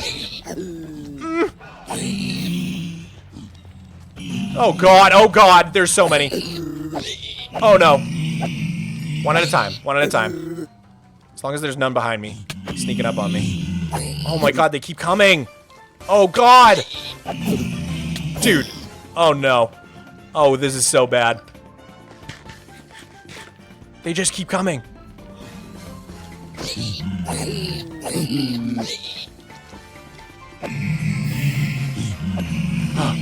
Okay. That lava kind of saved me. It got them they got stuck in the lava.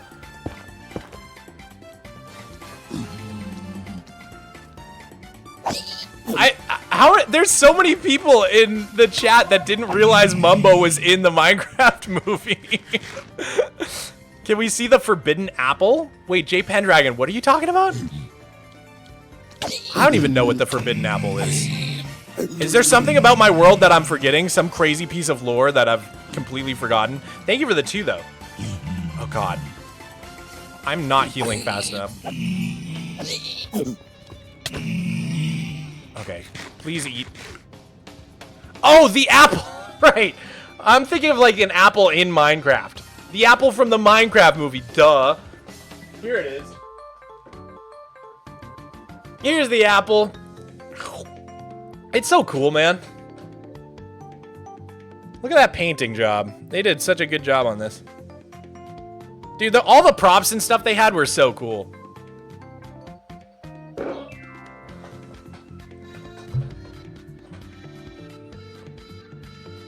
My neon sign keeps turning itself off. I don't know why. Alright. Can I finally mine this piece of ancient debris? I feel like I've been attacked by piglins for like the last 10 minutes. I had to face a whole war, dude. The Great Piglin War of 2026. All right, we got 11 so far. Not a bad start. Pro Golf for 30, thank you for the 2. Did you ever try to be on Hermitcraft? I mean, I don't really think it's something you try for, you know what I mean? Like, they just either hit you up or they don't. I don't think, like, I feel like if you do try, if anything, they probably wouldn't like that. You know what I'm saying? Like, I think it's kind of just like they add whoever they're friends with. Flippity Chip, thank you for the 10. Hey, Mog, I've been watching you for a while, and I always wonder, where do you get your ideas to build what you build? Styles, building as a whole. Thanks in advance. Dude, Flippity Chip, I get inspiration from absolutely everywhere. It might sound kind of sad, but like I'll be on vacation and I'm thinking about Minecraft. Like everything I see in the real world, I'm just thinking about Minecraft and how it could apply to my world or how I could use what I'm seeing in a Minecraft build. I'll go outside, I look at trees, I'm like, man, I would love to build that tree. Like absolutely everything. I just take inspiration from everywhere, you know what I'm saying? Good vein of ancient debris right there. I think, as sad as it sounds, it really does help to always be thinking about the game. And just always have it in the back of your head. Like, whenever I go somewhere, I'll look around and I can just, like, see how I would build it in the game, you know what I'm saying? Like, oh, like, I would use, like, tripwire hooks and chains to make those power lines over there. Or like, oh man, this building really looks like it's made out of white terracotta and maybe like a warped wood accent. You know, I'm just always thinking about like what blocks I would use to build what I'm seeing. And it's like I'm practicing even when I'm not playing in a weird way.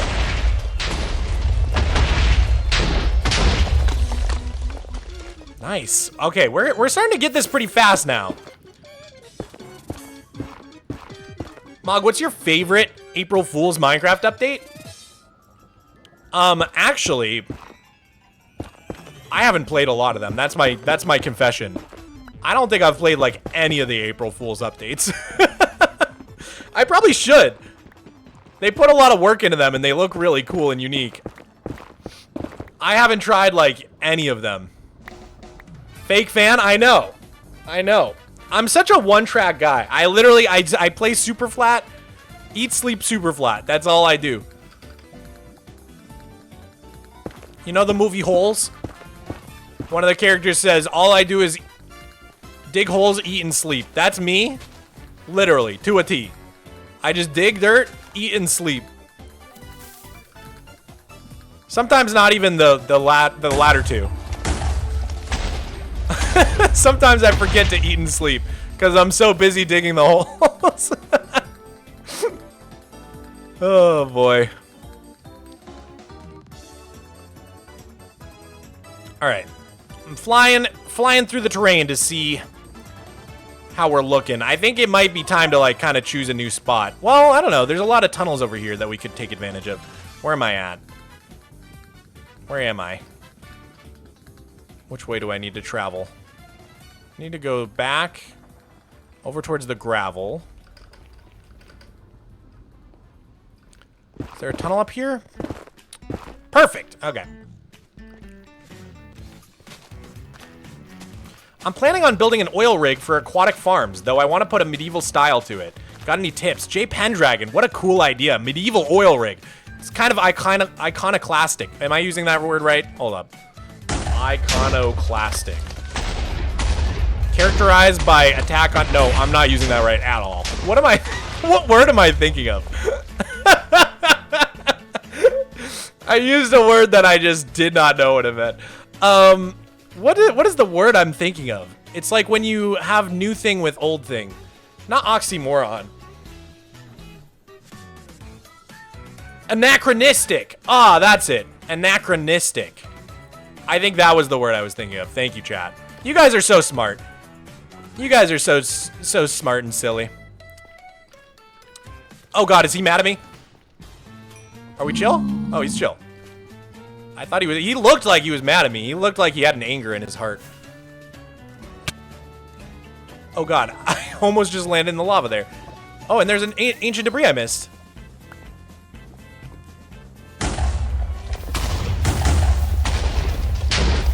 Oh, and another one over there. Let's go, dude. We're starting to get them faster and faster. I just wish there was more than like one per vein. It would feel so much better if there was like always 2 or 3. But no, it's always just like, it's like so rare that you get a vein with more than 1. It's always just like one straggler.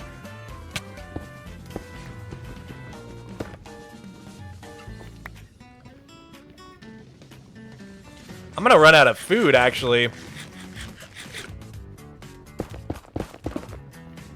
But yeah, you were asking for advice on your medieval oil rig. I don't know that I can give advice on that. That's so specific. I would say just mess around with it. I would say, like, I guess you could make the building itself kind of like in the Tudor style, and that would give it a real medieval look. So like the stilts that the oil rig is sitting on, right, could be normal and like modern, you know, metal beams holding it up. But then the actual building on top of the oil ring could be like Tudor style with like, not Tudor, not Tudor with a D.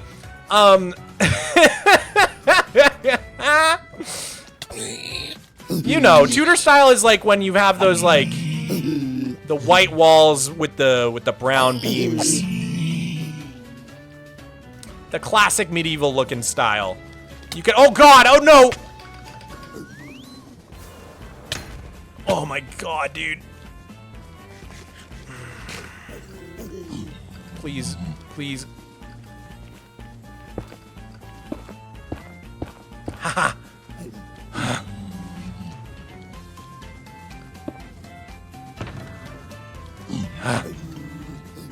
Pure animal instinct kicked in, dude. Pure animal instinct.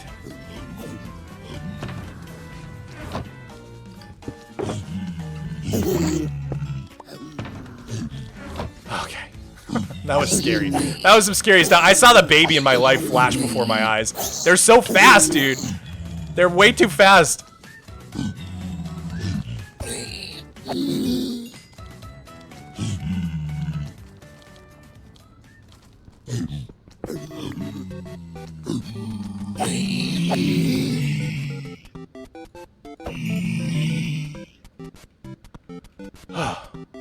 Okay.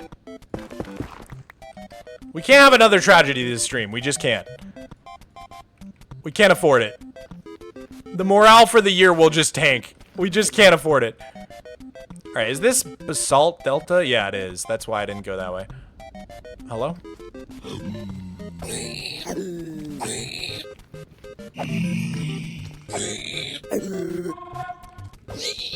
Shieldo7, thank you for the 5. Hey, Mogswamp, had a bad day, but your videos and streams are always nice to watch. Cheers. Oh, thank you, dude. Thank you very, very much. I appreciate that so much. This could have been a bad day for me if the chat wasn't so chill. If this had happened to me off stream, forget it. Forget about it. You guys kept me from the crash out. I'm proud of myself for not crashing out. New year, new me, dude.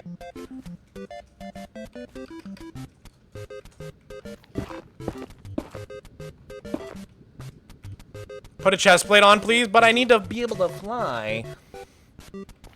But I like me like Elytra. I mean, I probably should when I like start getting attacked. Are you mad at me? Chill. I hate when they come at you like that. And you can't tell. You can't tell what they're thinking.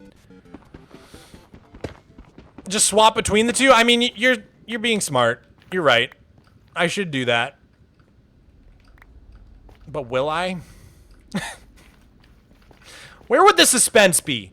You know what I'm saying? Where's your sense of adventure?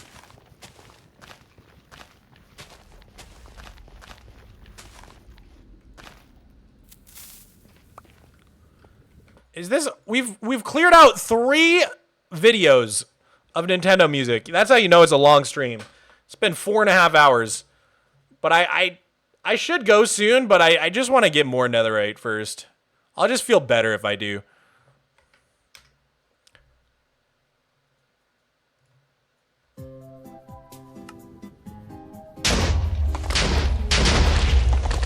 Let's go.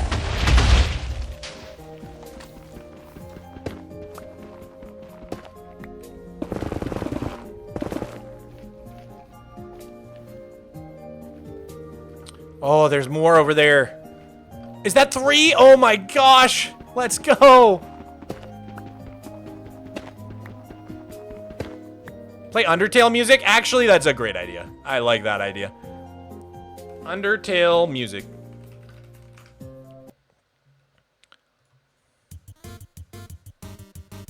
I love Undertale music.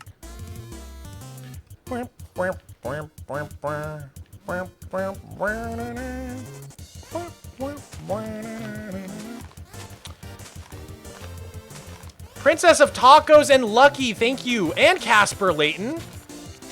Oh, it's Princess Soft Tacos, not Princess of Tacos. I'm so sorry. And Frogmen. Dude, everybody's giving me jewels on YouTube. Thank you all for the generous gifts powered by jewels. I really appreciate it.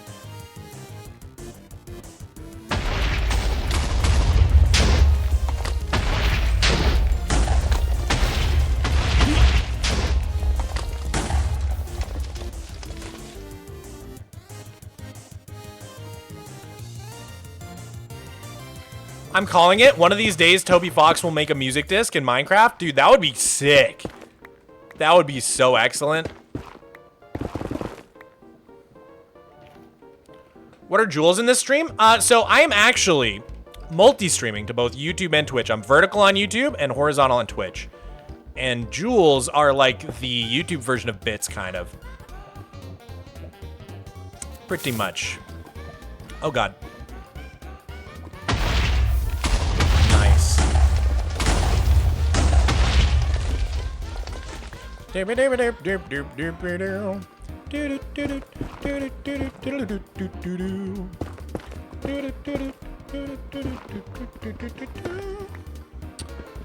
No, Cap. No one else was on the journey you were on, so no one sent it to me yet. But I can always off stream try to find it. Basically, I'm pretty sure, for those of you that don't know what we're talking about, I lost my to-do book in the explosion where I lost all my stuff. And my to-do book had like 5 pages worth of like notes and things that I wanted to do and accomplish. And I'm really sad that I lost it, but I'm pretty sure in like one of the past several streams, I'm pretty dang sure that I showed my to-do book and I quickly flipped through all 5 pages. I'm like pretty dang sure I did this. And so in theory, I'll be able to go back and pause on each frame. Whoa! Whoa! Warm chicken jockey! That's actually crazy. I have not seen one of those in the wild. I mean, I got the warm chicken by farming those in my farm, but I've never seen one like in the wild. That's crazy. That's so cool. Wait, do I get the disc if I kill this guy or no? I haven't gotten the disc yet. Chicken jockey! I got the cold chicken in the nether, or in the end too. That was even harder. Mess around and find out? Alright. Alright. If this kills me, I'll be so mad.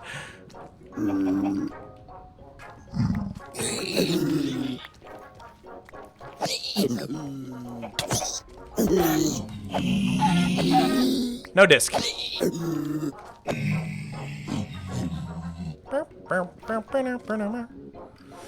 I guess it has to be a regular zombie chicken jockey.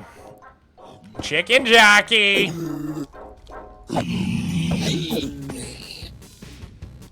Will Beezlepunk ever make it into the Super Flat world? I have a plan for the return of Beezlepunk. I don't know if it'll be in my Super Flat world, but I have a plan. But I don't want to reveal it. I don't want to reveal it yet. But Beezlepunk will return. Oh, God.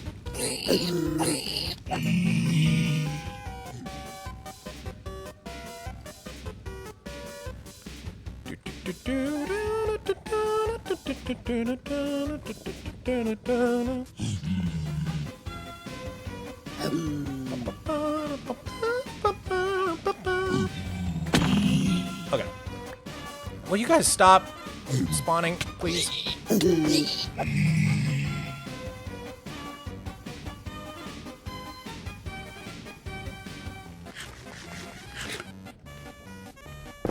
Mog, what Pokemon games have you played? I get this question a lot. I played, the last game I like played all the way through was Diamond. The first game I ever played was Blue. Then I played Sapphire, really liked Sapphire. And then in college, I went back, or I played Omega Ruby. That was really fun. And then on the Switch, I bought a bunch of them. I think I have Scarlet, but I never played it. I played a little bit of Shield, but then I was like, eh. And then I got Arceus Legends and also never played it.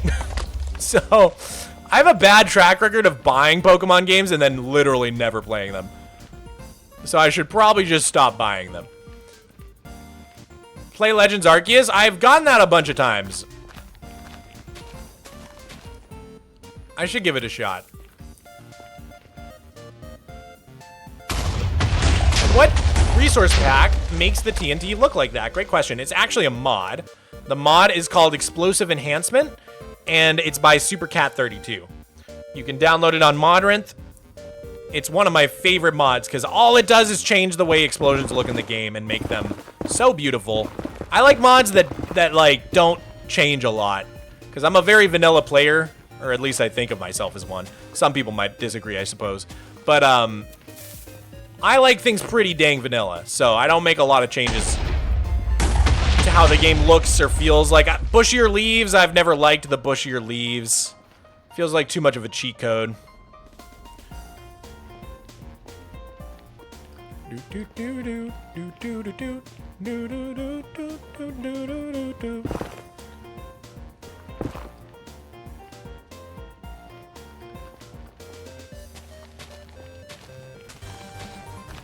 Oh, this part is so good. We're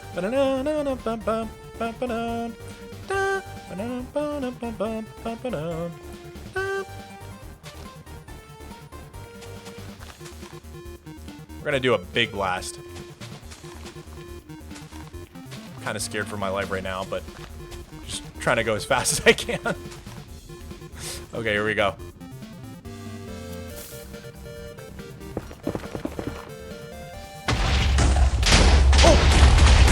Yo! That was a big one.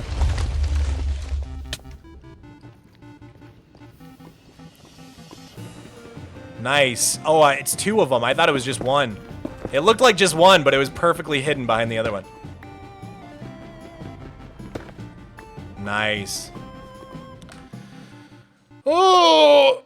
Quick stretch, everybody. Everybody's quick stretch. I hope you're enjoying the stream. Don't go anywhere. We just need to stretch real quick. Everybody, ready? Left hand in the air. Pull it over your head. Pull your head down towards your left shoulder. Hold that for a few seconds. Oh, yeah, baby. All right, we're gonna do the other side. Right hand over. Pull it towards the right side. Oh, mama. Oh, I needed that. Oh. Okay, and then here's a good one. I learned this is like a W stretch, because you make a little W.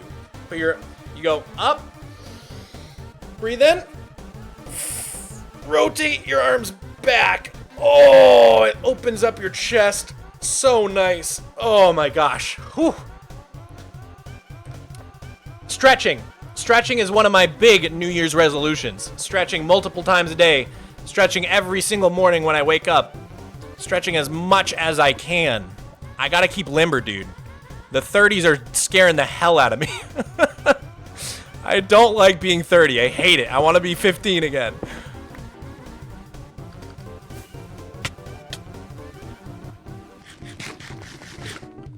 Oh God, they're coming for me. I know that look in their eye. Run. Run.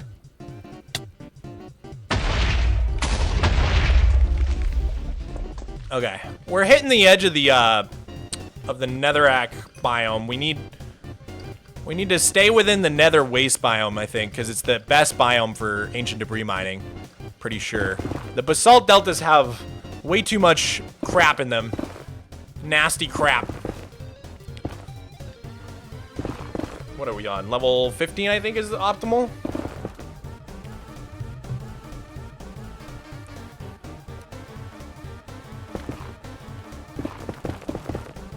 Today I started my Minecraft Forever world, and you are an insanely big inspiration for me, so I just want to say thank you so much. And do you have any tips for beginner builders? Luca, I'm so happy to hear you started a Forever world. I'm a big advocate of the Forever world movement. I feel like it's like the best way to play Minecraft. You can just like, it becomes like a digital diary, a digital Zen garden. After so many years, you have so many memories in the world, and it just becomes like this really special place where you can go and relax. So I absolutely love the Forever world trend. I hope it keeps going. But yeah, tips for beginner builders. I said it a little earlier, but use a lot of reference, man. I swear to gosh, my builds started getting so much better the second I started using a ton of reference instead of trying to come up with everything directly out of my brain. So that's one of my biggest tips for y'all. But another tip would be collaborate with people, especially people who are better than you at building. You learn so fast from working with people who are better than you.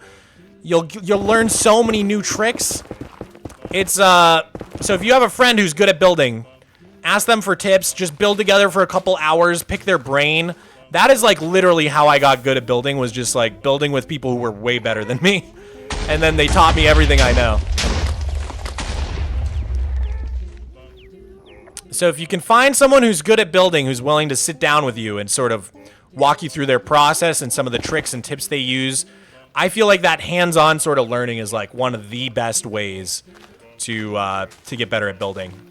It'll just it just speeds up the process, because, you know, they say practice makes perfect, and that's true to an extent, but there's good and bad types of practice. That's what no one tells you.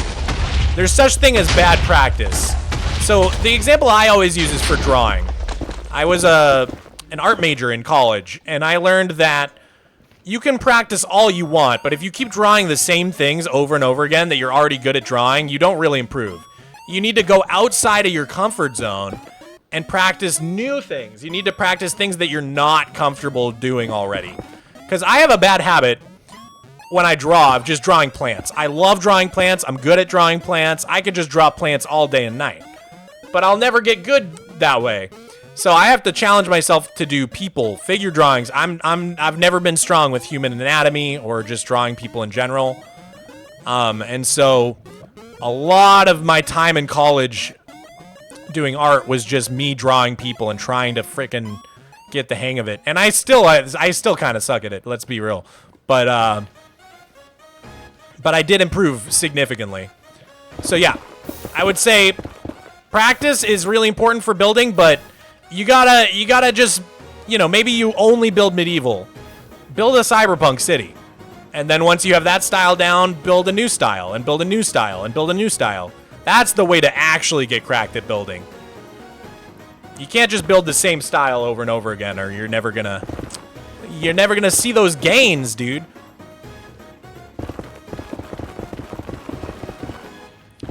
It's kind of like working out too, I guess. Like if you like, I don't know much about working out. Let's be real. I'm not really a fitness guy, but from what I've heard, like, you know, if you just did like 100 push-ups every day, sure, maybe you'd have some like chest gains at first, but then you're gonna plateau super hard because you're not ramping up in the difficulty, you're not exercising other parts of your body, you're not allowing yourself to take rest days. Oh God. Hey, we got tears. I love that music disc.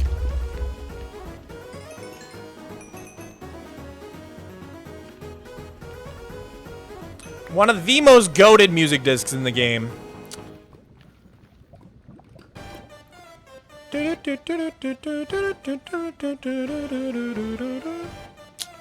Alright, let's go this way.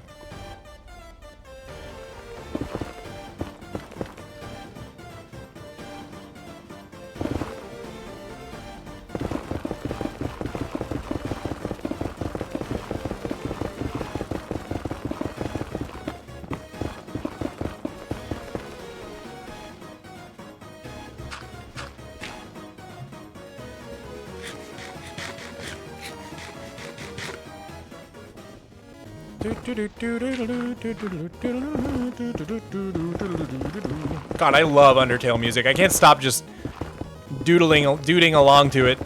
Scatting, I guess. It's not humming. don't even know what you would call it. Air synthesizer or mouth synthesizer. What's Undertale? Only one of the greatest indie games of all time, right next to Minecraft. Kind of almost a one-man show, a very small team. Most of it was done by Toby Fox. Sort of a situation kind of like Stardew Valley, where it's like pretty much one guy made the whole game. It's amazing how that can happen. Balatro, I guess, would be another example. Wildly successful indie games that just had like one main guy behind them, which is crazy because like you think about how many people, hundreds of people work on these AAA games, and sometimes they don't do nearly as well as these tiny indie games with these tiny teams.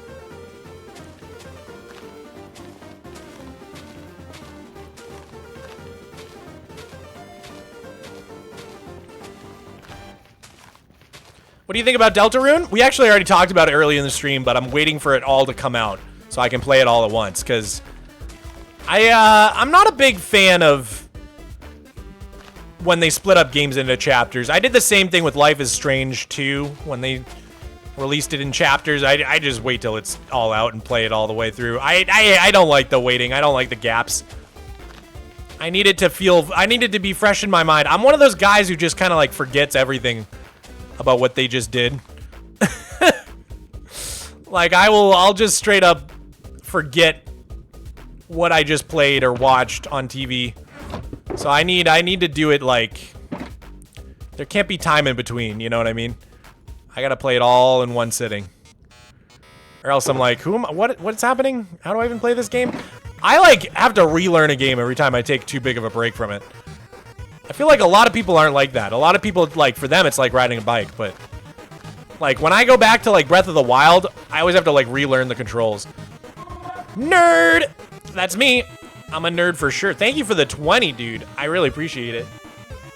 The way you screamed nerd reminds me of Stranger Things, reminds me of Erica. Nerd! IU6ZC. That's a crazy username. But thank you, Leah.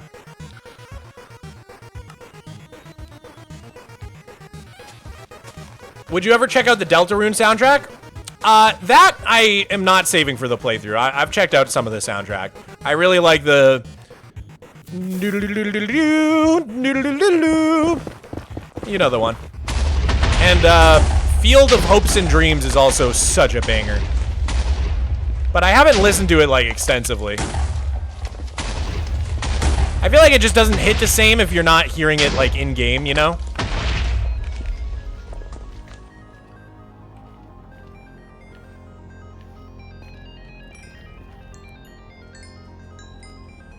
I got so much crap in my inventory. I don't even know what's happening up in this place. Up in here! I should probably put these away. Might as well save the gold, too.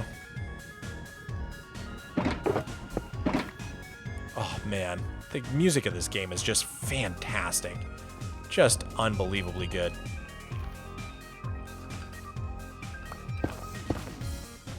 Got it all on vinyl, Undertale.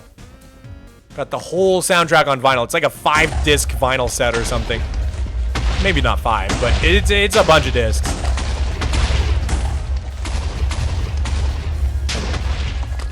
What about the new game C418 is working on? What's he working on? I actually am not aware. I've also got 3 Minecraft vinyls. I got alpha, beta, and then there's like one of like the 1.13 water update, like all of C418's music from that. Shout out my brother for helping me acquire that last one.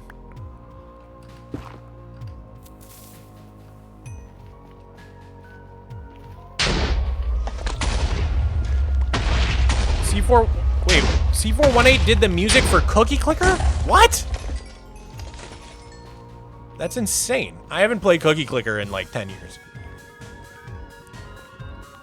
I don't even remember it having music, to be honest. I probably had it muted. Dude, Alex is modded. Thank you for the 20, homie. Let me put you in the yearbook. Oh God, I put the yearbook away. Hold up. Gotta just dig it out now. Just so much netherrack in my inventory at all times. Okay. Bam. Thank you so much, Alex.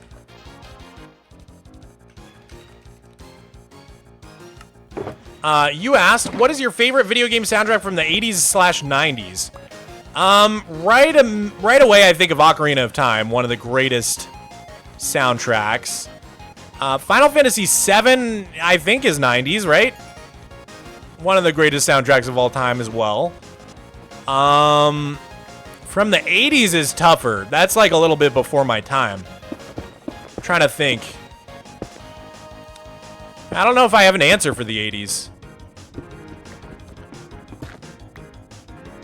I was born in 96, so the 80s were pretty far gone by the time I was consciously making memories.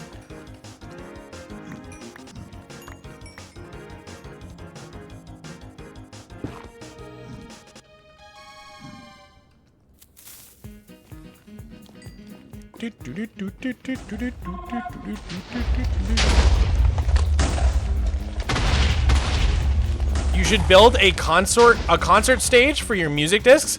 Oh, that's a fun idea. I've been wanting to do something with all my discs, like make a record listening room for a long time. I worked on a design for it like 10, 12 years ago, and I never ended up building it. It's probably still in my creative world. We could check if you want.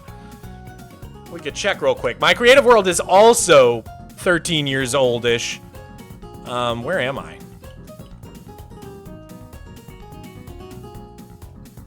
This way. Okay. Let's see. Can we find my old design for a record room from like 2012? Let's see if I can spot it. God, this place is a mess, dude.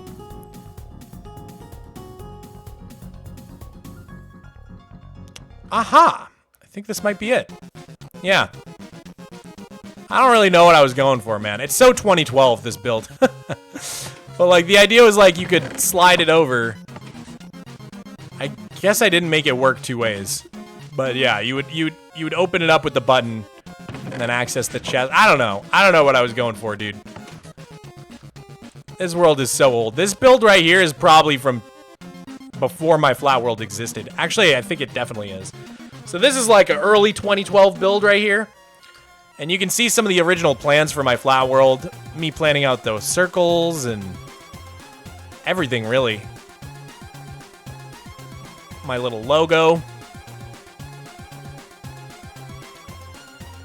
Yeah, there's a lot of fun stuff in here. I built a haunted house once back in the day, and I was pretty proud of that. Pretty proud of that. These are also really old. These are like from like 2013, 14. This was me trying steampunk. Not sure it's quite steampunk, but whatever. I kind of dig whatever it is. This world is older than the flat world? Yes, it is. And I use it for a lot of random shots and videos as well, if you couldn't tell. There's like a lot of... Like, I have this like one classroom set that I use all the time. I use this... Oh, and almost like every single one of my videos, I use this classroom. Whenever I need to teach you guys stuff. Whenever I need to school you. Anyways, we should get back to it.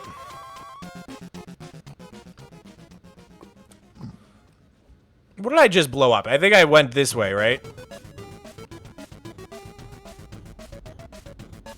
Did we miss any ancient debris down here?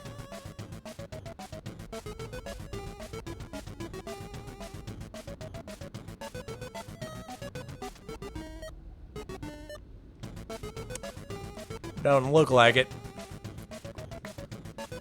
Doesn't look like it. Alright. Anime Pixie 255. Thank you for the tier 1. I really, really appreciate it. Seeing the classroom, I just met a celebrity. The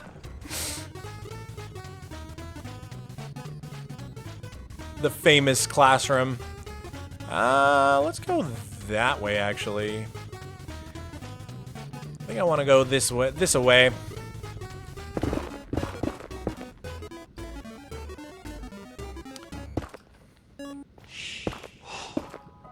Oh! No, we're bumping this. I don't even care if you guys can't hear me anymore.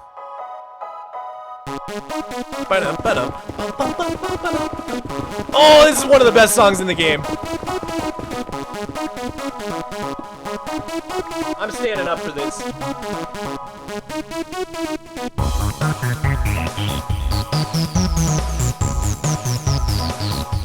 Oh god, one of my monitors just became unplugged.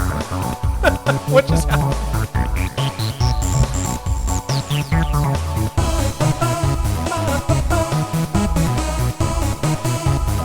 Sorry, let me just fix my monitor.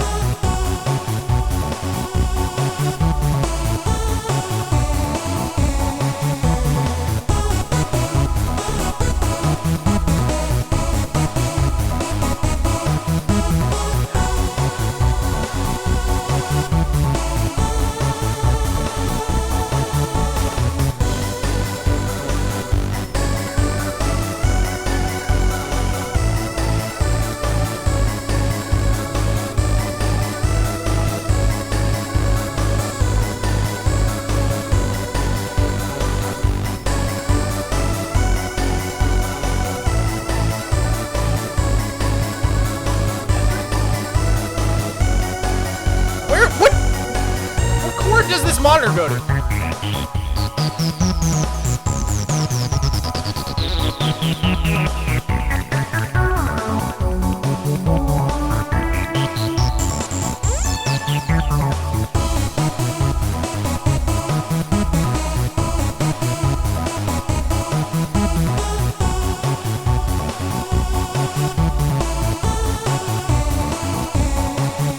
There we go. Finally. Sorry about that. You guys are just dancing anyways, though. We're good. Sorry about that.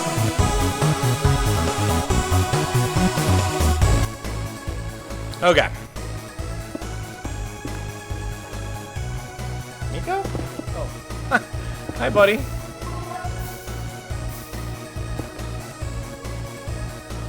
My 3-year-old students would totally rock out to this song. I can't tell if that's a compliment or an insult. Thank you so much for the 5. Or just a fact that you're stating. Wait, what do you mean 3-year-old students? Are 3-year-olds in school? I thought preschool was started at like 4.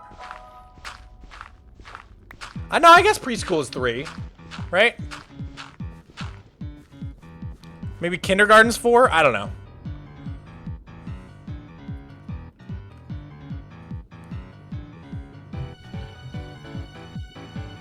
Oh yeah, the Miko cam got knocked out of place.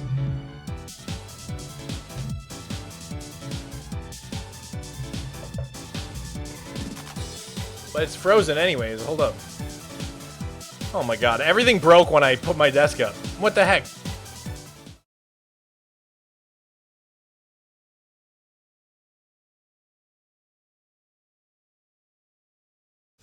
Except he's not there anyways, so it doesn't even matter. It don't even matter.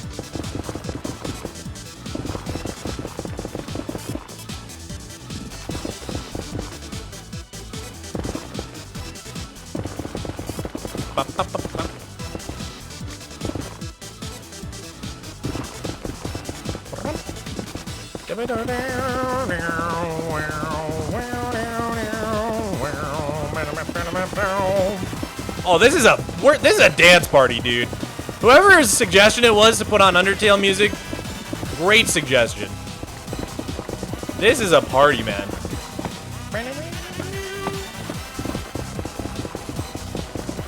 This is a long tunnel. We haven't hit anything yet.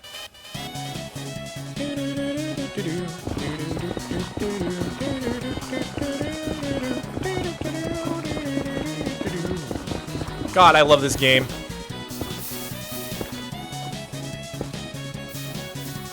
Oh my god. Should probably drink this.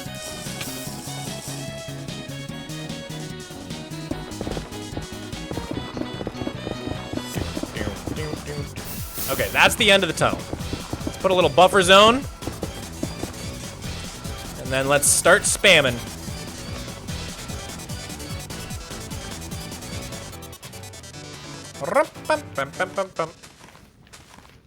Oh, that was great. That was peak.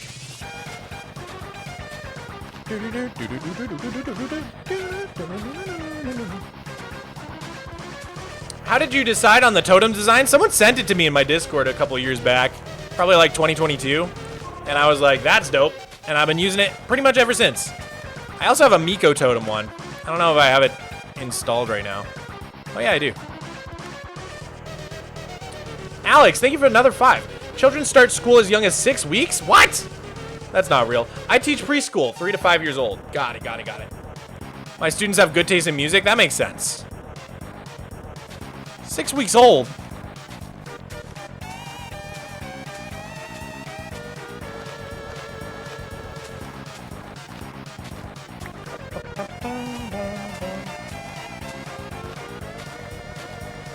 You guys like my Miko totem? Miko? Miko's my cat. For those of you that have not met him. Should I introduce you? Where'd he go? Oh, he left? Aww. I was gonna introduce you guys, but he's off somewhere doing Miko things.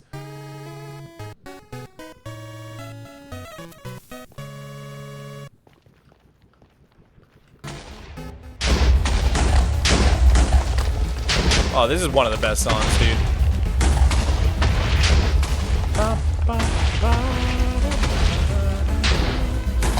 Is that ancient debris? Oh, we got some, baby.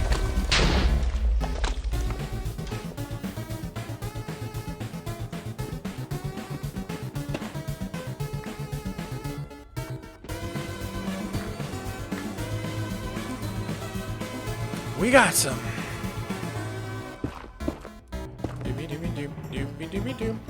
You getting hungry? Yeah. You want dinner after this, or what? Or we could do leftovers. You want to do leftovers? Cool.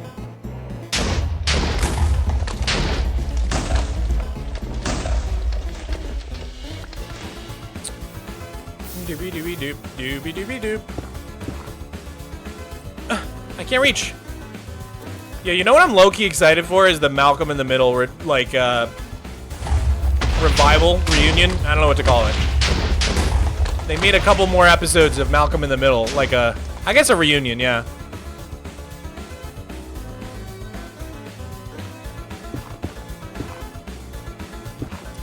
You're 30 years old is showing? All right, okay, wow.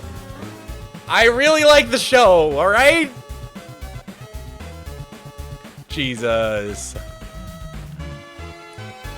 Dewey is replaced? I thought he just wasn't in it. Because I know the actor didn't want to come back. But I guess they just got a different actor?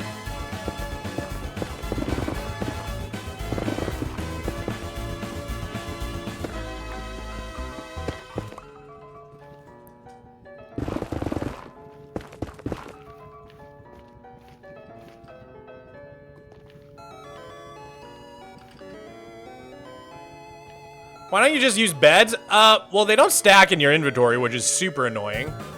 And also, like, you almost kill yourself whenever you click on them. D&D is way better, in my opinion. But to each their own, of course.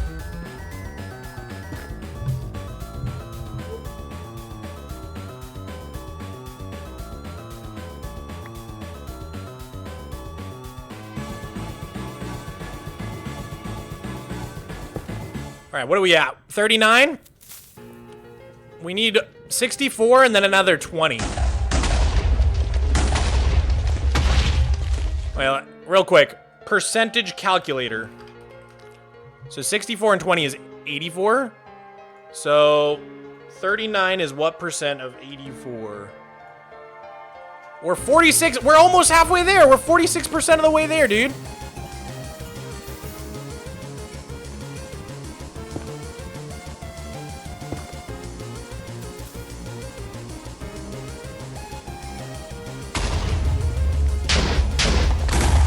Yo, another 2.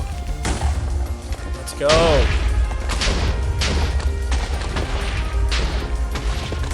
Another 3! Oh my gosh, that's lucky. Woohoo!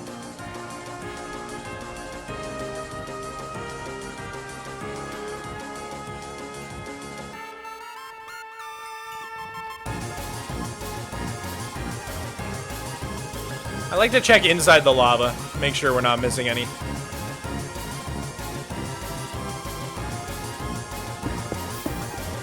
Oh my god, I almost just jumped in there. What's your favorite Undertale song? It is really close between Core and Asgore and She's Playing Piano.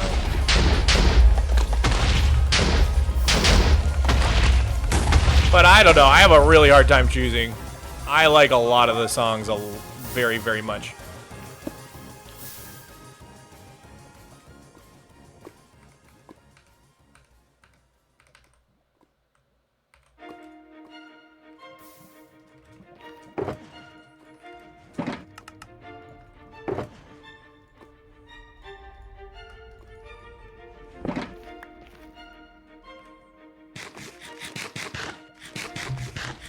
Have you completed Undertale? Depends on what you mean by completed. But I did 2 playthroughs. Exactly 2 playthroughs. You can interpret that how you want, because even though it's a 10-year-old game, I don't want to spoil people who haven't played it.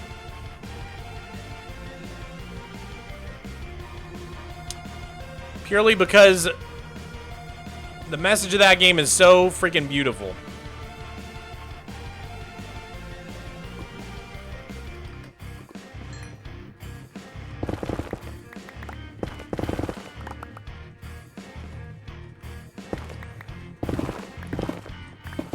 Do you play Flatnet often? I did, like, in the summer. I haven't been on there in months now.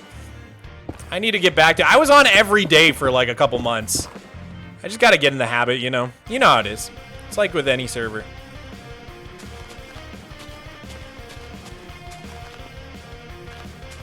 I go through, like, phases with it.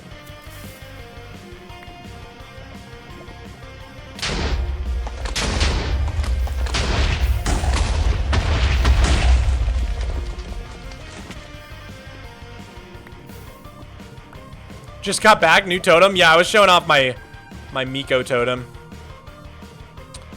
My cat Miko.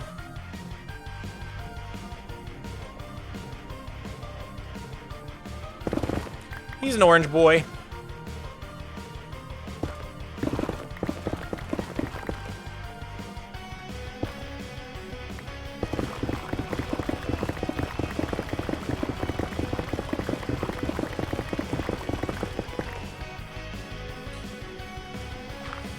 All right, it has been 5 hours, so this might have to be my last tunnel, which I'm sad about. I really wanted to get all the ancient debris I need, because then maybe tomorrow we could do a stream of going to bastions.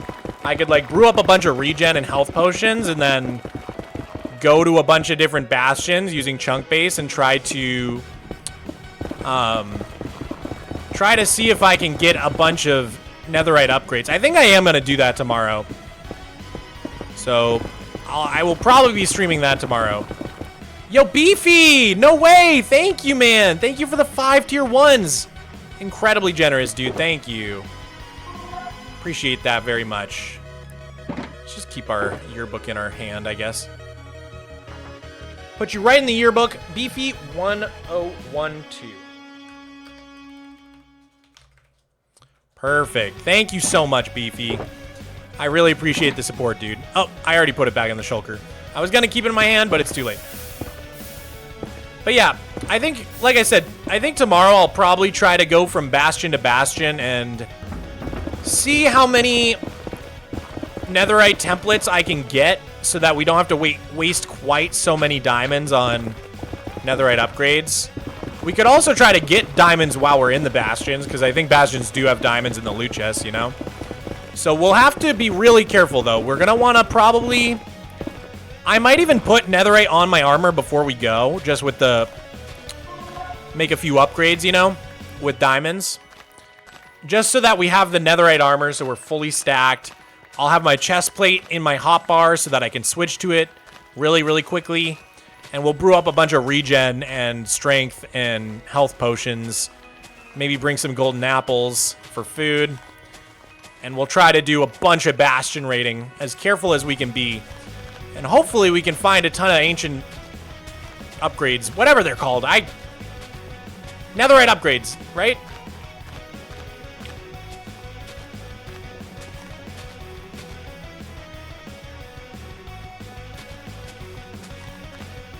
What's your favorite game drop of 2025?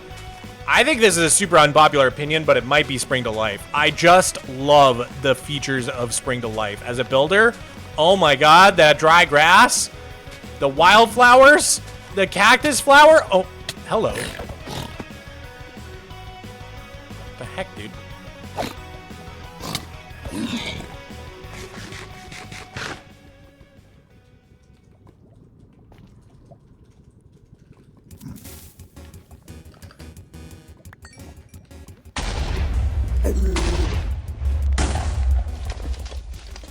That did not go very far.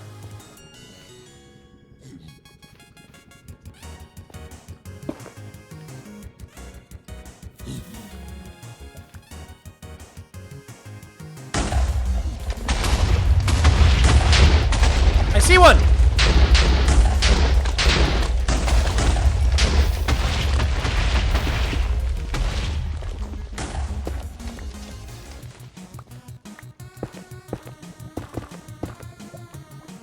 Okay, up there.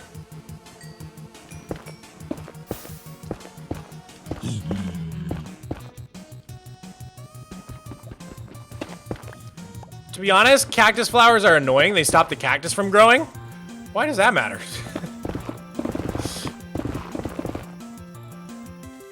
Just make a cactus farm. I feel like you just don't need that much cactus in a Minecraft world. You know what I'm saying?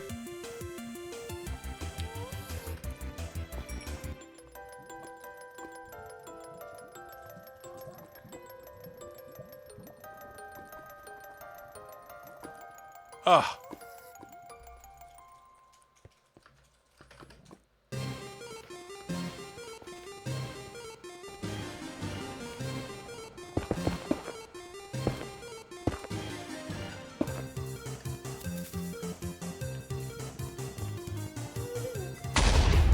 Nice! Whoa!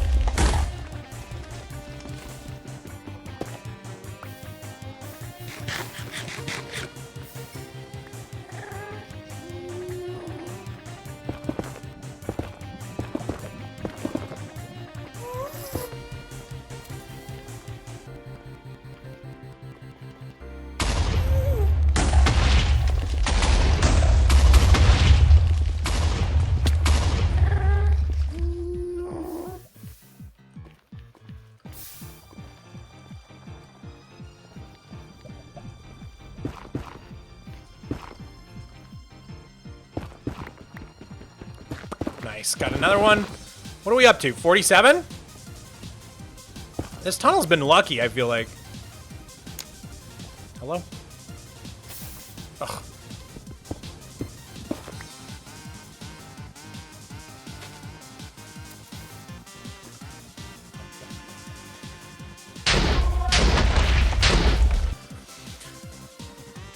Whoa, Vin and Lee with the 150!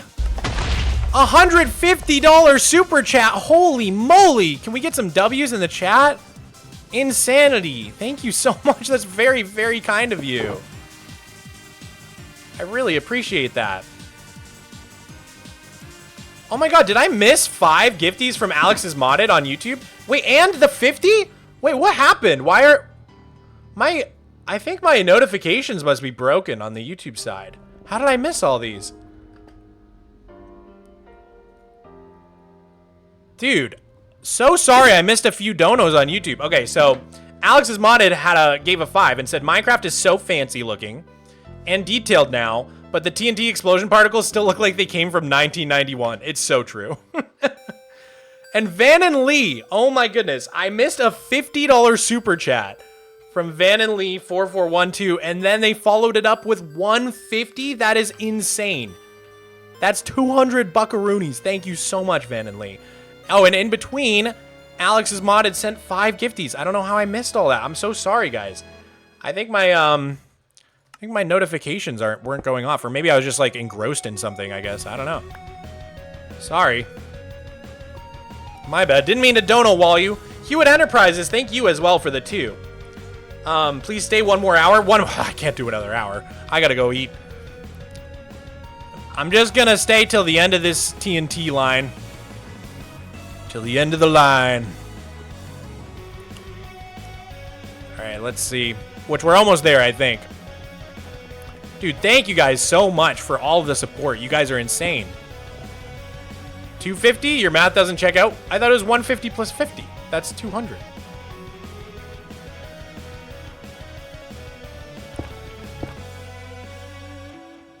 How would it be 250? Wait, I'm so confused.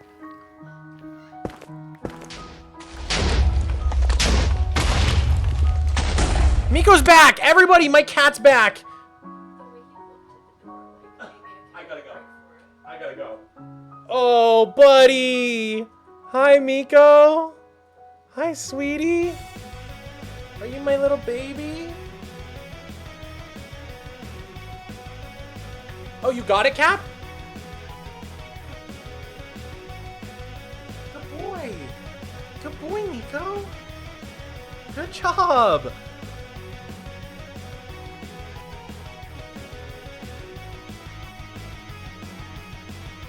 Oh, dude, Cap got it.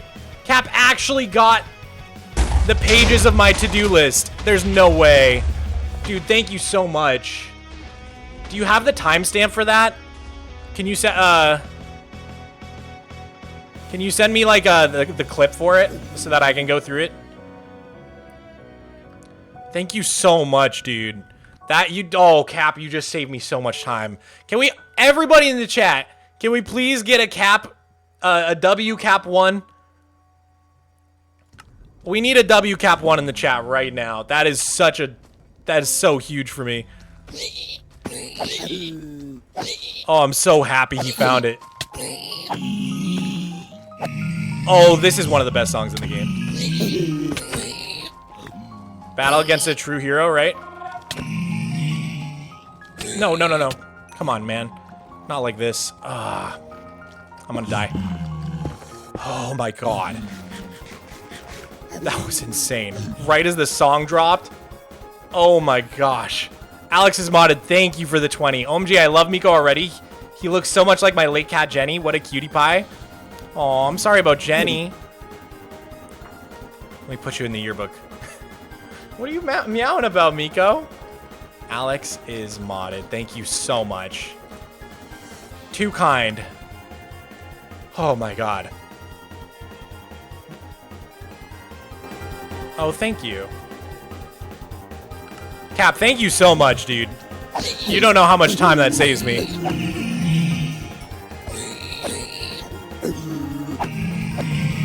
Oh, that was so close. Dude, we were down to 1 heart. Did you guys see that? We were down to 1 heart, dude.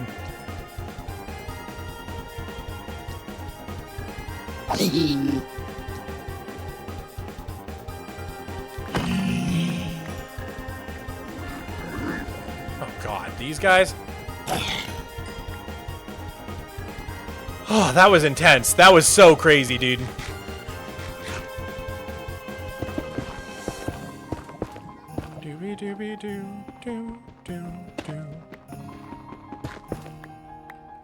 Give Cap a statue? I really should. At this point. Dude! SMC is the best. Thank you so much for the jewels. I really appreciate it. Thanks for the support, guys. Normally, losing all my stuff for the first time in like 3 or 4 years would be the worst day of my life, but you guys have shown me so much support and love on this stream that I'm honestly having a great time. I'm literally having a great time. Vandenly 4412, thank you for the 5. He still missed the second 50? Wait, there were 2 50s? What is happening?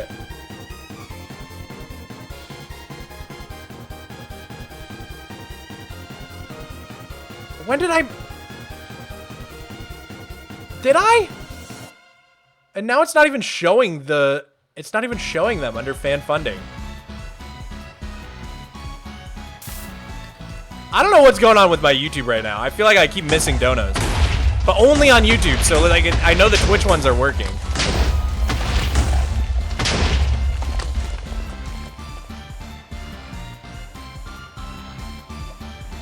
we friends? Okay.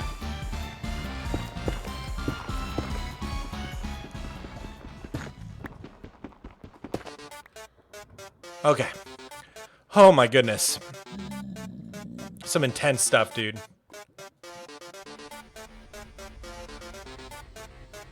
Alright, was that the end of our tunnel? I think that was the end of our tunnel. Yep, that was it. Oh my god, there's one hiding up there. Do you guys see that? Nice. Finn and Lee, thank you for the 2. I'll go over there next time then.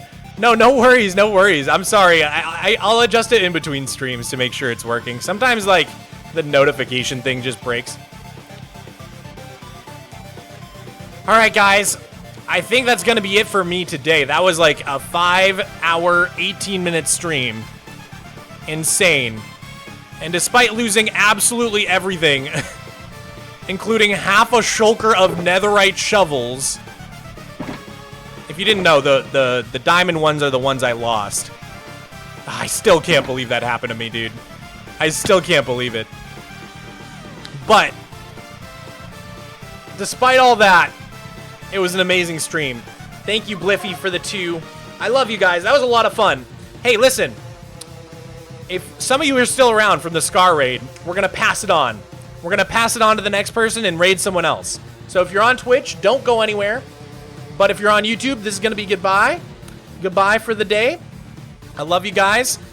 Real quick, if you enjoyed the stream, you will be able to find the VOD both on my Twitch and on my Mogswamp VODs channel. So go subscribe to Mogswamp VODs in case you want to rewatch any of the VODs at any point. And I also make videos out of the streams. I'll probably make a video out of this stream and put it on my side channel, Mogswamp. So go subscribe to Mogswamp as well. And I'll stop flossing. I'm sorry. I'm sorry. I was thinking out loud while flossing. Is that so wrong? Sue me.